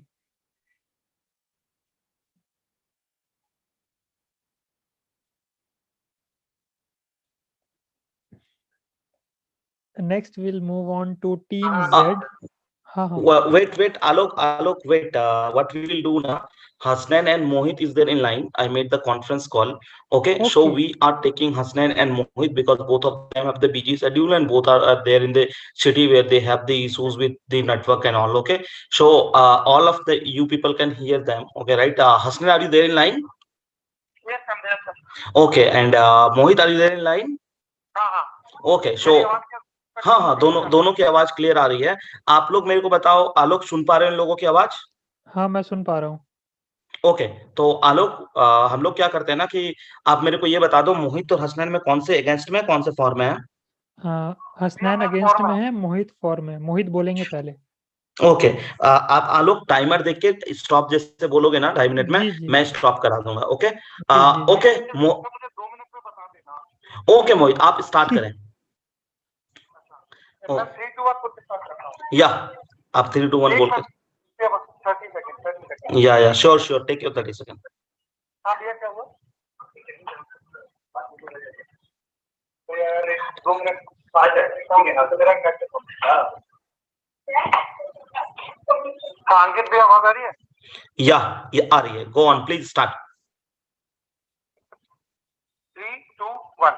सदन की गरिमा को मेरा सादर नमन. विषय का पुरजोर समर्थन करते हुए अपने विचार व्यक्त करने जा रहा हूँ. अध्यक्ष महोदय, सर्वप्रथम मेरा प्रतिपक्ष और सरकार का प्रतिपक्ष आकर आज बार ये गुहार लगा रहा है कि ये काला कानून है, इस काले कानून को हटा लेना चाहिए. परंतु अध्यक्ष महोदय, वह कहीं भी ये नहीं बताता कि ये कानून काला कैसे है और ये काला इसे बता कैसे रहे. अध्यक्ष महोदय, मेरा प्रतिपक्ष आता है, जो प्रतिपक्ष आज ये कहता है कि ये संविधान एक असंवैधानिक कानून है. अध्यक्ष महोदय, मेरे प्रतिपक्ष के वक्ताओं को पता होना चाहिए कि कोई भी कानून यदि असंवैधानिक होता है, वह तभी होता है जब या तो उसकी विषय वस्तु में फंडामेंटल राइट्स का वायलेशन हो रहा हो, या अध्यक्ष महोदय वह कानून तब असंवैधानिक हो सकता है जबकि उसमें एक तरीके से जो एंटी 14 जो स्टेट लिस्ट आज हमारी बनाई गई है, मेरे प्रतिपक्ष के वक्ता उसे पढ़कर शायद इस कानून को असंवैधानिक बता रहे हैं, लेकिन संवर्ती सूची की एंटी 33 इसको साफ ये जाहिर कर देती है कि ये कानून वहां से भी असंवैधानिक नहीं है, क्योंकि 14, 25, 26 और 27 स्टेट लिस्ट की जो भी एंटी है वो एंटी 33 के अधीन आती है. अध्यक्ष महोदय, मेरे प्रतिपक्षी वक्ता यहाँ कर यह कहने का जरूर प्रयास करेंगे कि एपीएमसी मंडी का जो कॉन्सेप्ट है, मंडी बंद हो जाएगी. अध्यक्ष महोदय, किसी भी दूसरे कॉन्सेप्ट को लाने का मतलब यह नहीं होता कि वह भी बंद हो जाएगा. अध्यक्ष महोदय, हमें समझने की बात है कि आज जो मेरे प्रतिपक्ष अधिवक्ता कह रहे हैं कि यदि व्यापारियों को किसान सीधे सामान बेचेंगे तो किसानों का उससे नुकसान होगा, मंडियां बंद हो जाएंगी। अध्यक्ष महोदय, मेघालय में 11,000 किलोमीटर के दायरे में केवल एक मंडी है। क्या एक छोटा सा किसान उस ट्रांसपोर्ट के खर्चे को उठा पाएगा? अध्यक्ष महोदय, वह नहीं उठा पाएगा। अध्यक्ष महोदय, इस बिल की ये जो बात है, जो मेरे प्रतिपक्षी वक्ता यहाँ कह रहे हैं कि जो मंडी का जो पैसा है और जो मंडी का पैसा हमें ये पता होना चाहिए कि ट्रेडर्स खा जाते थे। अध्यक्ष महोदय, ट्रेडर्स के पास वो पैसा जाता था, आज किसान अपनी मर्जी से बेच सकता है। जो किसान ये कह रहा है कि ये बेईमान के जमाखोरी होगी, किसान जो होल्डिंग हमारे इस कानून में दी गई है, तो ये इसलिए दी गई है कि किसान जब चाहे जितना चाहे अपना बेचे, ताकि उसे उचित दाम मिल सके, उसका वायलेशन ना हो। अध्यक्ष महोदय, कॉन्ट्रैक्ट फार्मिंग पे आ जाता हूँ। अध्यक्ष महोदय, कॉन्ट्रैक्ट फार्मिंग हमें समझने की आवश्यकता है कि जब आप कॉन्ट्रैक्ट कर रहे होते हैं तो उस समय आपके पास ये दिमाग और ये बुद्धि होनी चाहिए कि आप जितने रुपए में कॉन्ट्रैक्ट कर रहे हैं, क्या उतने में आपकी लागत आएगी या नहीं आएगी? अध्यक्ष महोदय, उतने में आपकी लागत यदि नहीं आई और अगर आपने कॉन्ट्रैक्ट गलत किया है तो इसमें नीति बनाने वाला जिम्मेदार नहीं है, जबकि जो नीतियों का क्रियान्वयन करता है वह व्यक्ति जिम्मेदार है। निष्कर्ष या मोहित, सब ये टाइम हो गया? हाँ हाँ हाँ, आप 10 सेकंड में कंक्लूड कर दें। 10 सेकंड में कंक्लूड। निष्कर्ष मैं यही कहना चाहूंगा कि जो कानून अभी पारित भी नहीं, लागू भी नहीं हुआ है, अध्यक्ष महोदय, हमें समझने की आवश्यकता है उसी प्रकार है जिस प्रकार एक बच्चे का जन्म हो जाए और उसके बाद हम कह दें कि ये बच्चा 10वीं में फेल हो जाएगा, इसके रोजगार की चिंता जैसे बच्चे के पैदा होने, जैसे एक बेटी के पैदा होने के बाद उसकी शादी की चिंताएं की जाने लगती है। अध्यक्ष महोदय, उसी प्रकार आज जो किसान आंदोलन हो रहा है वो आज उसी प्रकार है कि जो कानून अभी ढंग से देश में लागू भी नहीं हुआ है, मोहित, टाइम अप। या टाइम अप। या Hasnain, be ready. Okay okay, 1 2 3 गो। नीति रिव्यू के निर्धारण और इस सदन में उपस्थित सभी वक्ताओं को मेरा आकाश पर प्रणाम। मैं सदन के दिए गए महनीय विषय का पुरजोर विरोध करता हूँ। मान्यवर, राजनीति की परिभाषा यूं लिखी जाती है कि राजनीति समस्याओं के समाधान का केंद्र है, लेकिन जब हम भारतवर्ष में देखते हैं तो राजनीति समस्याओं के समाधान का केंद्र नहीं बल्कि उत्पादन का केंद्र है। यहाँ पहले समस्या को पैदा किया जाता है, फिर उसका हल ढूंढा जाता है और जब उसका हल मिल जाता है तो पुनः समस्या में परिवर्तित कर दिया जाता है। पुनः समस्या में परिवर्तित कर दिया जाता है। उसी तरह एक राष्ट्र एक बाजार का सुनहरा सपना दिखाकर कृषि उत्पाद विपणन समिति में खामियां निकालकर देश की सभी समितियों को बंद कर देना हाथ पर लगी हुई चोट पर हाथ काट देने जैसा व्यतीत होता है। क्योंकि महोदय, अगर बात आंकड़ों की करें तो आंकड़े यही बताते हैं कि जहां पर न्यूनतम समर्थन मूल्य नहीं है वहां पर ज्यादातर किसान को मूल्य न्यूनतम समर्थन मूल्य से भी कम देना पड़ता है। अध्यादेश में 6 बार अध्यादेश के ज्ञापन में एक बार सरकार ने कहा कि यह अध्यादेश किसानों को आजादी देगा कि किसान जहां जहां अपनी फसल का सौदा करे तो इनके मिलाते हुए मैं भी कहना चाहता हूँ कि हाँ, ये आजादी देगा, लेकिन किसानों को नहीं बल्कि बड़े पूंजी उद्योगों को, क्योंकि जिस तरह जियो का सिम निकालकर जियो तो धन धनाधन हो गया, लेकिन बीएसएनएल का धन दिवालिया निकल गया। उसी तरह पूंजीपति तो पनप जाएंगे, लेकिन समितियां सब समाप्त हो जाएंगी। इसलिए विधेयक क्रमांक 2 तथापि सफल कदम साबित नहीं हो सकता है। महोदय, अध्यादेश में अनुबद्ध कृषि का विवरण देख मेरे बाल मस्तिष्क में सवाल आता है कि अगर कोई मेहनत मजदूरी करने वाला किसान अपने किए हुए, अगर कोई बड़ा पूंजीपति अपने किए हुए सौदे से मुकर जाता है तो देश के लिए अन्न जुटाने वाला, मेहनत मजदूरी करने वाला, प्राकृतिक आपदाओं से लड़ने वाला किसान न्याय के लिए पैसा की ठोकरें नहीं खाएगा तो और कहा जाएगा। क्योंकि जिस देश में 3 करोड़ 65 लाख मुकदमे पिछले दशकों से न्याय की गुहार लगा रहे हैं, जिस सरकार से नीरव मोदी, मोहल चौकसी और विजय माल्या जैसे लोगों के अपने ही बैंकों को अपना ही बकाया न लिया जा सके, तो सरकार के शासन में यह अनुबद्ध कृषि फसल का सौदा नहीं बल्कि किसान विधान का सौदा व्यतीत होता है। महोदय, जब बात विज्ञान की आती है तो साइंटिस्ट को बुलाया जाता है, दांतों की आती है तो डेंटिस्ट को बुलाया जाता है, लेकिन हमारे देश की डम बना दी। जब बात खेत खलिहानों की आती है तो किसान को नहीं, या यूं कहो कि किसान को छोड़कर सबको बुलाया जाता है। इतना बड़ा अध्यादेश बिना किसी विचार विमर्श के किसानों पर थोप देना और किसानों का विरोध को लोकतांत्रिक ठहराना लोकतंत्र की संविधान की चिता के चलने जैसा प्रतीत होता है। क्योंकि महोदय, बिहार से लेकर यूरोप तक के 22 देशों के आंकड़े चीख कर यही कह रहे हैं कि यह अध्यादेश कर हिंदुस्तान में लागू हुआ तो ये भारत के किसानों को नैतिक तौर पर संकीर्ण, आर्थिक तौर पर दिवालिया, नैतिक तौर पर अंधा और मानसिक तौर पर गंदा बनाकर आने वाले भारत के किसान के भविष्य को नीलबटे सन्नाटा बनाकर लटका झटका कर अखंड किसानों को खंड खंड कर देगा। अतः ये विधेयक क्रमांक 1, विधेयक क्रमांक 2, विधेयक क्रमांक 3 कदापि सफल कदम साबित नहीं हो सकता है। राह करोड़ों तो हो सकता है लेकिन वीर का साबित नहीं हो सकता है। अब मैं अपनी वाणी को विराम देते हुए यही कहना चाहता हूँ कि समझने का मौका ही नहीं देती है सियासत, समझने का मौका ही नहीं देती है सियासत। हो गया, कभी बदलती है, कभी शीशा बदलती है। धन्यवाद। Okay, so Alok, both speeches are done. Sonia ma'am, you can listen, and all the participant, I think you all can hear that now. कोई इशू नहीं थे ना, सुन पा रहे थे ना सब? एकदम बढ़िया से, एकदम बढ़िया से। Okay, so we will be going with the rebuttal round. Okay, rebuttal में आप दोनों को बता देते हैं कि 5 मिनट मिलेगा and you both need to cooperate with each other. ठीक है, हम लोग इंटरप्ट नहीं करना चाहेंगे, लेकिन अगर यदि हमें लगेगा कि एक तरफा चल रहा है, कोई बोल रहा है दूसरा शांत है, तो हमें इंटरप्ट करना पड़ता है मजबूरी में, but that again will impact your marks. Okay, तो keep that one thing in mind. आपका 5 मिनट, मैं 1 2 3 बोलूंगा, 5 मिनट स्टार्ट हो जाएगा। Opposition will ask the question to government first, government will answer, then government will ask two question to opposition and opposition will answer. Okay, और फिर cross questioning जो है वो आपस में आप लोग देख लें कि कैसा करना है। Okay, so Alok, are you ready with timer? Yes. Okay, 3 2 1 start. opposition, that means the host Hasnan, asks the question to Mohit. महोदय, आपके वक्तव्य को देखकर मैं अध्यक्ष महोदय से इजाजत के साथ आपका जवाब, आपके वक्तव्य का जवाब और अपना सवाल रखना चाहता हूँ। मैं इस कानून को काला तब बोलता हूँ जब ये अध्यादेश बिहार में लागू हुआ तो बिहार कृषि क्षेत्र में 1.5 दशक पीछे चला गया। जब ये अध्यादेश अमेरिका में लागू हुआ तो अमेरिका में 1960 में लागू हुआ तो पिछले वर्ष अमेरिका के कृषि विभाग के मुख्य शास्त्री को कहना पड़ा कि हमारे किसान की आय में पिछले 7 दशकों से निरंतर गिरावट आ रही है। यूरोप में लागू हुआ, यूरोप जैसे महाद्वीप में विफल हुआ, यूरोप के 8 देशों में कर खड़ा है, तो ये खड़ा है तो सिर्फ सब्सिडी की बुनियाद पर खड़ा है, इसलिए मैं इस विधेयक को काला बोलता हूँ। पर महोदय, अब मेरा मान्यवर, अब मेरा सवाल मेरे प्रतिपक्षी वक्ता से कि मैं अध्यादेश को काला बोलता हूँ, इसलिए मेरे हृदय से चीख कर अब यही सवाल आता है कि कौन सा अर्थशास्त्री बिहार के 14 साल वापस लेकर आएगा? कौन सा अर्थशास्त्री उस बच्ची का सपना वापस लेकर आएगा जो बच्ची आज भी आस में बैठी है कि बाबा चूड़िया कब लाएंगी, बाबा चूड़िया कब लाएंगे? लेकिन उस अर्थशास्त्री के दिमाग में ऊंचे हुए सुनहरे ख्वाब ने बाबा को कर्ज के बोझ तले आकर आत्महत्या करने पर मजबूर कर दिया था, इसलिए बाबा नहीं आएंगे, चूड़िया नहीं लाएंगे। तो बताए मेरे प्रतिपक्षी वक्ता, अगर बता दें कि बाबा आ जाएंगे, चूड़िया ले आएंगे, बिहार के 14 साल वापस आ जाएंगे, तो इस सदन के दिए गए मैंने विषय के पक्षी कतार में खड़ा होने वाला सबसे प्रथम व्यक्ति अगर कोई होगा तो हसन कैसे होगा? बताए मेरे प्रतिपक्ष बाबा कब आएंगे? मैं अब आप आंसर सुनिए। अध्यक्ष महोदय, आत्महत्या किसान तब भी करता था जब स्थिति ये होती थी कि वो जो रोकता था और उसके बाद वह कर्ज में डूब जाता था एक तरीके से, जब इस कानून के जरिए प्राइवेट प्लेयर नहीं आया था और उनका शोषण किया जाता था। अध्यक्ष महोदय, आज कॉन्ट्रैक्ट फार्मिंग है। अध्यक्ष महोदय, आप आत्महत्या तब भी लोग एक किसान किया करता था अध्यक्ष महोदय, जब उससे कोई सामान, जब आप मेरे प्रतिपक्षी वक्ता जो कह रहे हैं कि एपीएमसी मंडी वगैरह तो सब ये बर्बाद हो जाएंगे और व्यापारियों को डायरेक्ट सामान नहीं बेचना चाहिए। अध्यक्ष महोदय, आत्महत्या एक किसान तब भी किया करता था जब उसे आलू प्याजों को रोड पे फेंकना पड़ता था। अध्यक्ष महोदय, कम से कम आज ऐसी नौबत तो नहीं है कि वह आलू प्याज को रोड पर फेंके, कम से कम होर्डिंग करके तो रख सकता है।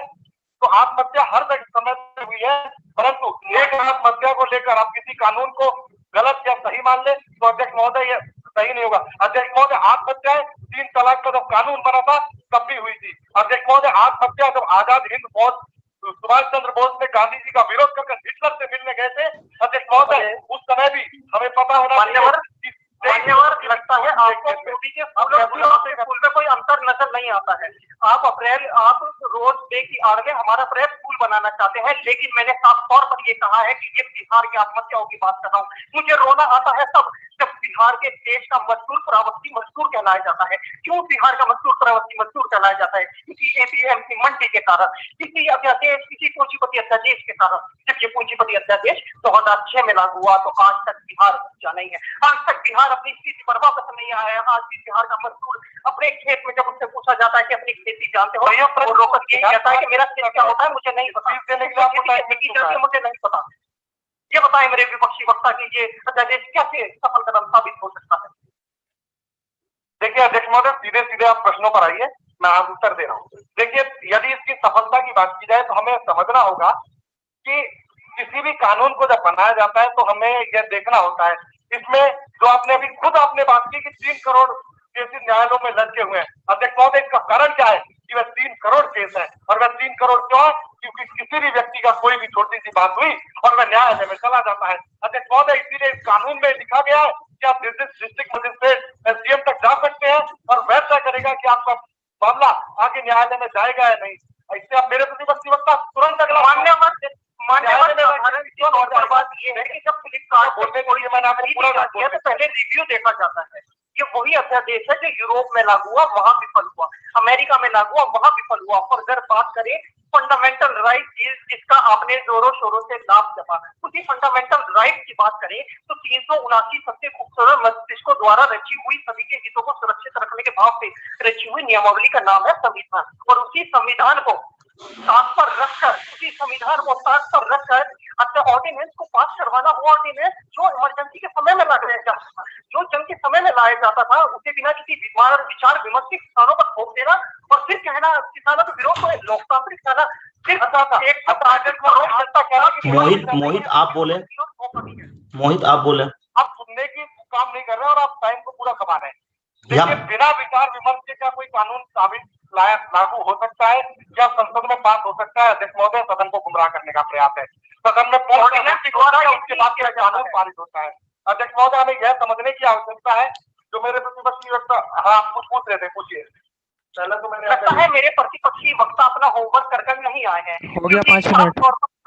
लोकसभा से लेकर राज्य लास्ट 30 सेकंड गाइस। विपक्ष का एक भी रिकॉर्ड नहीं किया गया है, विपक्ष का एक भी सवाल रिकॉर्ड नहीं करा गया है, जाकर राज्यसभा से लेकर लोकसभा तक का देखा जाए, तो फिर कैसे कह सकते हैं कि बिना किसी ओके, लास्ट 15 सेकंड तो मोहित हसनैन स्टॉप। मोहित लास्ट 15 सेकंड। जब विपक्ष की बात करते हैं तो ये बात होती है कि विपक्ष है कौन? अध्यक्ष महोदय, एक व्यक्ति जो कि 14 में से केवल 2 मीटिंगों में जाता है और उसके बाद कहता है कि हमारे मुद्दों पर अगर बात नहीं होती तो अध्यक्ष महोदय, विपक्ष की बात कैसे सुनी जाए और क्या सुनी जाए? Okay, so that's it, guys. No more time. We have already extended your time of the rebuttal for 30 seconds. Okay, so now rebuttal is done from both of you. We will be moving to the conclusion part. 1 minute time will be given to Mohit to conclude your speech. In conclusion, whatever you want to say, you need to say. Okay, and Sam goes with Hasnan. Okay, guys. So we will start with Mohit. Alok, be ready with the timer. Okay, Mohit, in count of 3, you will start. Okay, 3, 2, 1. Mohit, start your conclusion. चाहूंगा कि विरोध हर कानून का होता है, विरोध और समर्थन 2 प्रक्रियाएं होती है। अध्यक्ष महोदय, विरोध 3 तलाक का भी हुआ, विरोध एनआरसी का भी हुआ। अध्यक्ष महोदय, विरोध तभी प्रथा जब हटाई जा रही थी तब भी हो रहा था, और विरोध आज किसान बिल जो आया है इसका भी हो रहा है। परंतु अध्यक्ष महोदय, विरोध का मतलब ये नहीं होता कि किसी भी कानून को काला कानून कह दिया जाए। अध्यक्ष महोदय, जो कानून संविधान के रूप से संवैधानिक तौर पर एकदम सही बना हो, जैसा कि मैंने अपनी स्पीच में बताया। अध्यक्ष महोदय, मेरे प्रतिपक्षी वक्ता है आत्महत्या की बात करते हैं कि एक व्यक्ति ने आत्महत्या कर ली, वो कहां से आएगा? क्या उसने इसी कानून के कारण की? और अध्यक्ष महोदय, इससे पहले जो किसानों का शोषण हो रहा था, अध्यक्ष महोदय, किसान के पास केवल 50 रुपए का सामान जब वो बेचता था तो वो मंडियों से 4 जगह गुजरता था, तो अध्यक्ष महोदय, किसान के पास 7 रुपए आता था, किसान तब भी आत्महत्या कर रहा था, किसान आज भी आत्महत्या कर रहा है। इसमें सुधार की आवश्यकता है, लेकिन ये कैसे कह सकते हैं कि एपीएमसी मंडी खत्म हो जाएगी? अध्यक्ष महोदय, कोई दूसरा विकल्प लाना किसी के तौर पर, विकल्प का मतलब खत्म होना नहीं होता है, विकल्प का मतलब विकल्प होता है कि एक और विकल्प खोल दिया गया। विकल्प को ये खत्म मानते हैं, तो अध्यक्ष महोदय, मुझे लगता है कि मेरे प्रतिपक्षी वक्ता को अपनी शब्दावली को ध्यान में रखना चाहिए और अपनी शब्दावली को समझना चाहिए। Yeah, Mohit, done. Okay, Hasnan, your 3 minutes will start in count of 3. Okay, 3, 2, 1, go on, Hasnan. विकल्प की परिभाषा यूं लिखी जाती है जिस तरह माने सरकार ने लिखी है। विपक्ष की परिभाषा यही है कि जिस तरह से लुफ्तांसा को लाकर लुफ्तांसा को ले रहा है, लेकिन एयर इंडिया एयर में फोकस है। अंत में अपनी वाणी को विराम देते हुए बस यही कहना चाहता हूँ कि सरकार ने ये कहा, लोकसभा से लेकर राज्यसभा तक ये कहा कि ये वो अध्यादेश है जो किसानों की आय को दुगनी करेगा। तो मैं सरकार से हाथ जोड़कर यही विनती करता हूँ कि आप किसानों की आय को दुगनी मत कीजिए, आप स्वामीनाथन आयोग की रिपोर्ट लागू कीजिए, क्योंकि देशों और प्रदेशों के आंकड़े ठीक कर यही कह रहे हैं कि आज कली बेच दी है कल चमन बेच देंगे, आज गली बेच दी है कल गगन बेच देंगे। और अभी भी इस पूंजीपति अध्यादेश के खिलाफ ना खड़े हुए हम सभी लोग, अभी भी इस पूंजीपति अध्यादेश के खिलाफ ना खड़े हुए हम सभी लोग अपने ही हाथों पूरा देश बेच देंगे, पूरा देश बेच देंगे। धन्यवाद। Yeah, thank you so much. So that's what Harshan and Mohit we can do. I think मोहित को कुछ काम था, उसने कट ऑफ कर दिया। ठीक है, तो गाइज इससे ज्यादा मैक्सिमम हम लोग कुछ नहीं कर सकते हैं क्योंकि आपके नेटवर्क इशू थे। तो व्हाट वी थॉट ऑफ कि हम लोग हमेशा ट्राई करते हैं कि आपके पॉइंट ऑफ व्यू को रखा जाए। तो thank you Hasnain for joining in this voice call. Okay, and thank you so much for being in the event. Okay, you and remember one thing, आप वॉइस कॉल में है इसका मतलब ये नहीं है कि आपके मार्किंग सिस्टम में कुछ इफेक्ट होगा। No, your marking system will be as good as that have been done those who are in the meeting. Okay, so do not worry about that. Okay, thank you so much. Yeah welcome, bye bye. I guess we are left with the last one, na sir? ma'am. Okay. So all the best. Chalo. So last we'll move on to Team Z, Niti and Vaishnavi. Hello. Hi, am I audible and visible? Yeah, Yeah, Alok, can you hear me? हाँ अंकित बोलो. Hello. Yeah, Ankit. Yeah, so wait, you people start. You people will start now. Before that, I just need a 2 minute of time. Wait, team chat. Sorry for the interruption. Okay, so that's what I was saying, guys. From the beginning, we told only one thing: we will cooperate in the way what we can do. हमने वो हर possible तरीका try करते हैं कि आपके साथ कदम से कदम मिला के चला जाए, क्योंकि आप हो तो हम हैं. And that's it. That's you cannot expect much more than this. We are taking your final in conference phone call. That's what we can do. So that's great thing. The team Voice for India, not being the founder, even credit to whole team. They developed this culture in Voice for India. So Alok, go with Team Jet. They are the last team of the day, but I believe that they have the energy. I can see the energy on their face. Both of them are waiting for 2 days. It's like too long. Yeah, from 8 hours they are waiting. All the best, Team Jet. So what should be the concluding part. So bring that energy back and conclude it in the very positive manner. All the best, both of you. Go on, please, Alok, go on. Thank you. I'll start in 3, 2, 1. 60% of Indian population depends upon agriculture and it contributes to 15% of GDP. And 4% per annum is what is the contribution and the growth of agriculture per year happens. Now, all of us know about the Shanti Kumar Committee of 2015, but little do we know about the recommendations of the committee. Now, as you know, 68% paddy and 60% wheat suppliers, they could not sell their own product at MSP and they were at the boon, bane and mercy of the mandidars and the arthidars. Now, let me tell you one thing. In our country, if a farmer, a poor and a small marginal farmer wants to sell his produce at APMC, in Haryana, you have to pay 2% mandi tax and 2% rural development tax. In Punjab, you pay 3% mandi, 3% rural development tax, and 2% arthidar, yani ki mandidhar tax, which is 6% of total tax. 6,500 crores is the amount Punjab government earns per annum only because of the taxes they collect from small and marginal farmers. This is what the government wants to do away with. Secondly, I would like to talk about something called as ENAM and contract farming in a club. ENAM means electronic trading, wherein an electronic display will be given to the farmer to compare the prices. In APMC, competitive bidding does not happen because the farmer does not know the government safe and secure procured prices. The farmer is dependent upon the mandidar who gives the farmer at any price he wants to give, and then he sells the produce at the desired choice and price.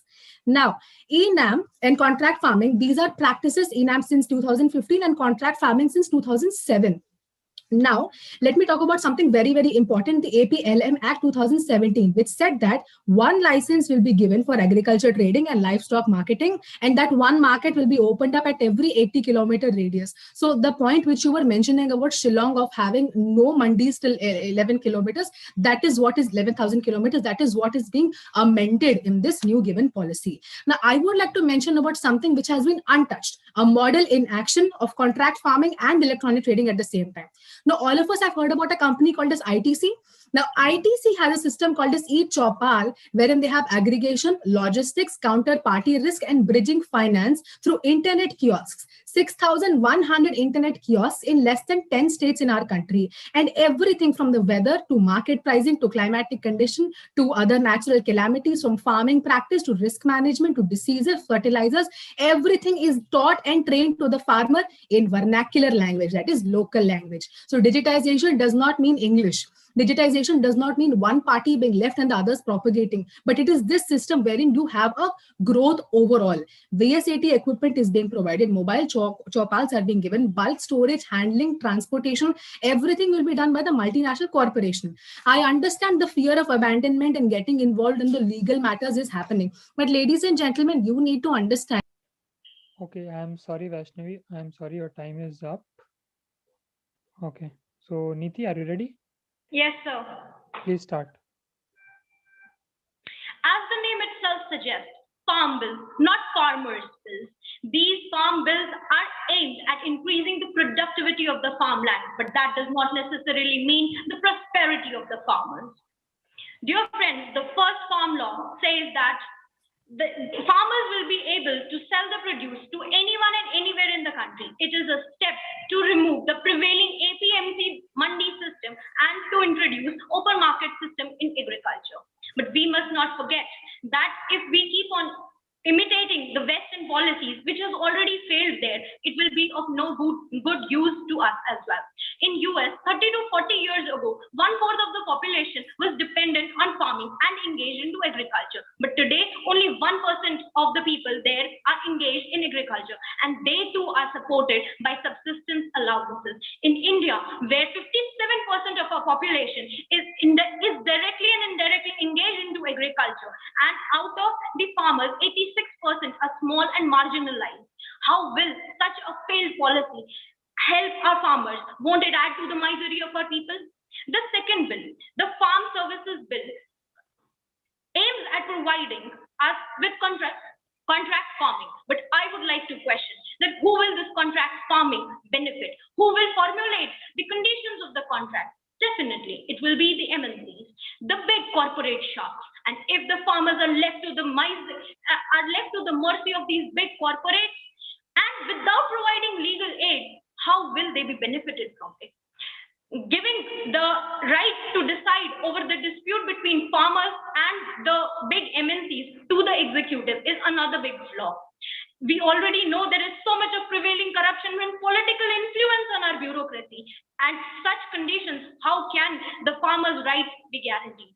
The third law, the Essential Commodities Amendment Act, removes all the bans and promotes hoarding. Who will this benefit? The small and marginalized farmers who produce enough just to sustain themselves, their livelihood, and for their own consumption, or the big corporates who will be looking at agriculture as a business and as a money-making program. The policies will dominate. They will have the right to control the prices, and this might even lead to inflation. In a country like ours, where economy backbone is agriculture, and most of the people are engaged in agriculture, these farm laws are to weaken our farmers, and instead a failed policy of the West will only add to Okay, Niti, your time is up. Your time is up. Both of you ready for the rebuttal? Yes, sir. Okay, Niti, you may begin. I would like to ask you that you stated that there is prevailing tax on APMCs. I would like to amend you here that tax is not paid by the farmers, but instead by the consumers. Now bringing about private mandis where there will be no tax, how will that not curb the prevailing APMC mandi system, which is supporting the small and marginalized farmers? Ma'am, the small and marginalized farmers are not being supported by the APMCs. Firstly, APMCs are not being removed. The tax on APMCs are being removed. Secondly, you said that consumers are paying. So consumers have excess money, or do we have a lot of money growing? When a farmer sells 2 rupees per kilo to the mandidhar, but we get it at 40 rupees per kilo, where is the 38 rupee margin going? It is going into the pocket of mandidhars. How is that a viable option for you? Secondly, one of would only add another big middleman, the corporates and the MNCs. They will also act as middlemen. They will not be the farmers, the producers. Excuse me, ma'am. You are talking about corporation, a big conglomerate. You need to understand that corporate sector has been in agriculture for over years, and now they contribute to about 33,313 crores already to the economy. So it is not a new involvement. It has already been happening since ages. Then why didn't you question at that time? Firstly. Secondly, one of my worthy opponents mentioned, Mr. Jha, said that Bihar, I am from Bihar, and I know the situation of APM. I know the situation of paddy and wheat producers in my state because of lack of APMs. Sir, let me finish. Sir, you need to understand that in Bihar and Jharkhand are one of the poorest. Let me finish. But you do not understand that the APMCs which exist today are only 6,934, whereas we need 41,000 mandis. So instead of bringing in a new private mandi, why can't we continue with our own APMCs and Ma'am, you are talking about providing a medicine to the disease, and we are trying to eradicate the disease onto itself. Why do you want to have a wound on your body when you're trying to remove it completely? You yourself need to understand with the new and AP. Let me finish. In the APLM Act, let me finish. Well off, and their monthly income is 14,934 rupees, whereas the monthly income of your farmers is only 5,000 rupees per month. Excuse me, what my farmers, you need to understand is that the corporates you're talking about and the big giant farmers contribute to 8% in our 15% GDP, and rest 70% of population, they only contribute to 7%.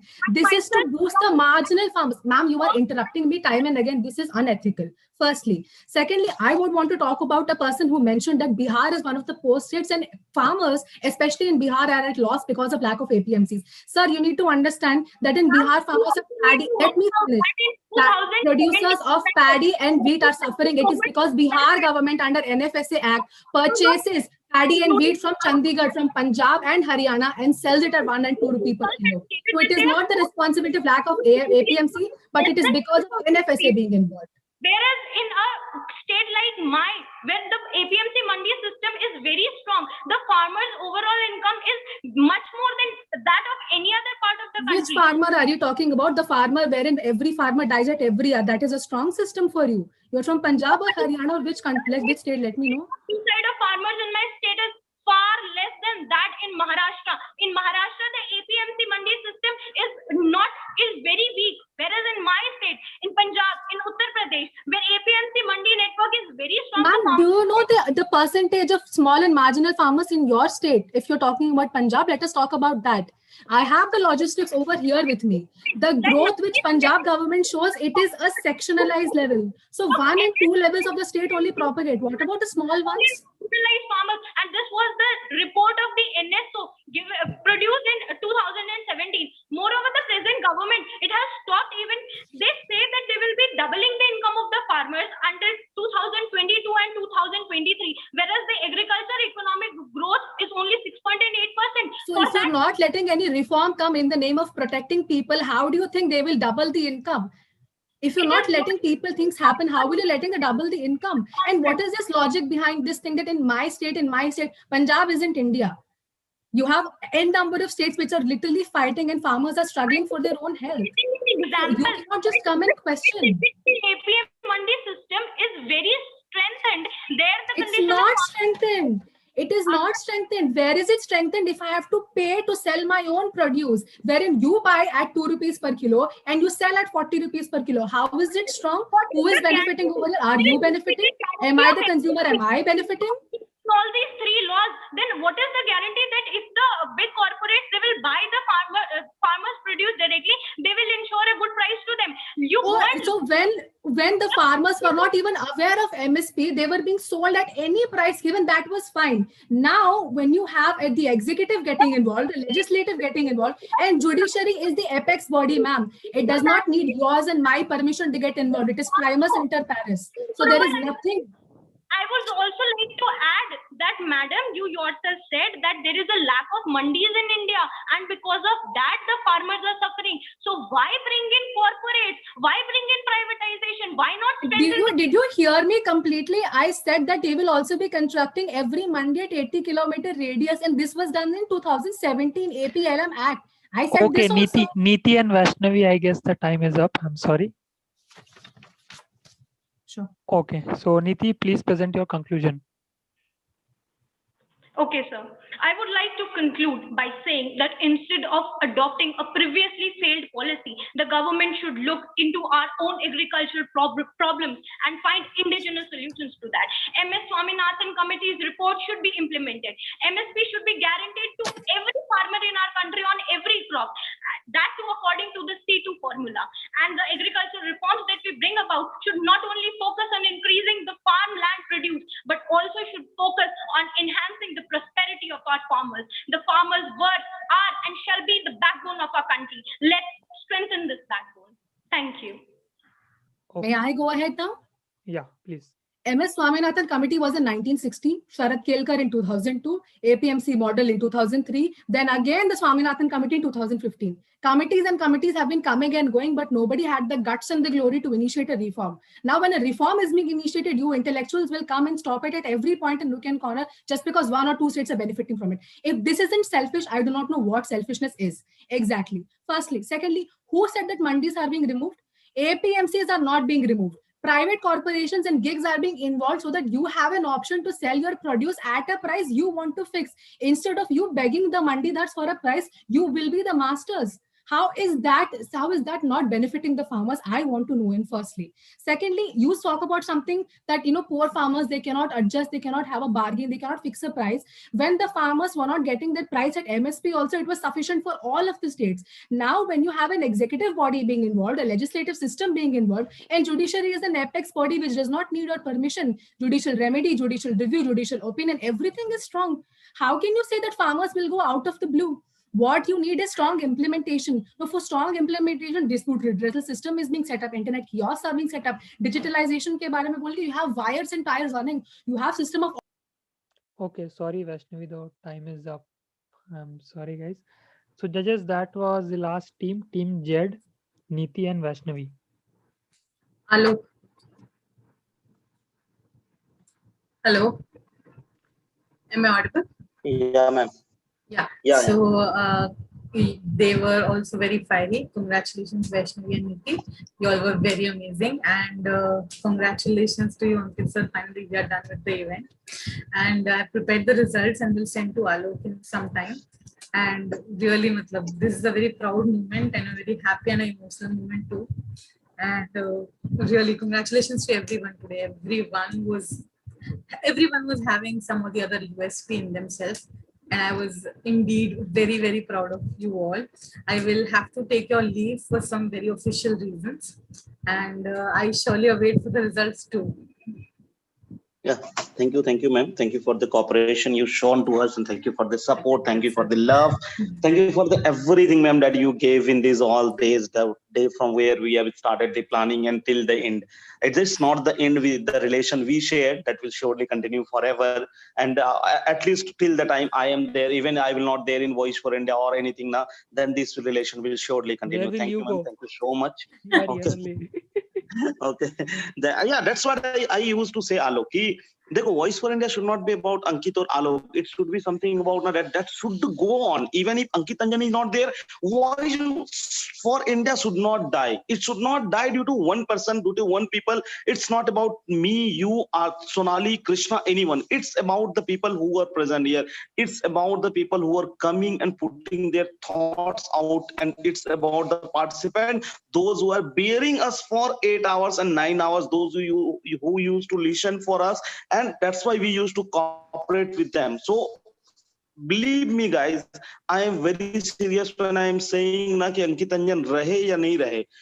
Go on. You should not leave even. Even Ankit Anjan says you sometime na have done something for Voice for India. That means कि आपने अपने जीवन का कुछ समय को उसमें खपत किया. और अगर यदि जीवन का समय को कहीं पे आपने लगाया है ना किसी एक आदमी के बोल देने से और किसी एक आदमी के कुछ कह देने से वो वापस नहीं आता है. तो आप अगर यदि मेंबर हो तो believe me, even if I says कि नहीं तुम वॉइस फॉर इंडिया छोड़ दो, you just come and return back. If you are not happy with me, you leave voice for India. Why should I leave? Who are you to tell me that you should leave the Voice for India? You not alone have created that. We all have created that. And for any time I am doing so, come in front and tell me in my face, ki, haan, Ankit, no. I will not leave. You leave if you have the problem. Either you solve the problem. Okay, so that's the energy I want. So Sonia ma'am, you have the work, so I will surely excuse you for the day. I already took your some more than 10 to 12 hours. No, not at all, sir. It was an honor for me, and hoping for not only this competition but a very, very successful life for everyone who was here, who is here, and who will be here. And thus I take a leave and really love you all and proud of everyone over here. Okay. Thank you, I shall take your leave, sir. Yeah, surely. Thank you, ma'am. Yes. Thank you. So guys, yeah. So before we end the meeting ना, ज़्यादा लंबा समय लूँगा नहीं, क्योंकि already मैं जो introduction part था team meeting का जो introduction part था, look, that we already have done in the beginning only. So guys, we will not take much of your time, maybe max to max 5 minutes.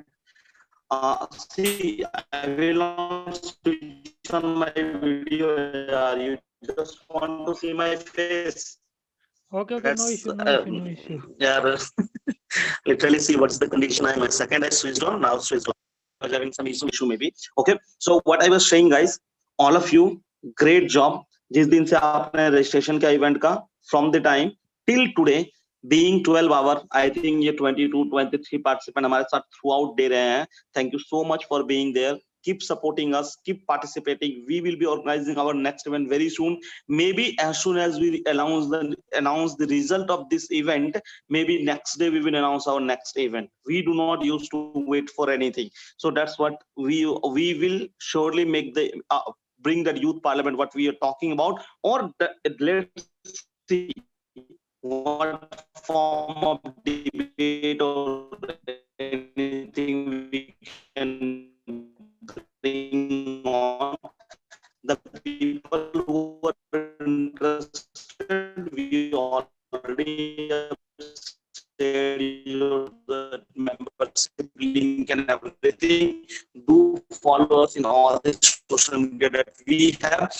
Do, if you want to join Voice for India, if you want to become a part of this family, do fill the membership form and we will surely get back to you very soon, because right now we will be giving the event, so we had not call you or message you, but believe us, we will be doing it very soon as we are ready with this result. Talking about the result particular part, we are not assuring you about the date, but maybe by Wednesday or Thursday you will be getting the result. As soon as we judges decide, okay, final, we need to watch all the videos and everything, because two of the participants we have even taken their part in phone, phone conference call.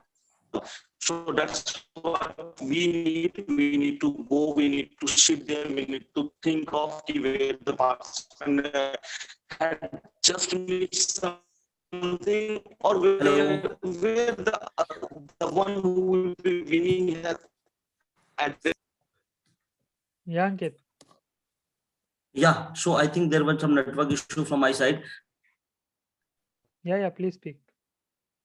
That's what I was saying, guys. Thank you for being there. Now, yeah, so that's what I was saying. Thank you for being there, guys. Do follow us in all social media network that I already told you, and nothing complaint from my side. Yeah, all people were outstanding. Even the last group that was saying, the team Jed, I think Niti and both were outstanding. Yeah, literally starting from the first day, first speaker of the day till the last, you people maintained the energy, you people shown why you were in the final, and that you all truly deserve to be there in final.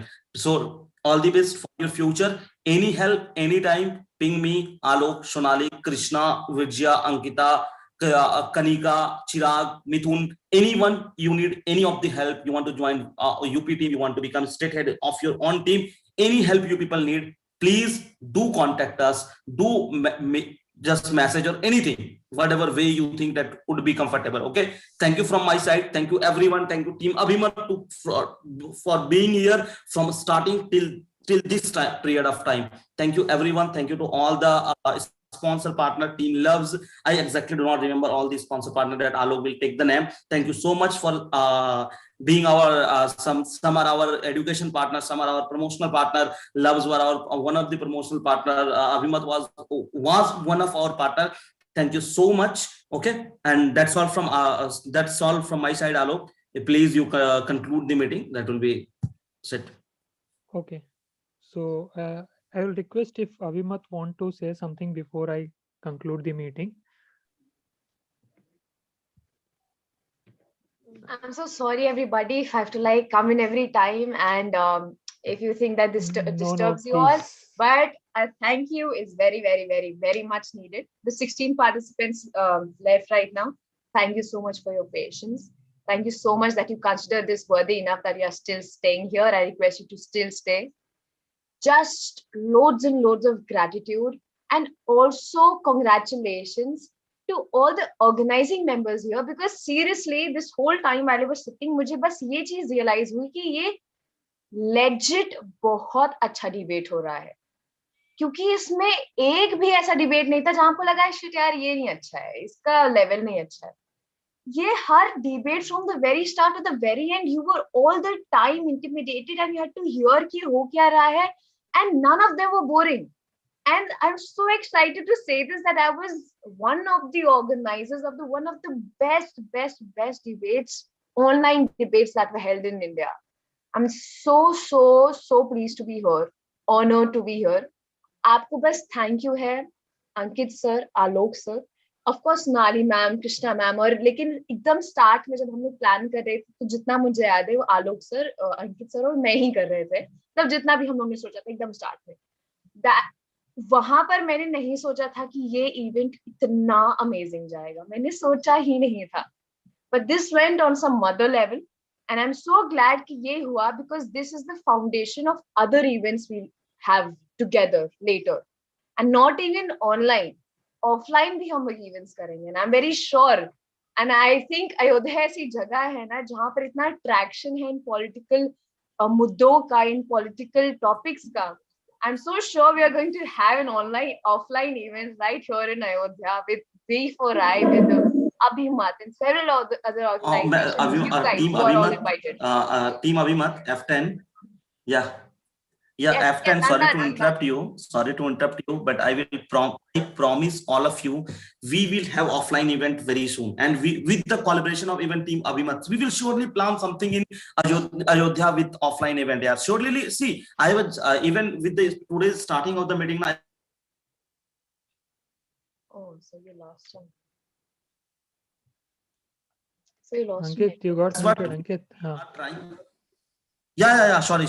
I just seen it. So what I was saying to Alok also, na, what we will plan something like offline event and all the things like living cost and all the things, na, that will be even for the participant, we people will be paying at least for the participant who will be there in finals. No, that's what we are planning for the finals. We will be providing them to be there in the city and all the things. So surely, Team Abhinath, we also promise you very soon. And like if you will really ask me now personally, Ayodhya and one with that other place what I was talking about, Mathura, these two places I never visited, but I love to go there. I always say I should go there once at a, and I will request all the people. See, moving to the places like now you are going some places. We used to go for this all. Now I always believe now please go to the places where have the historical reason, not only because they are related to religion or something like, because you will go, you will learn many things. You will come to know, oh really this is related to our culture. You will visit this place. Now you will come to know, yeah, that's what we talk about Indian culture. That's what we say we are proud Indian. And being you may go to some of the trip. I'm not saying going outside India is bad or what, but before going to any foreign trip, now plan some of the 4 or 5 trip in India, places where you need to go in India. Yeah, just go and see, just go and watch the culture, just go and watch that particular thing. कि okay, ये हम मिट्टी से जुड़े हैं, वो ना भावना आएगी. You will go there. I'm not talking about which religion or which caste you belongs to, but believe when you will go once and you will have that feeling, you will feel ki, okay yaar, the Hinduism what is spread by the some of the so-called the pillar of this our religion, that's not exactly the Hinduism what have been taught by our land, our soil. So we must go and we must do all the thing. Okay, so I will personally advise you some of the places like Agra, Rajasthan, Ayodhya, Mathura. You just Haridwar, you go there, yeah. You visit the places, you see. We have go and see the Aarti of Ayodhya, the Banaras, the Haridwar. Even Haridwar I went for. So that's a tremendous. You will be there for half an hour and you will feel like okay, yaar. There are lots of shouting will be going, people will be worshipping, and you will feel like na कि किसी peace जगह में तो मैं खड़ा हूँ. There will be the mental peace what we are. आपको मैं बता दूँ, Ayodhya has one of the largest number of temples एक ही city में, but it also has a lot of mosques and a lot of church, और यहाँ पर एक बहुत बड़ा गुरुद्वारा है. और यहाँ और भी religion है. यहाँ पर आपको पता नहीं होगा, यहाँ पर एक जैन बहुत बड़ा जैन मंदिर है with so many statues. मतलब Ayodhya is very different from what we know Ayodhya is. So just adding to that's what I will say. No, one of the incident in history of India had made Ayodhya something else to think of. I will quote it here. Incident cannot change the culture of a particular place, but believe me, you forget that even being the Muslim now, you forget that particular incident and you go Ayodhya. You will feel it ki yaar, worth it. Coming there is worth it. Even I have not went. My parents has gone there. All the places they have went through. So they always used to talk about all the things. I will say that I am very fortunate to have parents like them. Not that they always used to support me regarding this all thing. Maybe Voice for India, maybe anything. That they used to be very supportive. Politics very supportive. Voice for India, do anything, whatever I wish. So I used to feel I'm lucky to have the parents like them. But believe me, whenever you will get time, you plan a trip, and even now we will be looking for it. I surely promise you, maybe this COVID era, when people will announce okay, fine, we are done with the all vaccination and all process now, Voice for India will surely look any of the event either in the Ayodhya or Banaras or Haridwar. I am promising you, we will be looking in the particular zone only, because I see, I am not saying the northern part of India is not good, but believe me, I love southern part of India is not good. I am not commenting on that, but I will say one thing. Being in Bangalore, I miss that part here. I don't know why, but I really feel I should go that side. I should go, and there are lots of places to visit in southern part of India too. Even in Kerala, even in Tamil Nadu, there are a lot of places. In Bangalore, you have many of the places to visit. But believe me, I don't know why. Maybe I am North Indian and that's what I am related to, but I am Indian. I always used to feel it. So guys, before going to outside a foreign trip you may plan, there are the people who always used to be very fascinated, because right now in OTT we used to talk of ki gali dena, where fuck is very cool when we are saying in India, but chutia is like we are just commenting, we are saying ki ye kharab sabd hai. That's what our culture had been, where seeing the stun of Hollywood movie, we used to say ki ye to bahut acha movie hai, but when we see the same thing in Bollywood, we used to say kya ghatiya bana ke de diyo. So that's what culture we developed, where in any of the comedy show in India, they used to simply say कि ये मोटा है बोल के हंसने लगता Kapil Sharma. We used to make fun of that. But if you watch that in the other hand, if you watch some of the fun that episode of Hollywood serials, you will say कि very good. Where GOT is very good, because you will never talk about the nudity shown in GOT, but you will talk about the nudity shown in some of the shows of Indian OTT platform. So I feel that we must come back to our culture. I am not against any of the things. Even GOT is good. I don't know. I have not watched it. I cannot comment on that. But believe me, I too feel this now. Ki there should be some change in the culture. There should be some change in our thought process. I don't know why, but I always believe this. Ki there was some thought process that I don't know how that have been put down in our mindset. Ki okay, जो अंग्रेजी बोलता वो अच्छा होता, जो GOT देखता वो अच्छा होता, जो दूसरे का गाना सुनते हैं, हॉलीवुड गाना सुनते हैं, इंग्लिश गाना सुनते वो अच्छा होता. When you are listening to Kumar Sanu, when you are listening to Kishore Kumar or Lata Mangeshkar, you are not that type of quality of the people. I don't know why this definition there in India, but believe me, this definition should change. When मैं जब अपने भाषा में बात करता हूँ, जब मैं अपने लहजे में बात करता हूँ, तो I should feel proud of, right? But don't know about rest of them. यहाँ पे बहुत कोई को लगेगा कि नहीं, ये तो बस ऐसे बोलने के लिए लेक्चर है, nothing else. But believe me, I never used to differentiate. पता नहीं क्यों मेरे को देखोगे बहुत कम मेरे music. Even I'm not saying not good song or good movie or good TV shows from Hollywood. There are many, I will say, in fact. But I believe come back to the culture, come back to our society, see what culture we have, what tradition we have. I don't know. See, I am not against what cloth you wear, but I feel bit uncomfortable when people see two of the girl, one wearing with the short skirt and other with the sari. They always used to attracted towards the girl who is wearing short skirt. I don't know why, but I don't know. This have been our mentality. Even I'm not commenting. You should not wear. You can wear anything, whatever you wish to. But believe me, what I feel now, in sari you will always look better than whatever you used to wear. You in Indian traditional cloth, I used to every time I used to comment it. Try it.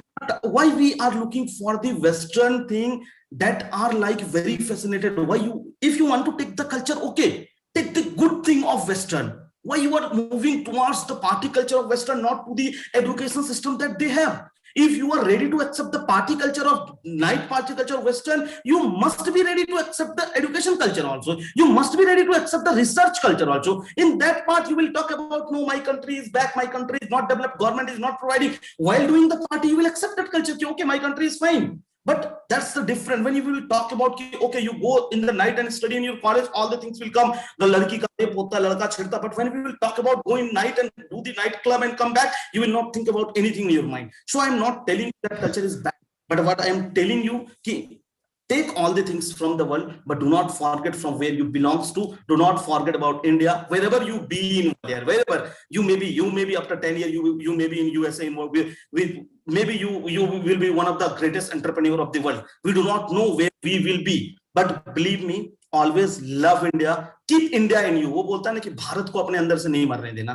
That's it, yeah. Then wherever you are, you will develop, you will love it. That's it. Nothing else here. Never think of that our culture is anyhow lesser than anyone. Be proud of your culture. Be proud of your motherland. And if you are not so, believe me, you cannot be proud of anything, and you cannot achieve anything. If you cannot be proud of your mother, if your father is farmer, and you cannot say in front of your any friend, believe me, you are the person whom we should not pay any respect. If my father is farmer and he have done something, even if he is working as a daily basis worker in road, we must say it proudly, he worked like that, and right now I am the world richest person. That should be. But don't know why we change the mentality. If our farmer is daily wage worker, we will not say in front of our 10 rich friends. Why? I don't know. We always used to pretend कि नहीं मेरे family background बहुत strong है, but what I feel कि no, just change your thing, just change all the things. Okay, nothing else here. बाकी all the best. So Afton, you were saying something, please continue. नहीं sir, मुझे नहीं continue करना है. मैं यही बोल रही थी कि ये जिम्मा मुझे लेना पड़ेगा आपको रोकने का, लेकिन आप उससे पहले रुक गए सर. धन्यवाद. मैं कुछ ऐसा नहीं खास नहीं कहना चाहती. मुझे पता है कि आप सब लोग थक गए हैं. आप लोग बहुत देर से डिबेट कर रहे हैं और आप लोग उनमें से एक हैं जो पूरा डिबेट सुन रहे थे. तो बस आप सबको मेरा दिल से, तहे दिल से धन्यवाद, और खासकर इस ऑर्गेनाइजिंग टीम को जो मैं बहुत देर से बोल रही हूँ. Thank you for staying with us and congratulations that you have been part of this amazing event. And मैंने बस सीखा है. मैं ये बोलूँगी मैंने ऑर्गेनाइज किया है. And I'm not going to win any awards. I have nothing to take away from this event. I've just been a partner. पर मैंने जितना सीखा है, मैं लिटरली जाके अभी सारी वीडियोस में जिन लोगों का मुझे स्पीच बहुत समझ आया ना, मैं फिर से देखूंगी, क्योंकि अभी मुझे ना लोगों से जाके झगड़ना है इन टॉपिक्स के बारे में. तो मुझे टॉपिक्स के लिए पॉइंट्स चाहिए. मुझे भी स्मार्ट दिखना है. And you guys are the best people to get it from. So thank you so much for that also. I pass the stage on to the host and to Alok sir. आपका तो कोई जवाब नहीं है sir. आपने एक शब्द नहीं बोला, आपने मजाक नहीं किया, और आप तब से सिर्फ काम कर रहे हैं. Thank you so much. आपको भी मेरा प्रणाम इतना कार्य करने के लिए, वो भी इतने efficiently. Thank you so much sir. Thank you so much. मेरा हो गया sir. Thank you. Thank you Yashaswini. So Ankit, can I just move towards the conclusion? हाँ यार, मतलब अब जो है ना,